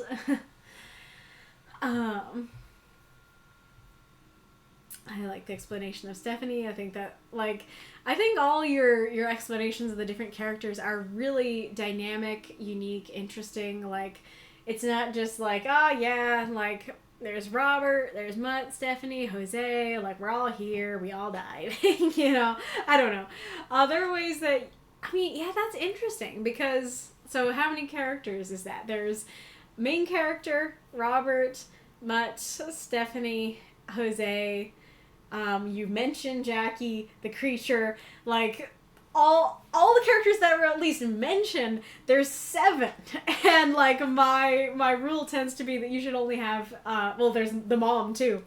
Well, I guess if you count all the voices that were heard, there's a lot more. But, like, I usually say, like, stick to, like, 3 characters per writing group story. But this one worked. I did not have a problem with there being so many different characters. And, you know, I think it's probably pretty simple why, which is just that, like, we get a paragraph with each of the characters. And so instead of it being like, all right, we're all here, lists a bunch of characters. And it's like, too many names. Instead, it's like, hey, it came for us all. Let me tell you who us all are. Let me tell you, you know, about their personalities and stuff. And so because you make them all, give them all a paragraph, make them all unique characters, then, like, they're memorable and they're not confusing, and stuff like that. I kind of love the fact that it's like, okay, like, you know, you can tell that this guy, he's got some rough edges. Like, you might even say, like, this guy, he could be a little bit of an a-hole. And he also, considering his opinion of Jose, might be a little racist. However, he's not a perv, and he loves his dog. And I think that's really interesting, in terms of what we were just talking about, relatability, because it's like, okay, if this guy was kind of an a-hole, he's mean about his ex-wife, he is kind of racist towards Jose, if not fully racist towards Jose. And then he also is, is like, you know, wanting to have sex with the hot young lady that's, you know, half his age, and also is abusive towards his dog. I'm done, I'm out of here. You know, it's like, I hate him, he's the worst. But the fact that it's like, okay, well, at least he has some good qualities. I'm like, okay, like, he's not the best. He's not my favorite character, but, like, I'm still interested to read about him. Because you do have that little bit of relatability and ability to empathize and stuff in there.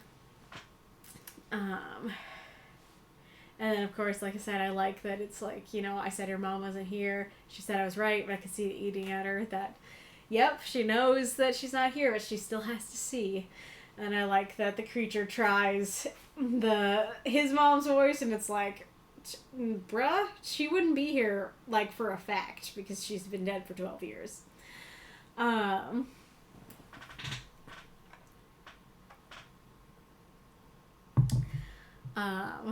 then, yeah, the Jose paragraph works as well, you know, that it's like, yeah, don't like that you seem a bit racist, my man, but, like, still interesting writing and well written within this character's perspective. And then just me and my rifle, that's great, you know. And then I really like that, yeah, like, I think the ending really works for me because, first of all the characters knew that it probably wasn't, you know, this person, but they went anyways.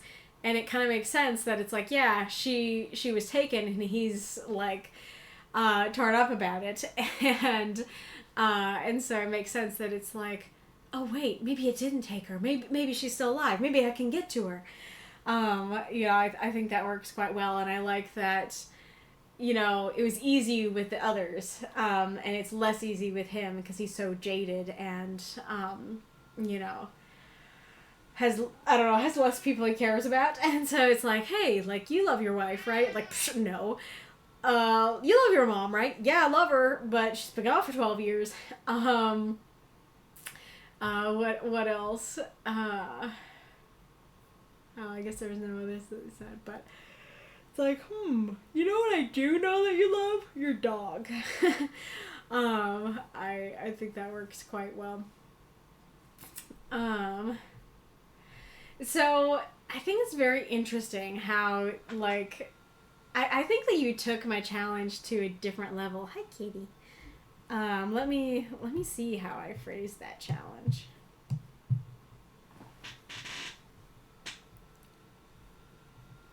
Okay, so this was 242.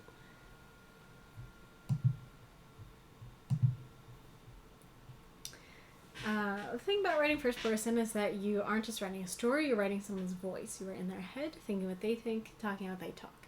It's difficult to get out of your own head. Your challenge is to write in first person and make the character's voice distinct and different from your own normal writing voice. Yeah. So the intent behind the challenge was more of just like,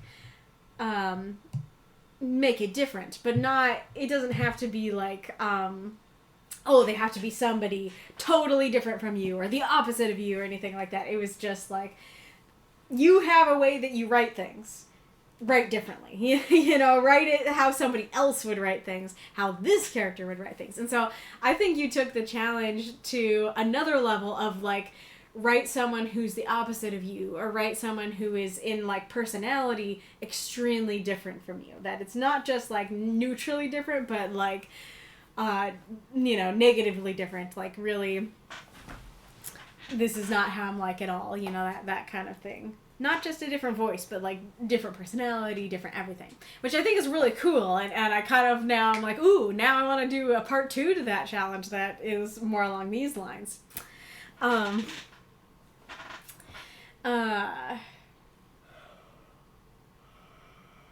Which I should probably write down.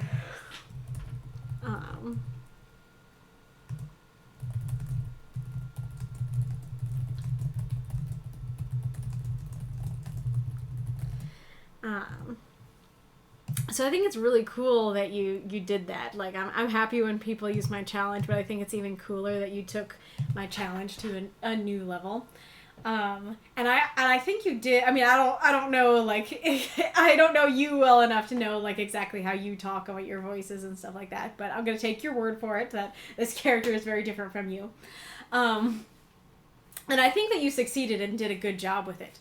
But the thing is that I very much am pinging the, you know, my interpretation of a voice other than my own means naughty words, for a couple reasons. So, you know, the swearing in the story's been a thing, like you were asking about it in the chat and stuff like that.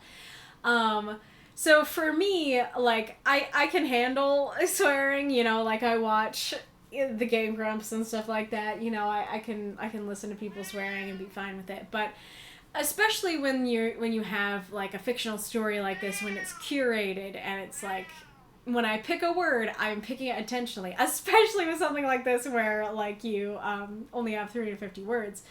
The swearing does bother me.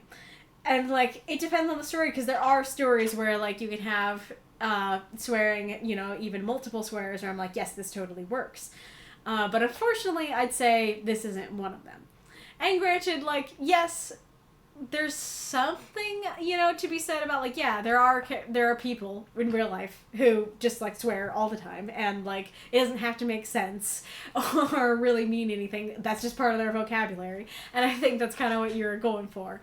But to me, they actively detract from the story that I'm like, why do we have to have so many swears? I get that this is your voice, but, like, yeah, like, it's hard to describe if you don't have that perspective, but it's just like I kind of like cringe when I get to them, that it's like I don't need, you know, this kind of negativity in the story. The story's great without it. But I think the more interesting thing to discuss in this regard, but is related to that, is that, like, if you're like, I need to write a voice other than my own, and you're like, okay, I don't swear, let's add some swear words. That's kind of a cheap shortcut, and to me at least, doesn't actually accomplish the goal. Because a character's voice is so much more than, do they swear or not? Sure, that's a question to ask about your character, is if they would be the kind of person who would swear, and that could be, you know, part of how they talk. But a character's voice is so much more. Like, it's about who they are as a person, how they see the world, you know, what kind of a vocabulary they have, what emotions that they feel towards things and stuff like that. And the thing is, I think you did a good job with the deeper parts of it, because, I mean, it's just how, I mean, it's like you said, that the different characters bring out other parts of the main character. That, okay, like, our main character thinks that Robert thought he was so damn clever. Like, that can mean a couple things. That could mean he's right, and Robert was really, like, you know, self-centered and arrogant. But it could mean that Robert was just a nice guy, and the main character, saw him in the worst light, you know?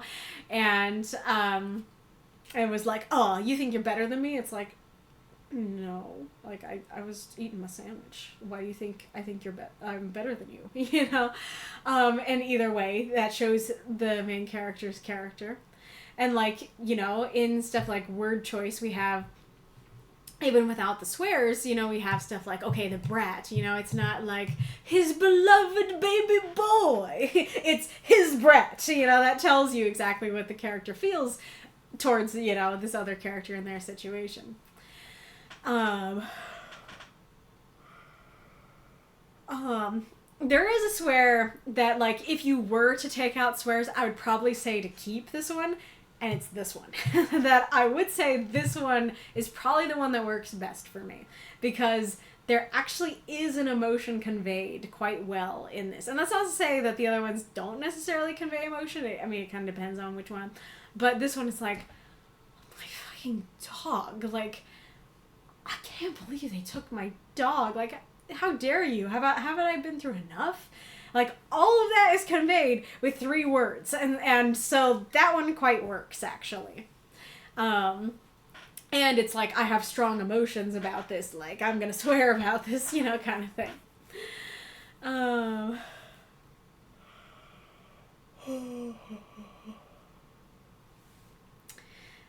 And I like kind of, I don't know, there's kind of this detachedness to it. Like, this is the emotion, but the emotion kind of has this almost like vulgar, angry quality to it. And so in that case, that one works.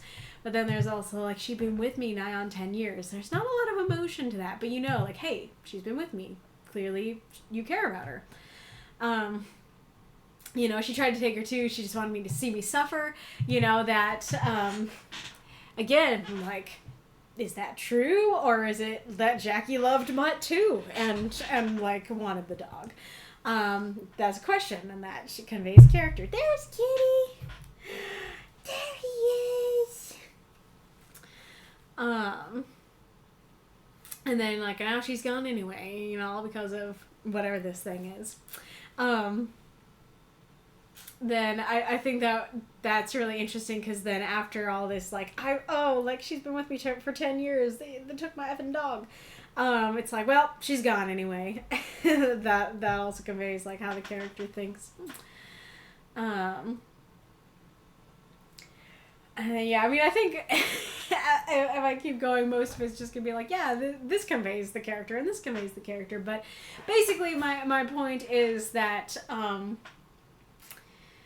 that you can show the character without having to resort to bad words. That you can show it in how they view the other characters and how they talk about them and what they seem to care about, and stuff, and which I think you do. And I'm happy that I'm able to go, like, because I could be up here being like, well, like, you resorted to swear words and there's not much personality other than that, so I don't think you succeeded. And I'm happy that I can be up here and be like, no, you did succeed. The character's character is very striking and works very well. I don't think the swear words are necessary. That, like, yes, I think you can have a couple and that can work and that can be, you know, part of how they talk. But, you know, you only have 350 words, and I feel like it's a waste. In general, it's a waste of words to have so many of them be swear words. And then for a reader like me, I'm like, this actively detracts from the story, makes me enjoy it less, when it's like, that's not necessary. It doesn't need to be an effing thing. It can just be a thing, you know? Yeah, I wish I could describe better, because I feel like I just sound like, oh, pearl clutch, swearing, you know? And just sound, I don't know, modest or prude or something, or prudish, that's what it is, modest or prudish or something like that. But I feel like, and there's an ad coming. Okay, but, oh yeah, so I ended on the gold medal. So our plan to go to Denver, we were planning to go to Denver for International, is because, that's another thing, is that, in addition to all the stuff I've already said, the original director of the course, the person who made the course in the first place, unfortunately, he passed on due to cancer, a couple months ago.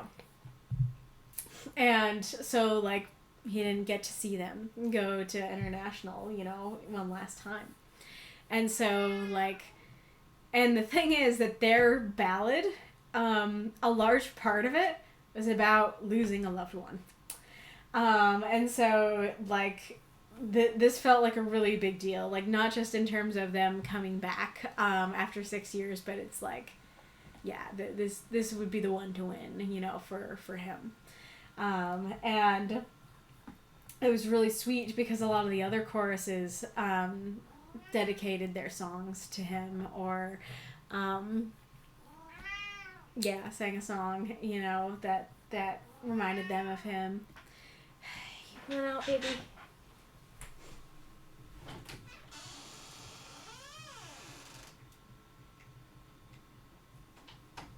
Oh, you want that too? You're being so good.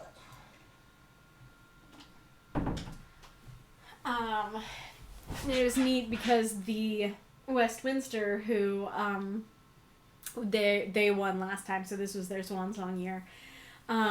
They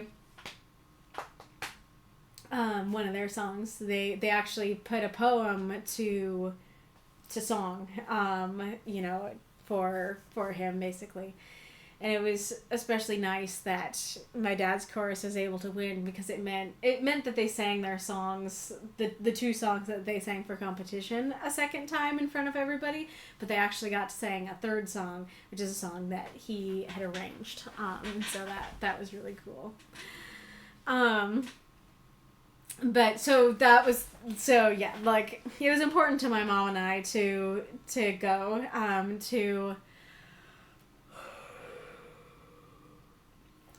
because it's been 6 years since I went to International, because of, you know, what happened with Jim and everything, and so it just felt like this is going to be a momentous occasion that was important to go. Of course, I'm continuing to just set up.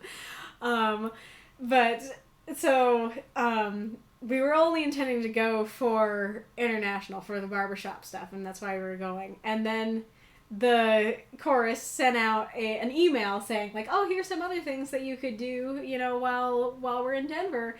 And they're like, yeah, there's a con going on, while we're at, international. There's a fan expo, like, in the same convention center, and I'm like, a con, you say? I guess we'll leave that there for now. But anyways. So going back to the story, so maybe you guys can help me if you agree with me. Like, I feel like there's, besides, like, modesty and prudishness and shelteredness, there is something to actually be said about, like, hey, like, let's think about, like, what swearing does for a story and if it benefits the story. And so, like, you know, maybe you can help me, you know, describe what I'm trying to describe about why, you know, so much swearing, especially in such a short amount of words, is like, that doesn't feel like a great use of your words, even though it's for character voice. I don't know. There was a con, Kaylie. Say less. Exactly.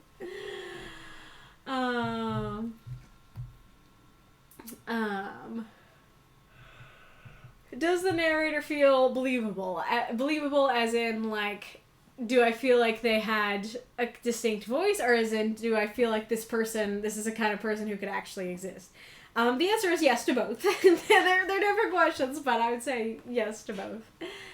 2, would you say the horror comes through? Yep. Like, there is this beast that we don't know what it is. I mean, I don't even know if it's a beast.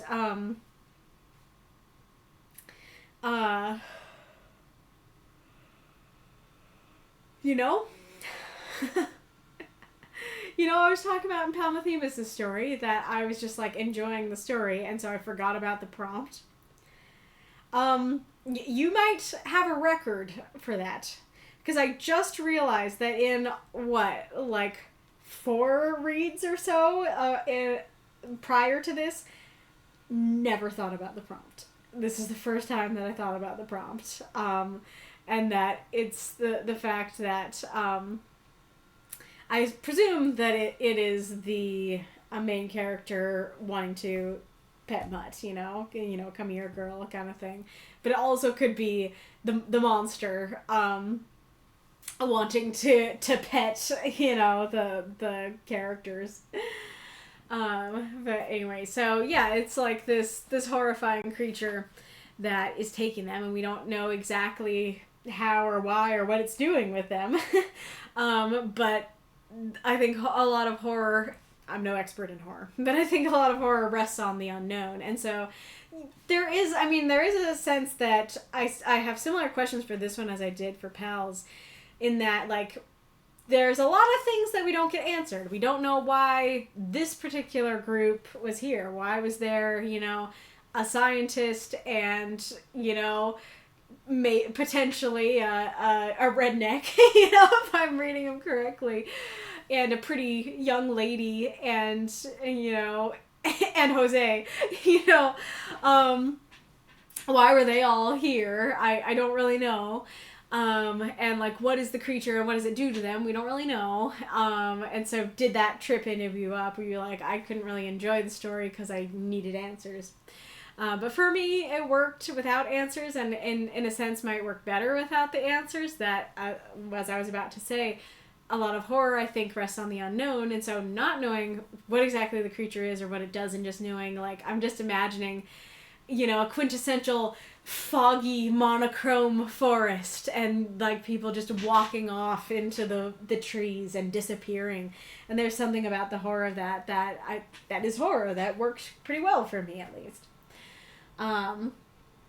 You know, part of the unknown makes it not unbearable for me, you know, not, like, too scary.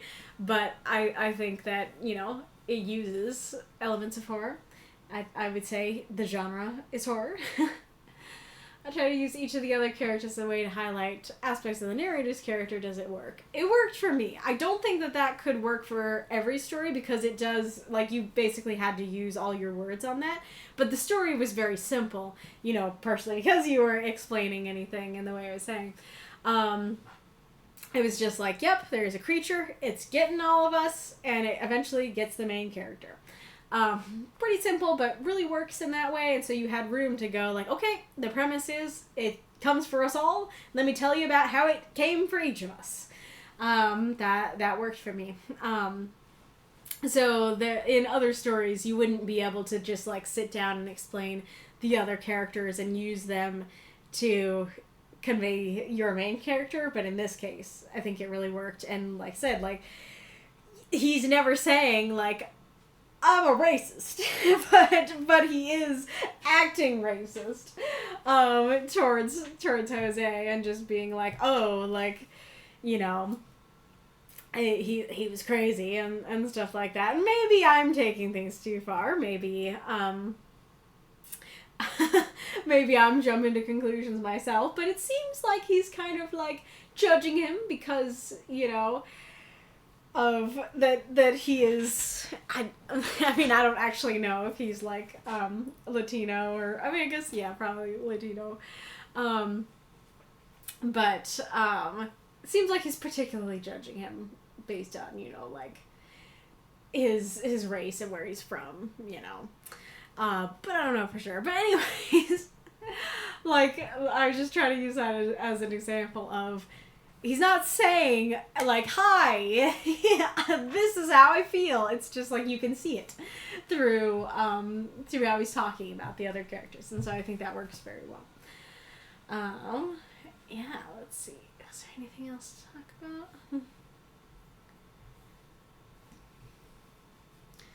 Yeah, I mean, I pretty much already said this, but I really like how you could go for the angle of like, oh, everybody else is so dumb, like they all, and I guess maybe he does think that, but it's like, you could go for everybody else is dumb.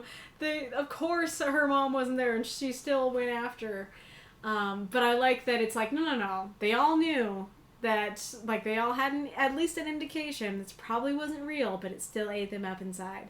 And I think that, like, I don't know, it could just be like a function of the creature, that the creature can do that. Or it could be just, like, that's humanity for you. That it's, like, I care about my son. And, like, yeah, I know it's probably not him, but on the off chance it is, I have to check. You know, and I think that works super well. And I like the fact that it wasn't just... I think that's another reason why the main character isn't just, like, they're the worst, I don't like them. I think it works for me because it's, like, yeah... He's negative towards most of them, but there's at least, like, well, there's two if you include Mutt. There's at least one human person that he's like, aw, I kind of liked her. And so, like, there's positive in there, and so that allows me to feel at least some amount of positive feeling towards him, too.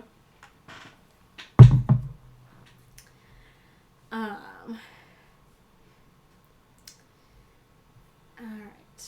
Yeah, I think that's pretty much it. And as far as I know, we only have the 2 unlocked. And I don't think this is...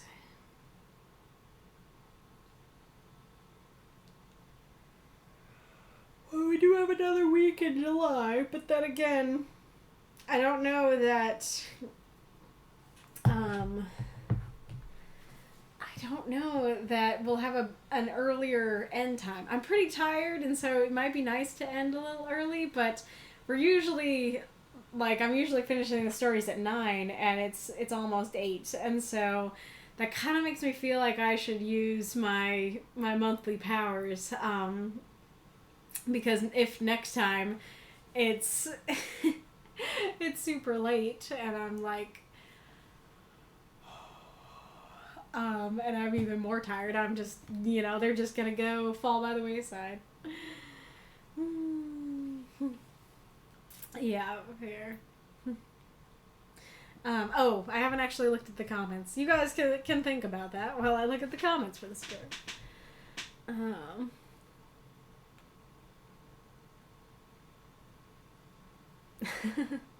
So that's a lot more swearing than we usually hear. I don't mind. My father swears like, well, a contractor, but it's a little surprising. Yeah. Yeah, like, I think if you just had a couple more swears, I probably would have been like, nope. Like, you... And it all depends on the story, right? Because I feel like there could be other stories that had the same amount of swears that I would be like, nope, that's too much. I do think the fact that it felt like something worthy to talk about was part of why I was like, okay, like, I don't like it, but I'll let it go through, you know? I don't like the amount of swears. Aracnar. I really like this one, but I think the end falls somewhat flatly. Maybe I have a hard time buying the cynical narrator so invested into his wariness just falling for the oh-so-obvious cliche trap at the end. Not sure how one would end a story such as this in such a short format with any ease of finality, though. It's all very, very well written, but the ending still feels a bit out of tone for me. It's very interesting because I have... and I'd be curious to hear what others think. I feel like, opinions are divided on this one, because those that I've talked to, like, one person I talked to was like, yep, that totally worked, and another person I talked to had the same opinion as you. And so it seems like either you're like, yeah, like, you know, he loves his dog, it finally found the one that would work, or you're like, he's so cynical, how did he fall for that, you know? So it's interesting. And, like, you know, would it have helped for you if there was actually a line in there of like, I know that I know the creature got her, but like, is it possible she's still alive? Like something like that. Would that have helped or just exacerbated the issue? If they swear, where do they draw the line? And around whom do they swear? Yeah, that's a good point, that you could have someone who swears a lot, but not in front of particular people. And that could be part of the character thing. Mm-hmm. And do they have swear words they favor and so on? Yep.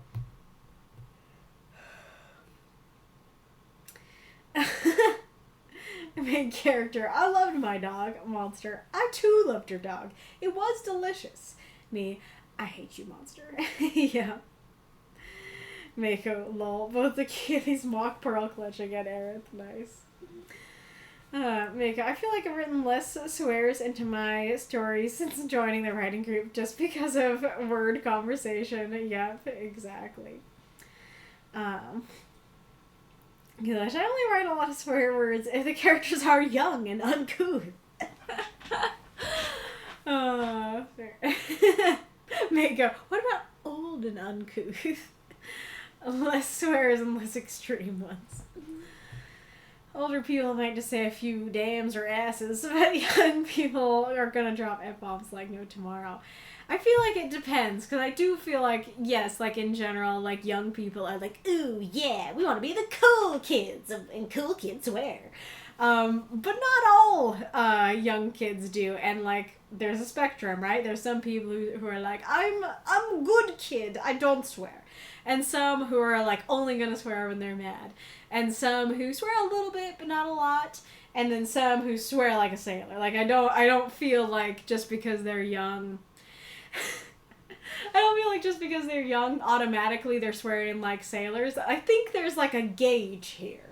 There's a meter to the swears. And like, probably young people in general are going to fall more on the yes swear side of the scale. But there's still a scale there, you know. Mako, I'm going to disagree with you there, lol. Are you disagreeing with Wolf or with me? Something I said. Or far for that from Encore 3. Mm-hmm. Fine, either way, because says all the other characters knew better too. One at least saying it out loud. Yeah, I mean, this is the key thing I keep talking about. But like, let's see. Oh yeah, I guess maybe I read too much into it. So I totally see this kid crying like his brat was gonna be wandering in the middle of nowhere like this. I thought there was something here that said that he also was like, yeah, I know, but I still gotta see. But yeah, definitely with the mom, that she's like, yeah, you're right. You know, my mom's not here, but it still eats at her. Yep. With Wolf, gotcha. With the kids swearing.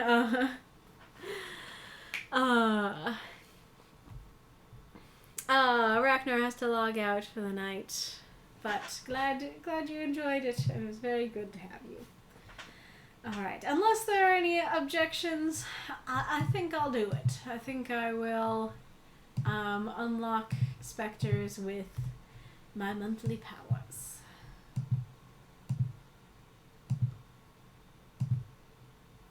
No objections, says Deathshead.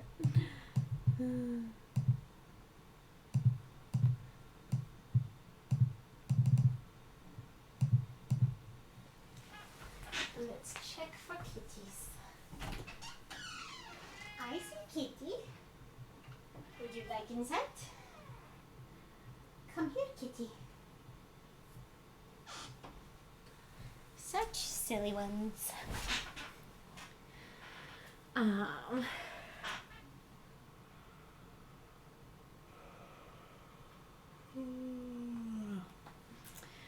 Probably not, but we'll see how I'm feeling after this one. No one else has ever listened. Mortal kitten, timber, Spectre, 350 words. There was a ruin somewhere behind the Whitewood estate. Timber, the middle child, was walking through this ruin, the loneliness heavy on her heart. The wind rustled the trees above her as she listened. She had made a promise to herself already, long ago, that no matter what, she'd listen. She'd hear what people had to say. This only came with one small problem. Who'd listen to her? She told herself that she didn't need a listener, that she didn't need anyone to talk to. She found out already long ago that this was just a lie she told herself. As such, she regularly visited the ruins behind the Whitewood estate, because something very special was waiting behind them. Wrapped in vines and surrounded by shrubs was a statue of a cat. Or at least a cat-like creature. Timber wasn't entirely sure what the statue was supposed to be, but she called it a cat. It was the closest thing. She'd read about statues like this, dotted all across the lands, close to where people lived. They were connected to a ritual long fallen out of use. It was a stupid ritual. Timber knew this. A stupid, childish thing, as her family would say. But Timber didn't care. Not openly, at least. She approached the cat statue and knelt in front of it, stretching out her hand. And she held the sandstone fur at the back of the statue's head, extended a finger into the space between its ears, and began to scritch it, like she would a real cat. She could feel the grooves of centuries of scritches the statue had received long ago, when it's still been used. And she whispered into its ear, whispered all the things she'd never been able to say out loud, all the things that anchored her heart and soul, all the things nobody had heard. Yes, it was perhaps a stupid ritual. But it was her stupid ritual, and that made it just a little less stupid to her. Who cares about the rest? Their opinions weren't invited anyways.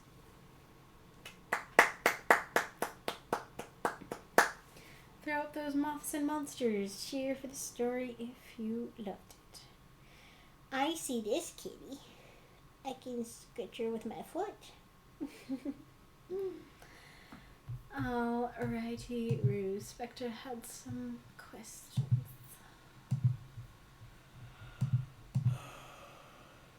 What did you think of Timber's emotions in this piece? I tried to write her as lonely and bitter. 2, did you think the prompt came across in this? 3, any other comments or critiques? Oh, Bella, you're so cute. I greatly enjoyed this story. I thought it was very cute and very sweet. Oh, that's kitty. So I'm especially curious for those of you who did not read or hear the story titled The Listener, that was about Timber and her being a listener, but nobody being there to listen to her. Those of you who didn't read that story, I'm especially curious to hear your answers to that first question. Let's get into it. I like starting with the ruin. I think that works fairly well. I don't know that we need to, to say that it's behind the Whitewood estate, because you'd never explain, like, who the Whitewoods are or what the Whitewood estate is, and so there is this element there of like, that was oddly specific. It for the most part, it's not really a problem. Like, but there's a little bit of an element of, making readers ask questions you won't answer. And so I think it would work just to kind of be like, yeah, there's a ruin, just talk about the ruin in general. I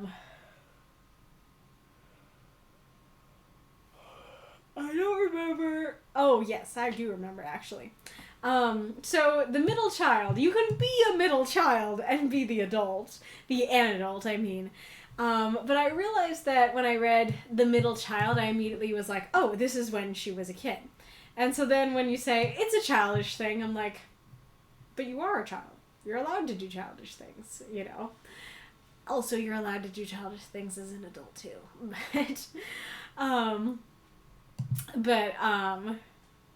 Yeah, so I don't know. It's not really important that she's the middle child. That doesn't come up either. And so I think just saying Timber, walk through the ruin, I think that would clear up that confusion. I do like that you use the wind as a transition, that, like, she listens to the wind like she listens to people. I do wonder, do you feel like, Spectre needed to go more into what it means to be a listener and why she made a promise? Because there is an element here of telling rather than showing. We are told she made a promise to herself to listen, but we aren't shown why. We aren't shown why that's important, or why she would make that promise. And so do you feel like that would have worked better if it was a little more showy? I don't know exactly how you do it. I think it's difficult to do in 350 words. My idea was something like, she listened, as she always had. Like, she listened to her mom when, like, something bad went down in her mom's life. Like, she listened to her dad when da-da-da-da. Like, she listened to her sister. Like, she listened to her friend. Like, list a bunch of people. And then she always listened to people. And then instead of telling us, oh, that came with a problem, who'd listen to her, then you could show us by reversing it and basically going, what did I write down for that?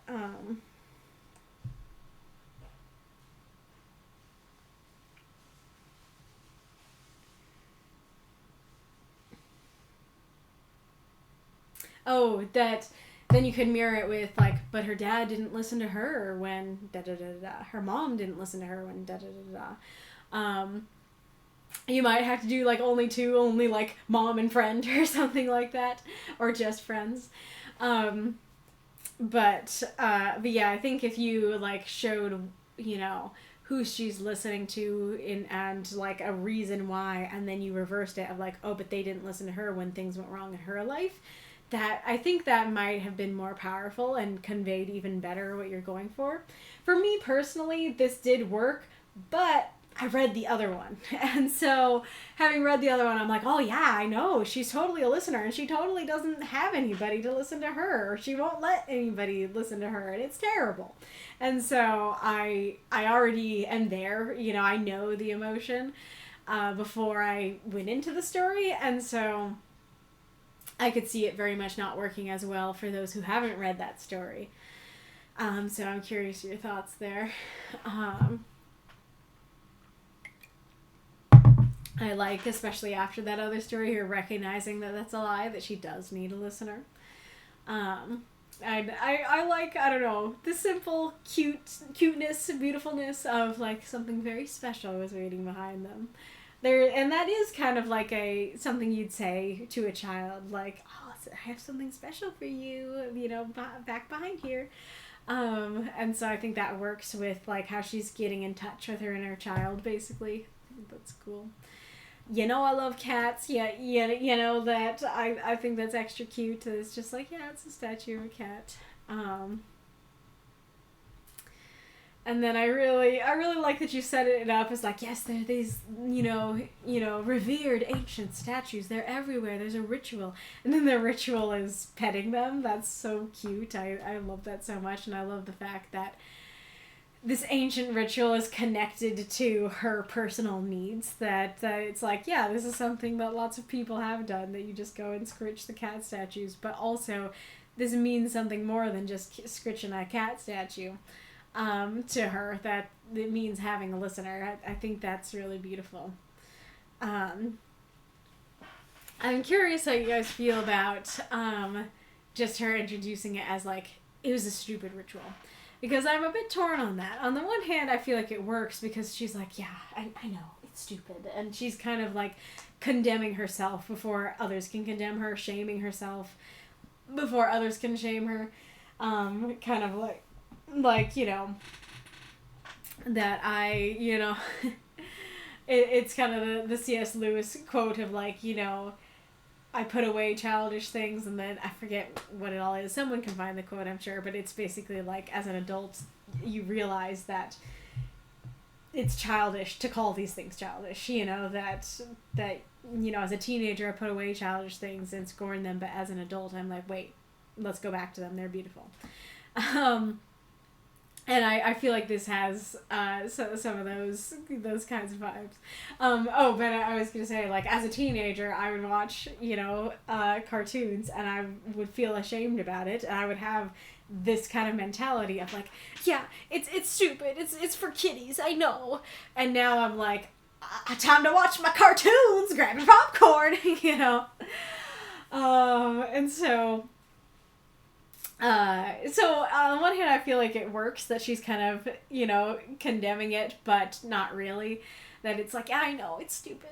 On the other hand, the fact that, like, this line starts with a definitive statement of it was a stupid ritual before you know, like, how she actually feels, it could read as a little too genuine. I could easily see that as just reading as like, oh yeah, it was stupid, and so... I'm torn on if that works perfectly well, or if that would be better rephrased so that it doesn't immediately read as like, yep, stupid. But regardless, love the idea, especially as someone who can relate to that and who has experienced that at many points in my life.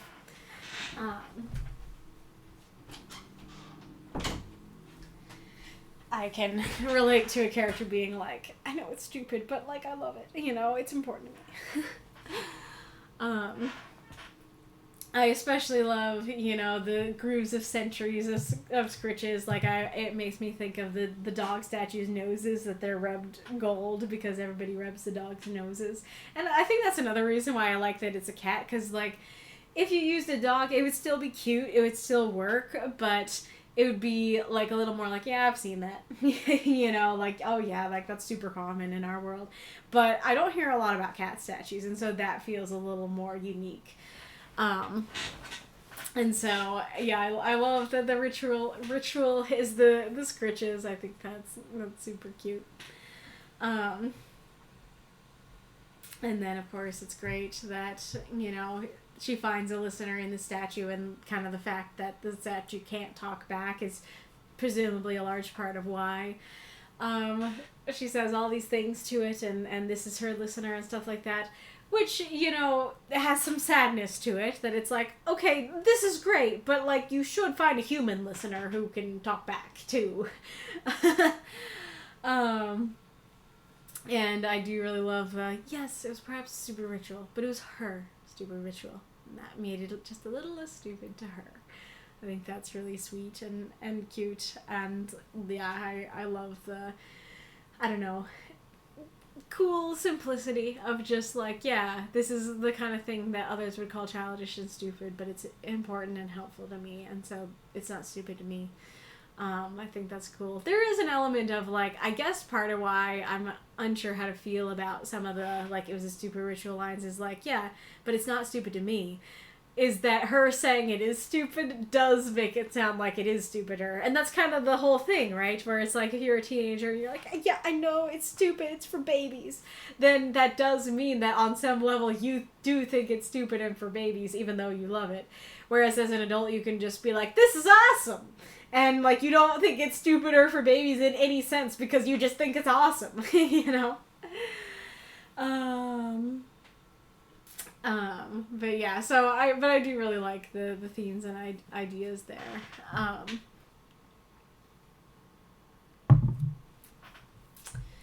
What do you think of Timber's emotions in the piece? I try to write her as lonely and bitter. It's very interesting because it kind of goes back to what I was saying before of like, for me, like, I did get that, and I feel like her emotions worked for me, but I'm not sure if her emotions worked for me because I read the other one. Because that one, I think, conveyed her emotions better, and that really made me go, no, like, talk to somebody, babe! You know?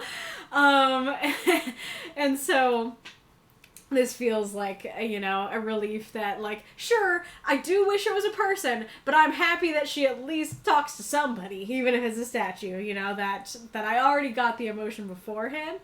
And so I don't know if I would have got the emotion quite properly without it.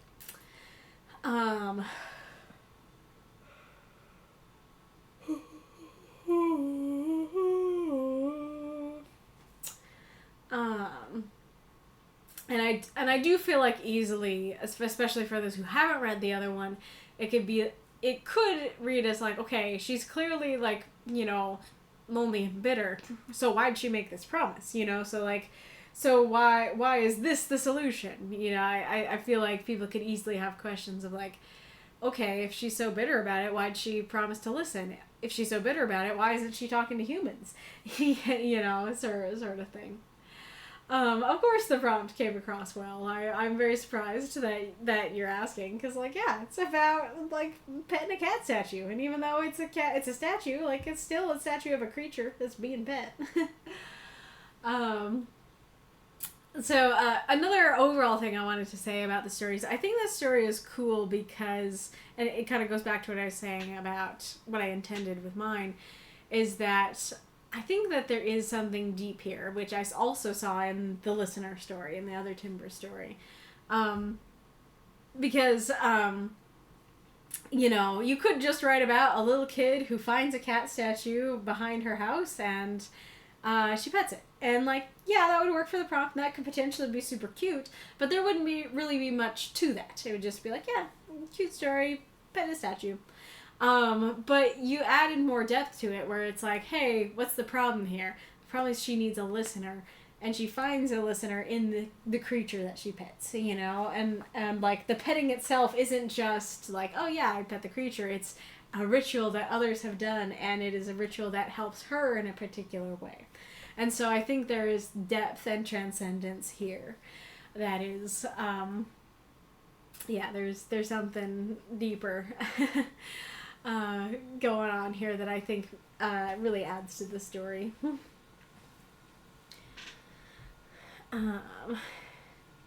And yes, I put away childish things, including the fear of being called childish. That's what it is.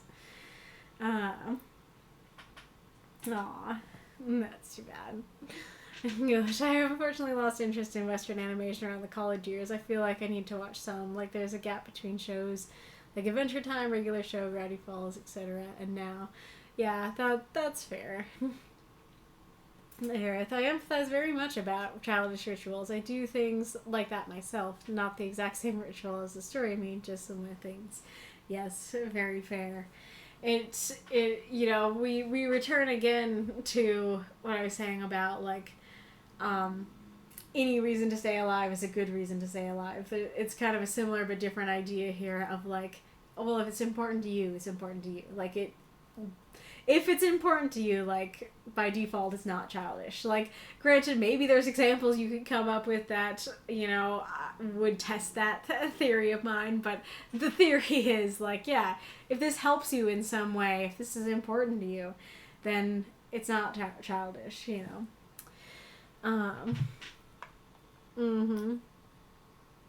There's just a massive stigma that animation's for children in the U.S. that's barely cracking, even now. Yep, exactly. I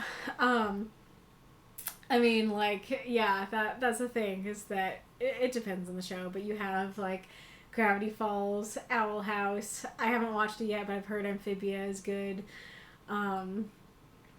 Bluey, of course. Like, I don't know. It's I think there are a lot of, especially American animated shows that The problem is that the creators of the show see it as something childish, or like, okay, this is for babies, we're making show for babies. But the creators of shows who are like, I would like to create a show that everybody can like, create shows that everybody can like, even though they're PG, you know, or airing for kids. There's no point in being grown up if you can't be childish once in a while. The Doctor. Ah, yes. I don't remember which Doctor that is or where that was, but totally. But yes.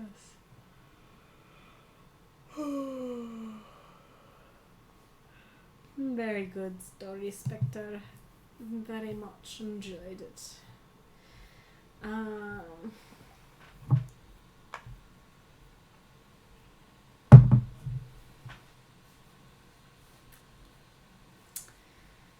You know, let's try it and see what happens. He's not here for me to ask if he wants to be read as the bonus fifth, but late, but at the end. But you know, it's still earlier than usual. So I think. And I know that he hasn't been read in a while, and so let's see if I can do it. Let's see if I can do Reinkarnitor's story. I guess I'll wait for a second just to see if there are any objections before I do it. The Fourth Doctor, that's why. It's because I have only watched 9th onward. The like reboot. Jelly Baby? What? Oh, he liked Jelly Babies, didn't he?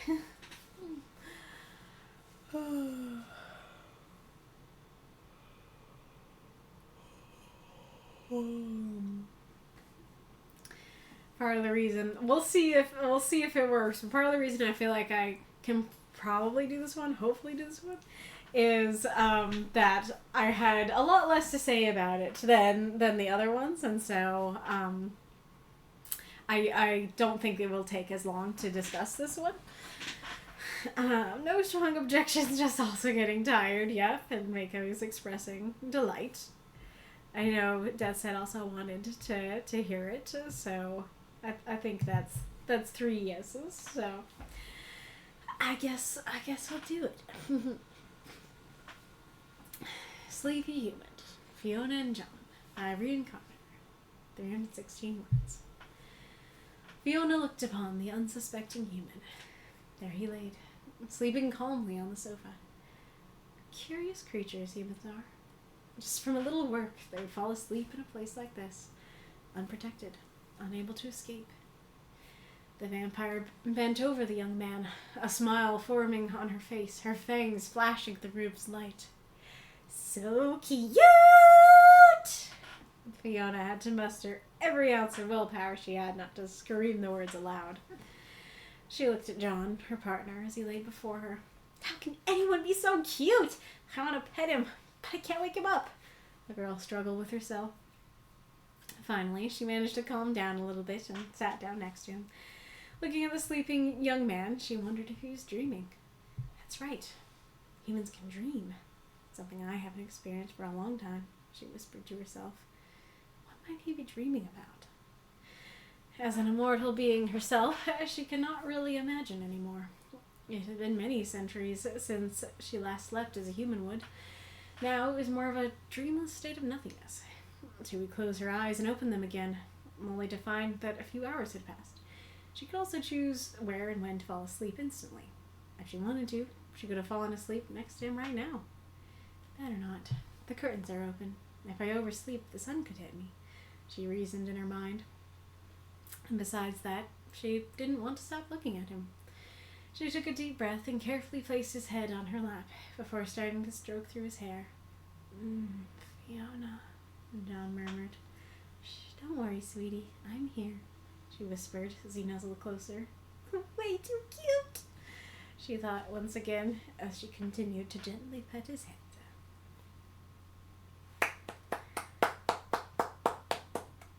Throw up those moths and monsters. Cheer for this story if you loved it. I don't think that Shriek had any notes on this one. But in the words of Fiona, this story was so cute. It was very, very adorable and enjoyable. I really like how you wrote the... Oh, noes. Cooperate with me till the end of the stream, please. I really like how you wrote the beginning, that it if you don't know Fiona, that it's like, ooh, there's the unsuspecting human, here's the vampire, her fangs glinting in the light, she's ready to eat him, and she... like, he's cute, you know, and it's nothing horrifying, she's not gonna eat him, this is her boyfriend. I think that's adorable, that's really well written, I think that's great. Especially the unprotected and unable to escape. Like, knowing Fiona, you just know, like, she's just kind of musing, like, huh, like, interesting that humans do this, but, you know, you think that oh, it's a vampire, and she's like, ooh, yes, he's unprotected and unable to escape. More blood for me, you know. I want help with figuring out. I guess that the removing the edits was kind of helpful in a way. Because I was so unsure about an edit here. I guess I'll make that edit there, but, what curious creatures humans are. So, like, yes, humans exist, like, before this story, during the story, and in the future of this story. And so I understand why Ring would have gone for present tense, because it's like humans are curious creatures, you know, throughout time and through whatever. But the thing is that past tense is fake present tense. Past tense is basically like, yes, the story is written in past, which does imply it was written, you know, or not written, but like this took place in the past. But especially if you don't have a character who's like, yes, I remember, you know, when this happened. And, like, talking in the present and then going to the past, then, like, writing about the past. It functions as present tense. And so, I think that this is meant to be what curious creatures humans were. Yes, humans are that way, even beyond the story, but, in this story, were means are. In this story, the story's whole is in past tense, which means that when you say what curious creatures humans were, you mean for all time. You mean going forward. And so, but like, I changed it, and then I was like, I don't know, now that's starting to not look right. Okay, I put it back, now that doesn't look right. Now this doesn't look right, you know. So... I think were is correct, but I want to hear what you guys think. Like, what, yeah. But also regarding that line, rather than tense, I do want to talk about the content of that line. That there is something a little bit odd in her going like, wow, humans, like such weird creatures. She was human, you know? It would work well if she was like an alien or something, and it's just like, oh yeah, like humans, weird. But like she was born and lived as a human, and like sure, it's been a couple hundred years, but it does seem odd for her to be like, humans are totally different species from me, and I very much don't understand them. And it's like, you were one of them, you know, a few centuries ago. Yeah, it was a few centuries ago, but you still were one. They're not a totally different species from you. I love all the yous. I mean, of course it costs you characters, but, and I hope I voiced it well, but when I saw that, I was like, that adds so much to the cuteness, that she extends that word so much, that makes it so much more adorable. That worked very well. This is interesting. This isn't like, this is kind of a general thing, like not specific to you. But I have said before, I'm not sure how many times I've said this on stream, but I often say, with internal monologue, double quotes for, like, this is, I know that, like, all the things I'm about to list aren't technically wrong. Like, yes, you can use all of the above, and it's not like you're gonna go to the writing jail, because you used one of these. But for me, like, using double quotes for internal monologue is an absolute no-go. No-fly zone. Don't do it. Because it is super confusing in that it very easily reads as they're just talking, because double quotes are what you use for talking. And so if you also use them for internal monologue, well, how do you differentiate between thoughts and what's said? Sure, you can always say, like, he thought, she thought, they thought, but first of all, you'd have to say it every dang time. And second of all, the minute that a reader sees double quotes, they're gonna go, said. They said this out loud, and they're gonna have to, like, go, oh wait, I guess they didn't say it, and that's gonna happen every time. So I strongly do not recommend using double quotes for dialogue, or not dialogue, internal monologue. Yes, use double quotes for dialogue. Don't use them for internal monologue. And I've kind of always said single quotes are okay. They're not, what I would recommend. But, yes, that's different from double quotes, so it can work. And then nothing is also acceptable. Nothing is more acceptable than single quotes. And italics is the absolute best, because sure, there are times when you might want to emphasize a whole sentence, but it's kind of rare. And so the minute that somebody sees the italics, they're going to go, that's a thought. You don't even have to say she thought, he thought, they thought. It's just, there's the italics, that's a thought. And so that's what I recommend. And I have not seen single quotes for internal monologue in a very long time. And so reading this story, I still stand by my ranking, but I feel like I would say that single quotes are barely acceptable. They're acceptable, but just barely. Because even though, yes, these are single quotes, I 100% read that as spoken dialogue. Especially because it's the first thing in the story, and, like, when it's the first thing that has that notation, you can kind of go, okay, I guess this story uses single quotes for dialogue, which is one of the problems with using single quotes, is that some people do use single quotes for just straight dialogue.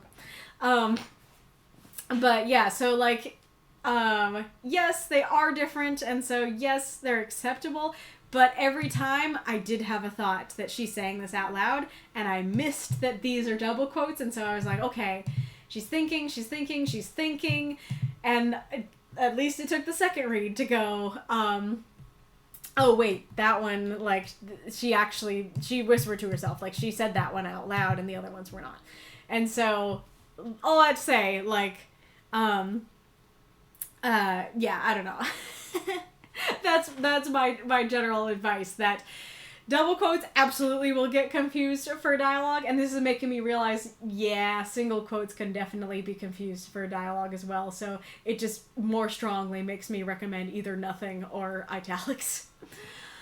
But that is absolutely nothing wrong with the content of the story.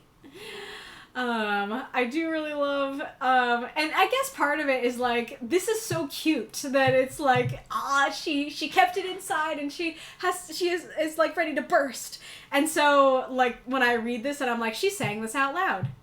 It took every ounce of willpower for her to not say it out loud. That kind of takes away from that, because I'm like, oh, I want to feel that. I want to feel the, it's internal, rather than go, she said that. Oh wait, no, she didn't.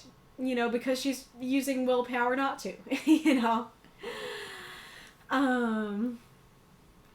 And then, yeah, very cute that she finds him so adorable. It's very interesting that your vampires don't dream. I think that's a very interesting vampire lore. Now, I have different feelings on the next line, though. I think it works for me that it's like, yeah, vampires don't dream, because I can see it kind of being like when they fall asleep, they're not actually asleep. That's like them being actually dead for a second, or they like go into like a state of torpor and they're like, okay, I need to heal for a sec, you know, rather than like I'm asleep. And so what's I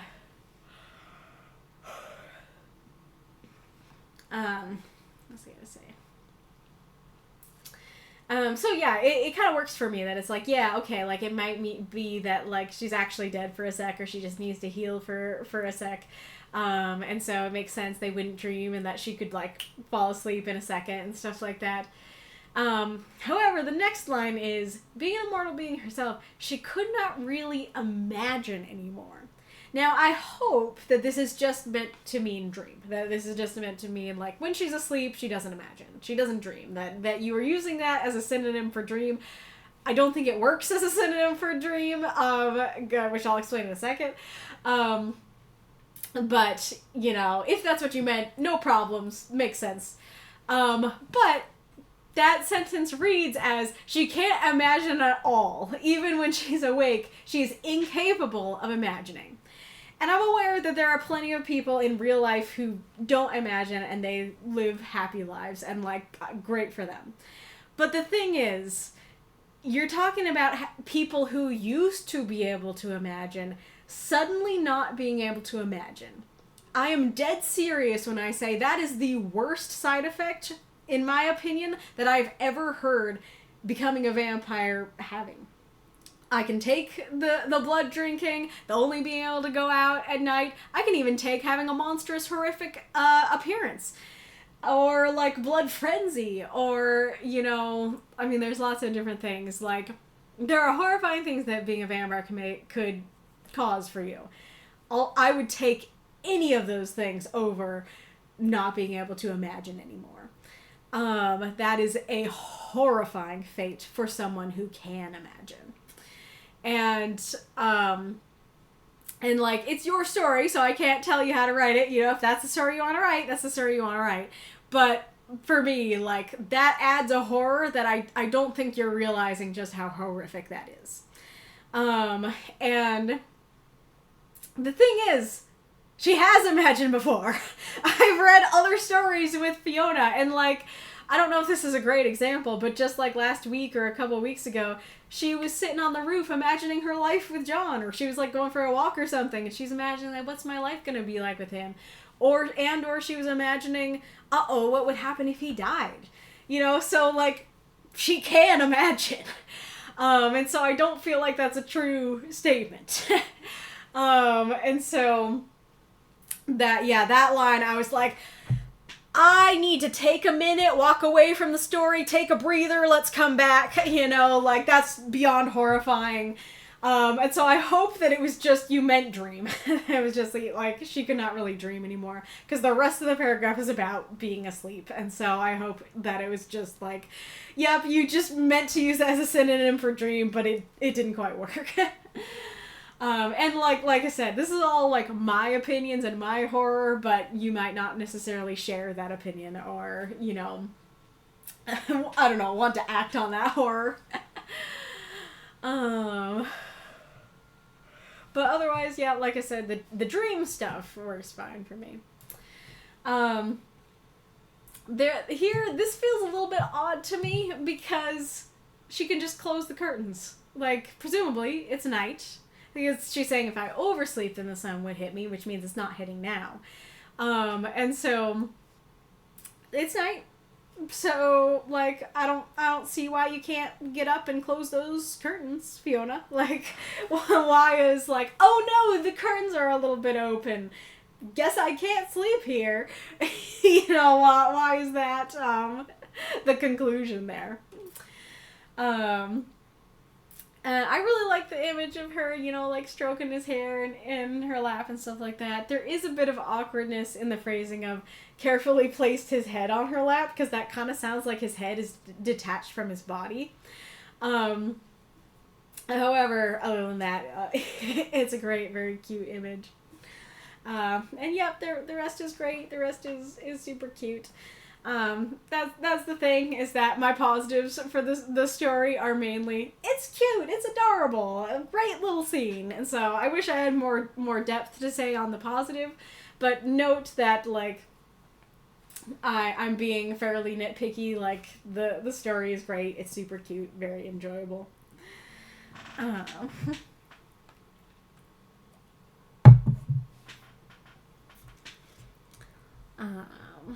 Apparently there's an ad coming. Well, that was Whiplash. I assume you meant the beginning. The part where Carmilla sneaks into Laura's room. If you read it, it's pretty haunting. I never got to that part. Very cute story, says Aerith. Very nice. We need tense agreement, yes. What does that mean? Oh, we need tense agreement here that, like, the whole story is in past, so that should be in past.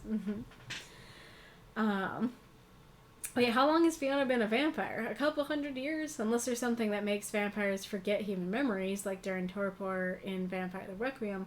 They're still going to remember their human lives. Exactly. I don't like calling any kind of quotes as an apostrophe. I mean, somebody else say, like, am I using the wrong word? Like, I thought it could be called both. I thought it was both an apostrophe and could be called single quotes. And in this case, it's not being used as an apostrophe. That an apostrophe would be, like, apostrophe S. But in this case, it's being used as quotes. It's just not double quotes. But I could be wrong. Maybe it is only exclusively called an apostrophe, you know?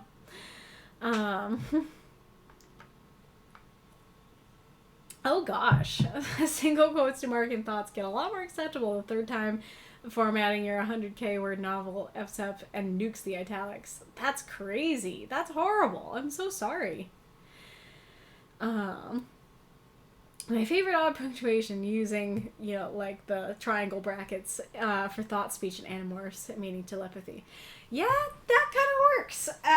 It's funny because, like, I guess the more unique it is, the more it works. Because the whole problem that I'm addressing is, like, it can get confused for thoughts. And so, like, if you use brackets, yep, I'm gonna know that that's for thoughts if you use it only for thoughts, because that's unique, And there's the ad.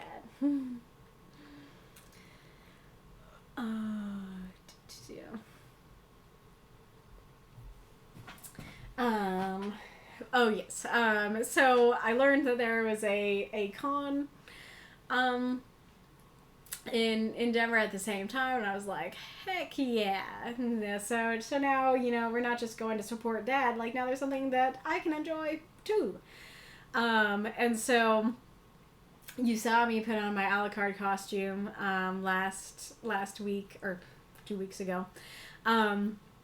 I chose Alucard because I've been wanting to get an Alucard cosplay for a while, because I wanted to cosplay him at least at the end. Now that I have it, it'll be like the rest of the episodes, but I haven't finished reacting to Castlevania Nocturne, the second season, because I learned that my backgrounds were probably AI, and so I got this background, but I also commissioned a Castlevania background, and it's taken a while for that to get completed.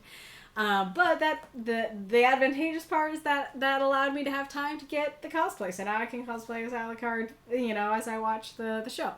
But I wanted a character. I mean, there's a couple of reasons, but another one was, like, I wanted to not have to, like, wear a wig or do anything with my hair. I mean, I did do the braids for my hair, but not do anything crazy with my hair. And so, I wanted to pick a character who looked like me, and there were multiple uses for it, and everything. But, so that was super fun it was stressful making sure everything got here on time, but it was very fun to cosplay as him. And so I think I can at least show you a couple art pieces that I got before the end of the stream here. So of course I'm walking around in my cosplay, and there's a couple Alucard pieces around, And I saw a particularly unique one, and I was like, ooh, like, that's cool. And the artist is there, and he's like, you know, which one caught your eye? And I'm like, Alucard?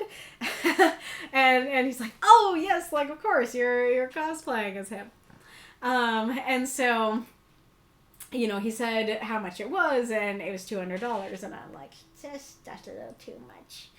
And so he's like, I forget what I said. I think I was just kind of like wincing a little bit or not replying, and he was like, tell you what, I'll take you down to 150. And I'm like thinking, oh, that's super nice of him, but like 150 still sounds like too much.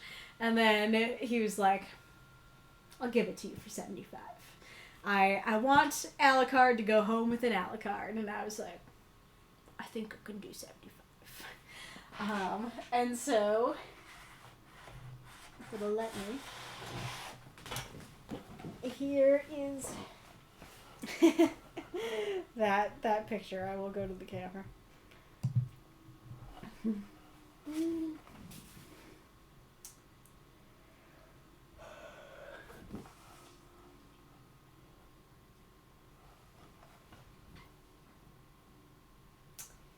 Cool, huh?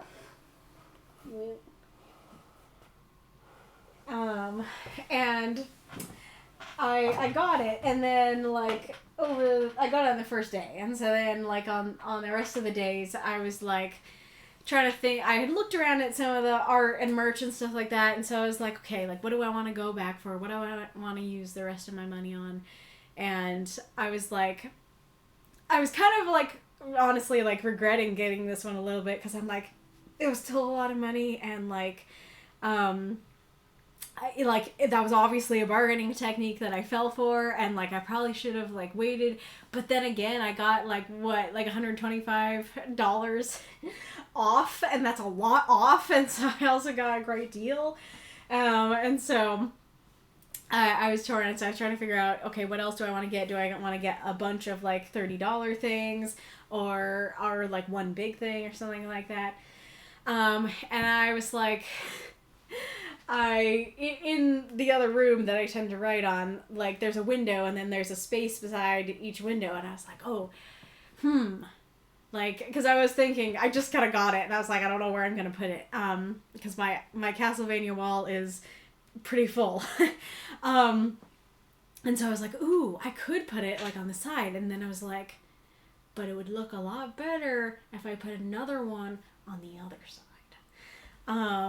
And so I was like, you know, I think what I'm gonna use the rest of my money on is getting a different one for the other side. And there was another one that did catch my eye while I was there, and that was this one. That does not look legible in what I can see, but it says Mesmer, the Impaler from the Elden Ring DLC. And so if you weren't there for the Elden Ring,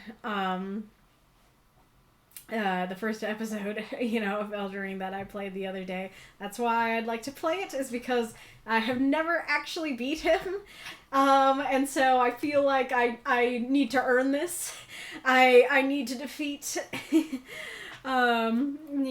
him before I can put his visage on my wall.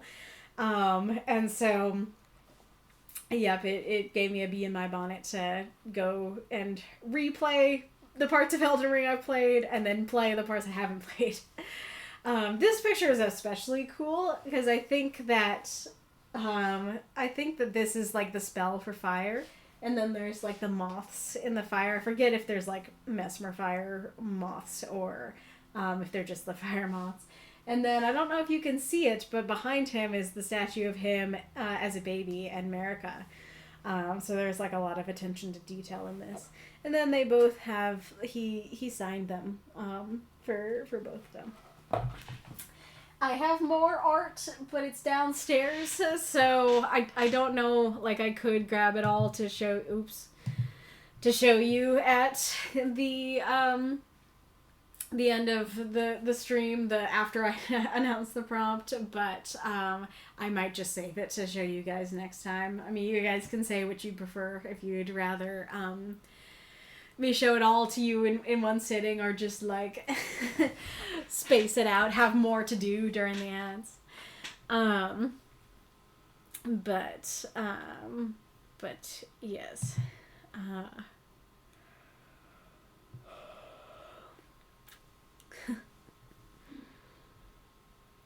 I agree with putting his head in her lap. Mm-hmm.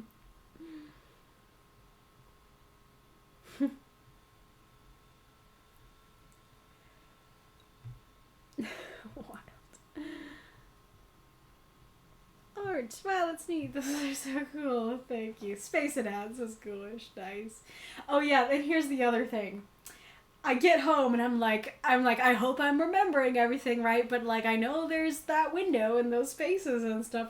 And then I got home and I realized there's a giant like cabinet full of drawers on one side. And so no, I don't have the space for two. I just have the space for one.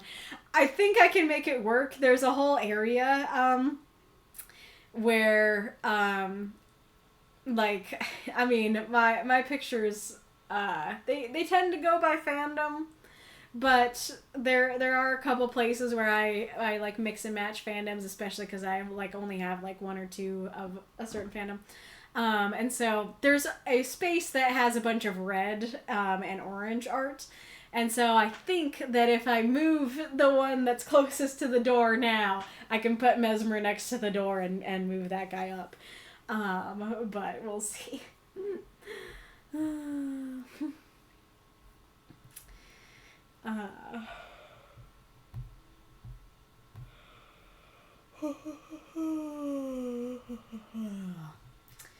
Alrighty, but very cute story, Rink, very enjoyable. I know you all know what the prompt is for next week, but we're still gonna do our thing. Oh yeah, I can go over here. So in third place with 6 votes, we have What Have I Done? Very dramatic prompt. I can't remember how close that one's got to winning lately. Then in second place with 7 votes is Beauty is the Beast.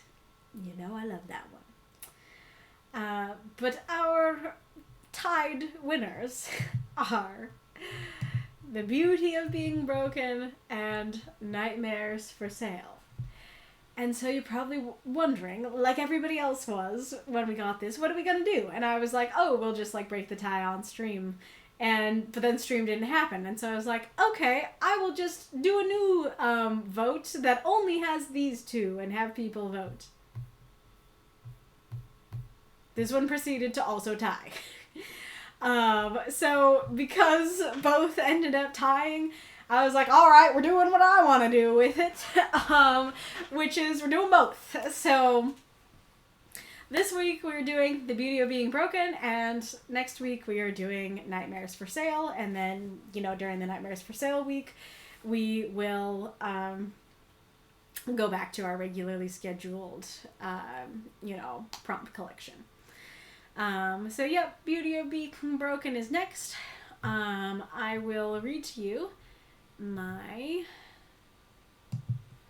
prompt intro for that, which I did go over the limit on this one. I usually don't like to, but I think partially because I didn't have this, to get my feelings out. I'm like, I have so many things I want to talk about, that I was like, nope, I'm just letting it go along. Alright, round 246, The Beauty of Being Broken. That's a beautiful clean break. Rule breakers, record breakers, and prison breakers. Oh, I see. You don't want me to pet you because you have a broken wing. Well, don't worry. I still think you're cute from afar. Rules and submission rules. Example stories and formatting in example. Make sure you read them. You may not be eligible if you don't. You probably know what I'm going to say. This prompt has been a long time coming, and I'm happy to see it get its day in the sun. This prompt was inspired by the art of kintsugi, or gold joinery. This is the Japanese art of repairing broken pottery with gold. Instead of throwing the broken bowl or vase away, this makes it so it can be used again. Instead of disguising the break with glue, this art highlights it. It treats it as the piece's history, rather than something to be covered up, forgotten, or which is ruining. Many people find these pieces even more beautiful than the whole unbroken piece. How might a person experience this? Perhaps you want to write about how someone learns their brokenness is a part of their history, not to be swept under the rug, and it made them stronger, braver. Maybe someone tries to cover up their scars with makeup, and their friend or loved one explains that their scars are more beautiful. It reminds me of an Instagram reel I saw of a lady who used to cover up her vitiligo with makeup, but now she makes art with it. Related to that is the Japanese philosophy of wabi-sabi, which is the appreciation of beauty that is imperfect, impermanent, and incomplete, and derives from the 3 marks of existence in Buddhism. Where we in the West place perfection and symmetry as our beauty standard, Japan is the same for the imperfect and asymmetrical. From Wikipedia, Andrew Juniper writes that if an object or expression can bring about within us a sense of serene melancholy and a spiritual longing, then that object is said to be wabi-sabi. According to Richard Powell, wabi-sabi nurtures all that is authentic by acknowledging 3 simple realities. Nothing lasts, nothing is finished, and nothing is perfect. Instead of chasing a perfect ideal of what is beautiful, this philosophy seems to see that the imperfect and impermanent is real, and therefore more beautiful, whether it be with objects, animals, or people. Now, going forward, I have a lot of spoilers in my examples, so if there's something that you see coming that you're like, I don't want this spoiled, I guess, how can I put this, the spoilers back? I don't know. I guess changing the channel. Like once I get to there, just like rip out your headphones and look away for a second and like, you know, turn back after a couple seconds or a minute, I guess. Alright. I can't help but think of Jace saying to Victor at the end of Arcane Season 2. You've always wanted to cure what you thought were weaknesses. Your leg, your disease. You were never broken, Victor. There is beauty in imperfections. They made you who you are, an inseparable piece of everything. Maybe perfection actually would be a terrible, boring existence. Maybe the things we view as broken parts of us that need to be fixed are rather our most beautiful parts, because they make us who we are, because they make us real. This prompt makes me think of so many different examples. Let's start with the one you guys probably thought of too. K-pop Demon Hunters is taking the world by storm right now, and its messaging is very similar to this. Spoilers incoming. The group is told that their faults and fears must never be seen. Rumi is told to cover up her demon patterns and wait for them to go away when they accomplish their ideal. But covering them up means that she is not really seen and cannot be truly honest with her best friends, let alone her fans, in the meantime. The movie ends with them rejecting that philosophy and sharing with each other their faults and fears, to the extent that instead of them going away, Rumi's demon marks become iridescent at the end, much like kintsugi. Sharing your faults and fears in relationship isn't just beautiful, it's necessary to being in proper relationship. It also makes me think of Loser Baby from Hazbin Hotel. Angel Dust is at an extremely low place, to the point where he admits he's intentionally trying to end up broken so his boss won't view him as his favorite toy anymore. At this point, Husk sings a song about how, yes, he's every bit as broken as he fears, but Husk is too. And something good about being broken is it means that you can understand and relate to other broken people. Also, knowing you're broken is the first step towards healing. It also reminds me of Drax's quote, "You're horrifying to look at, yes, but that's a good thing. When you're ugly and someone loves you, you know they love you for who you are. Beautiful people never know who to trust." While ugly people may feel broken and looked down upon or passed over, there is beauty in knowing you never have to question people's love. Heck, even someone who's objectively ugly can be subjectively beautiful to their loved ones. Some people who have lost a limb might view themselves as broken or like they're not beautiful. Bethany Hamilton struggled with such feelings after losing her arm in a shark attack. In Soul Surfer, the movie based on her life, she has a conversation with her mom. Her mom says they had a replica of a famous statue in her childhood house, the Venus de Milo. The statue is missing both its arms. Her mom shows her a picture and says, for centuries all over the world, she was considered the pinnacle of beauty, and she has one less arm than you. Lastly, though it was honestly my first thought, is one of my favorite quotes from Pandora Hearts. Certain characters are born with crimson eyes, and they are called children of misfortune, and are shunned and treated poorly because people believe their crimson eyes herald misfortune. One child of misfortune, as an adult, knowing she is soon to be killed for her crimson eyes, says to her brother, many misfortunes have befallen us, because I was born with these crimson eyes. But I've never felt sorry for myself or been unhappy. Thanks to these eyes, I was able to experience the cruelty and ugliness of humans. But that also means that I was able to know beauty as well. It's all a matter of looking at things from different angles. You can see how beautiful, fleeting, and precious all sorts of things are when you realize that what you thought was a given is in reality the product of miracles. I love this world. I've always adored that quote, and I don't have the words to explain all the things I love about it, but I love the idea of someone having a perceived deformity, but not only seeing the good in it, but using the deformity itself to see the good in the world. Despite having every reason to be angry and hate the world, she still saw the beauty and loved the world. In fact, her crimson eyes allowed her to see beauty no one else saw.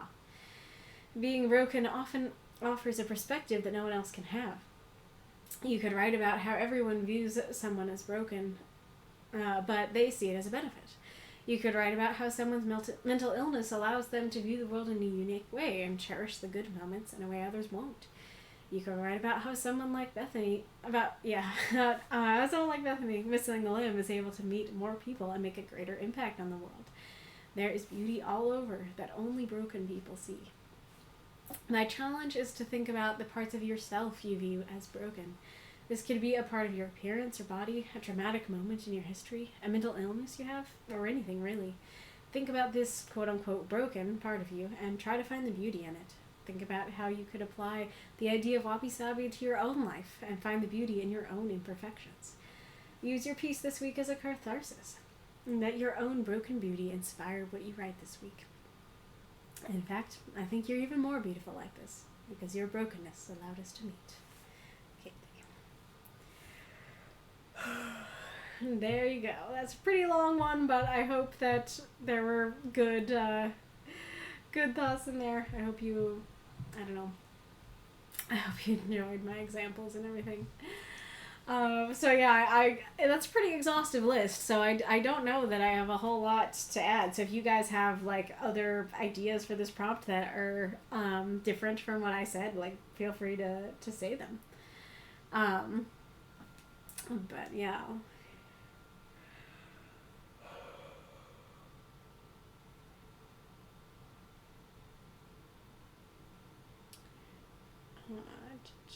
Where's the stream chat? There it is. Yes. I guess I can put that on stream screen.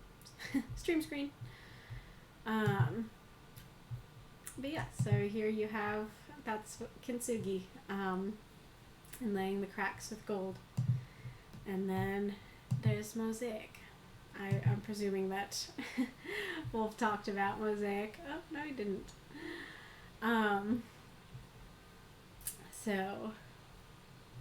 I guess like Mosaic would be like broken pieces that you're making beauty out of all these broken pieces.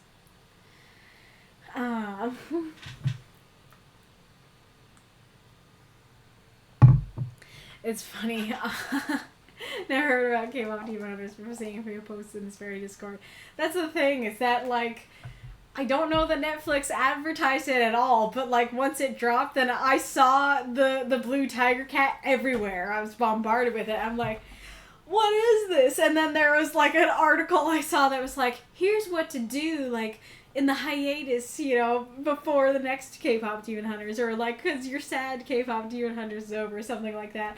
And I'm like, I didn't even know it existed, and why am I sad it's over? What's going on? And then I watched it, and it was great.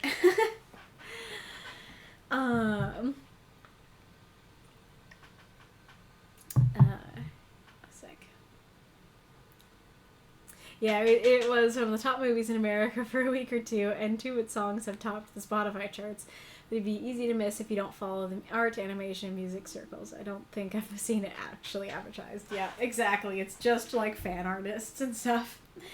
But yeah, I can. Have I read the summer rules? I mean, I don't know if I need to like fully read the rules or anything, but FYI, don't forget that we're having a summer event now.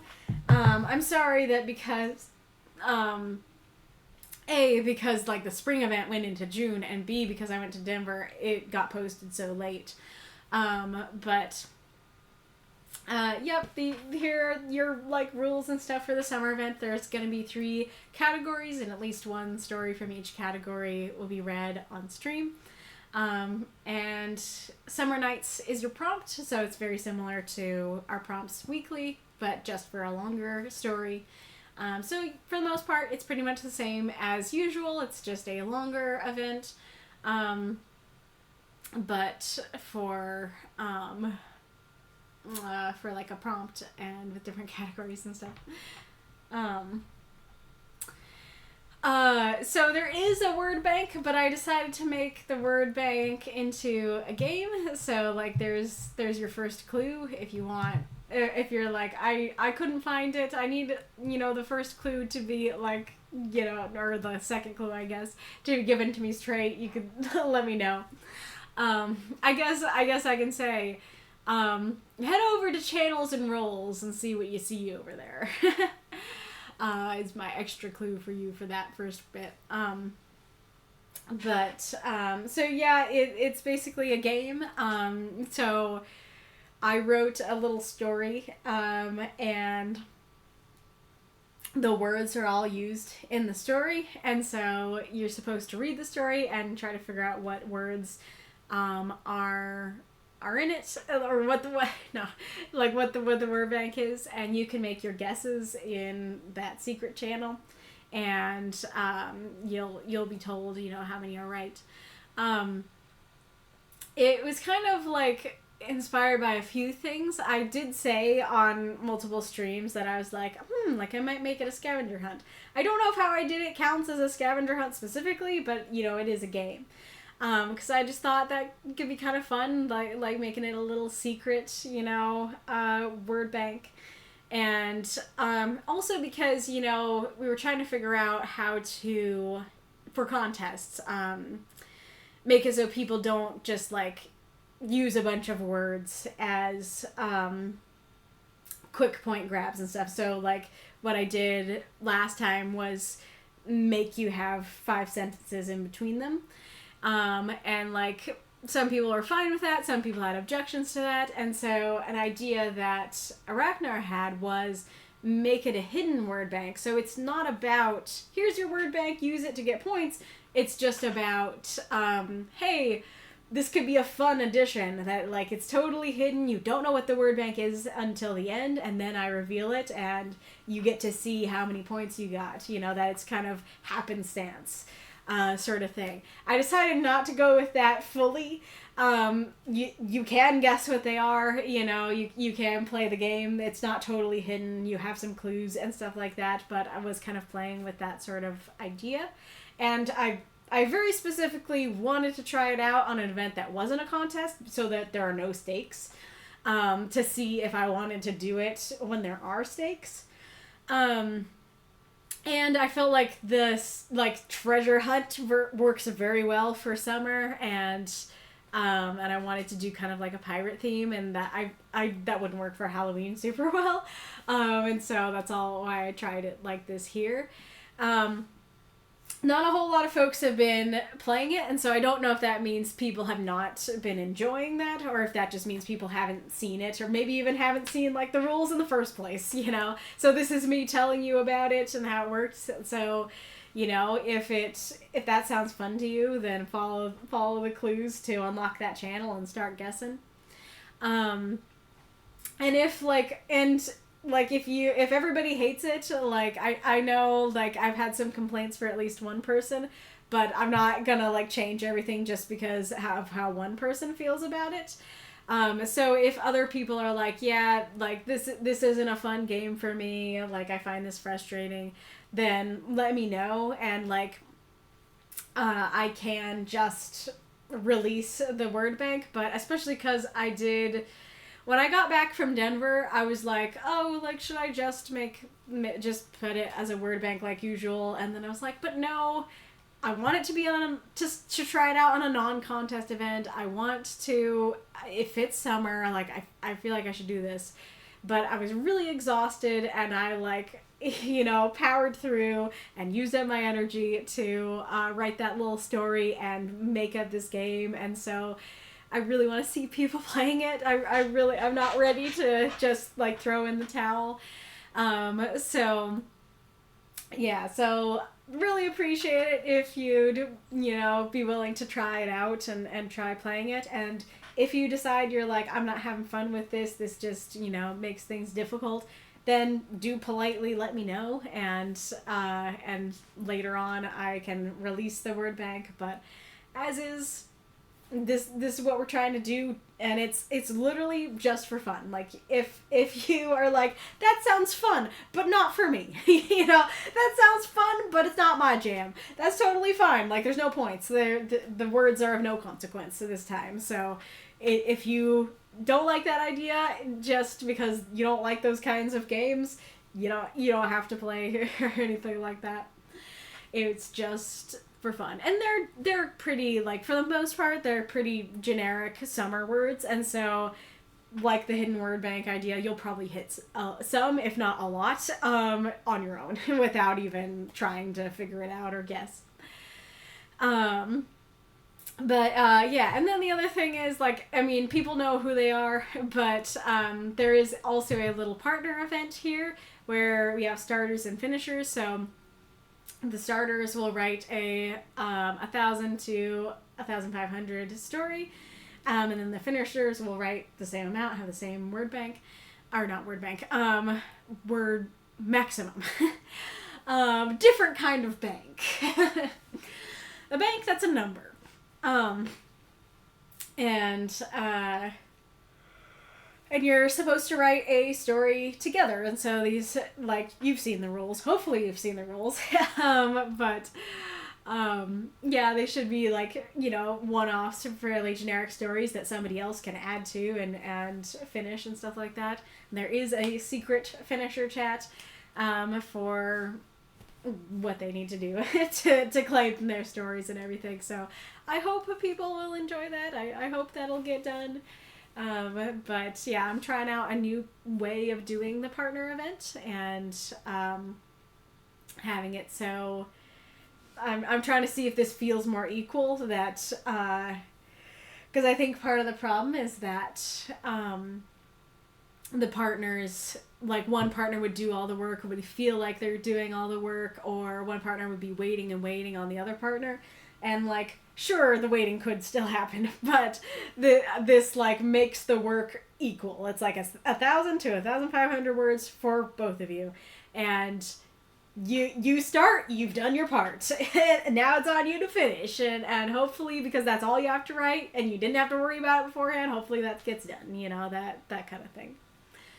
And so, yep, there's the rules. I don't think I need to, like, sit down and read them all, but you do if you want to participate, and I'd really appreciate if you would. So, don't hesitate to, like, check that out.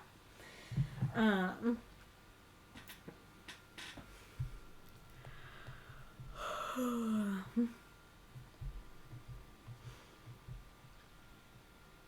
don't have Netflix.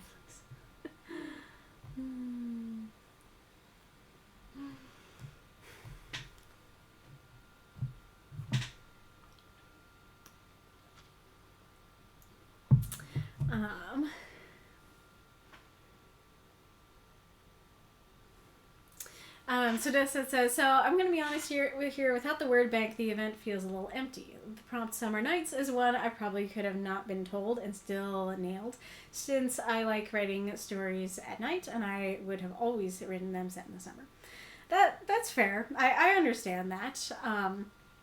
So I'd love to hear what others think. If you're like, yeah, I'm kind of within there, this feels kind of empty, or if you're like, no, actually, I liked it.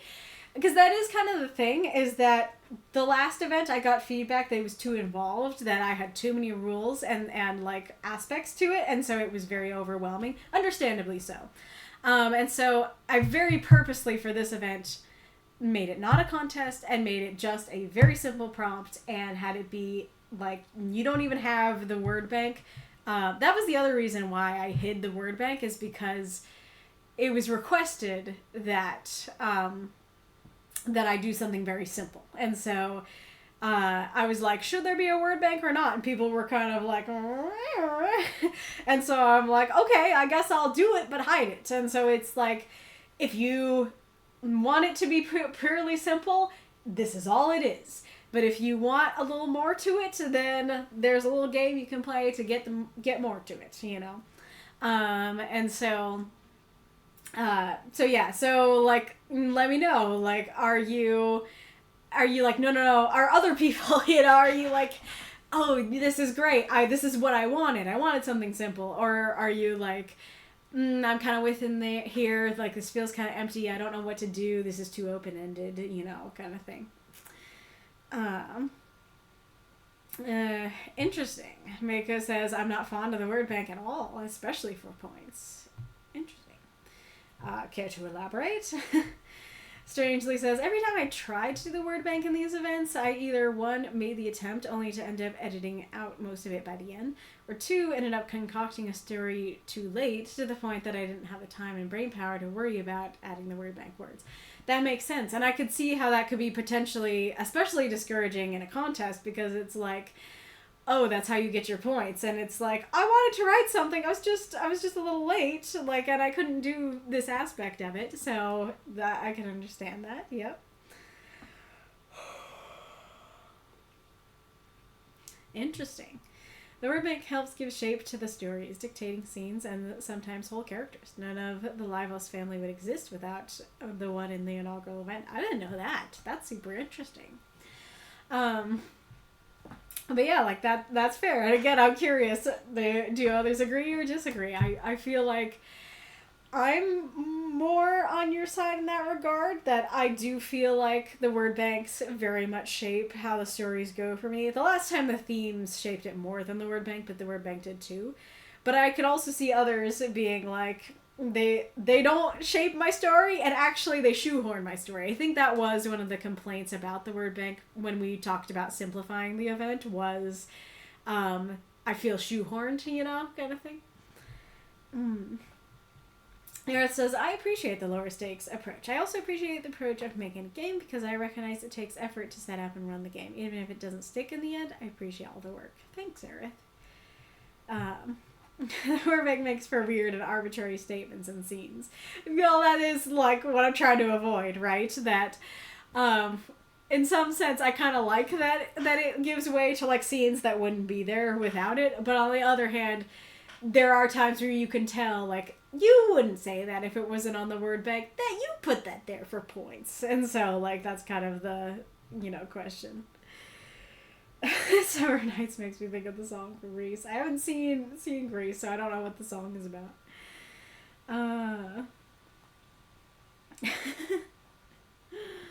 Nice.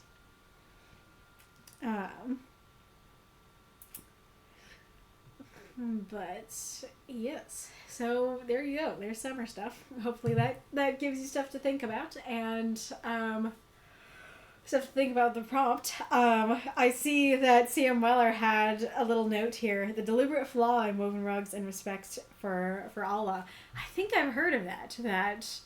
I haven't heard a lot about it, but I think I've heard of that, you know, a deliberate flaw is woven in. That's very interesting. That works very well. And that's a new example. But anywho, I feel like the beauty of being broken could really give way to some, like, very deep, transcendent stories. That's what I'm trying to do. I'm kind of struggling with this prompt because I'm like, wow, this is a deep prompt. I could really say something. And then I'm like, what do I want to say?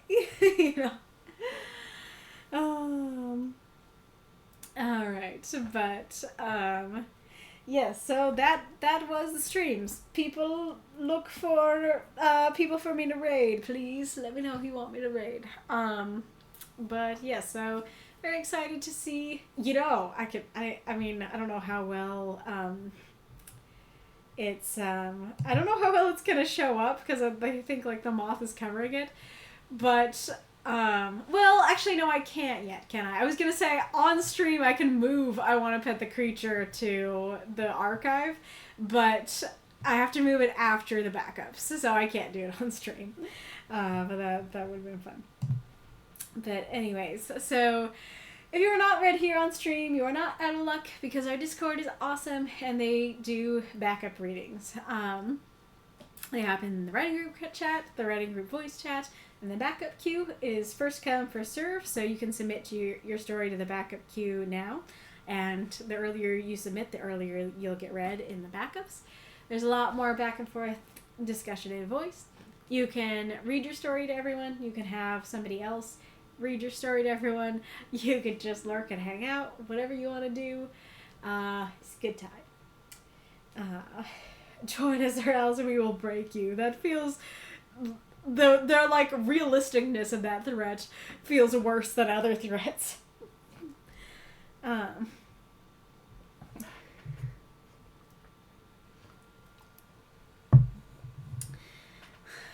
D Double Blind is streaming. Unless I have any other requests or requirements, we can do that. But yes, it's been a good time. I'm glad that we were able to stream today. That it happened. I hope you enjoyed the stream. No objections. There you go. I like that. We will make you beautiful by breaking you. That's the kind of like fantastical but horrifyingly bone-chilling threat I've come to expect. Alright, well. Yeah, there we go. But yes, been a good time, and now we're ending at the proper time, late. Ooh, that's interesting. That could work. Alrighty, Rue, I will see you all next time. where I hope, if you're broken, it has only made you more beautiful. Goodbye.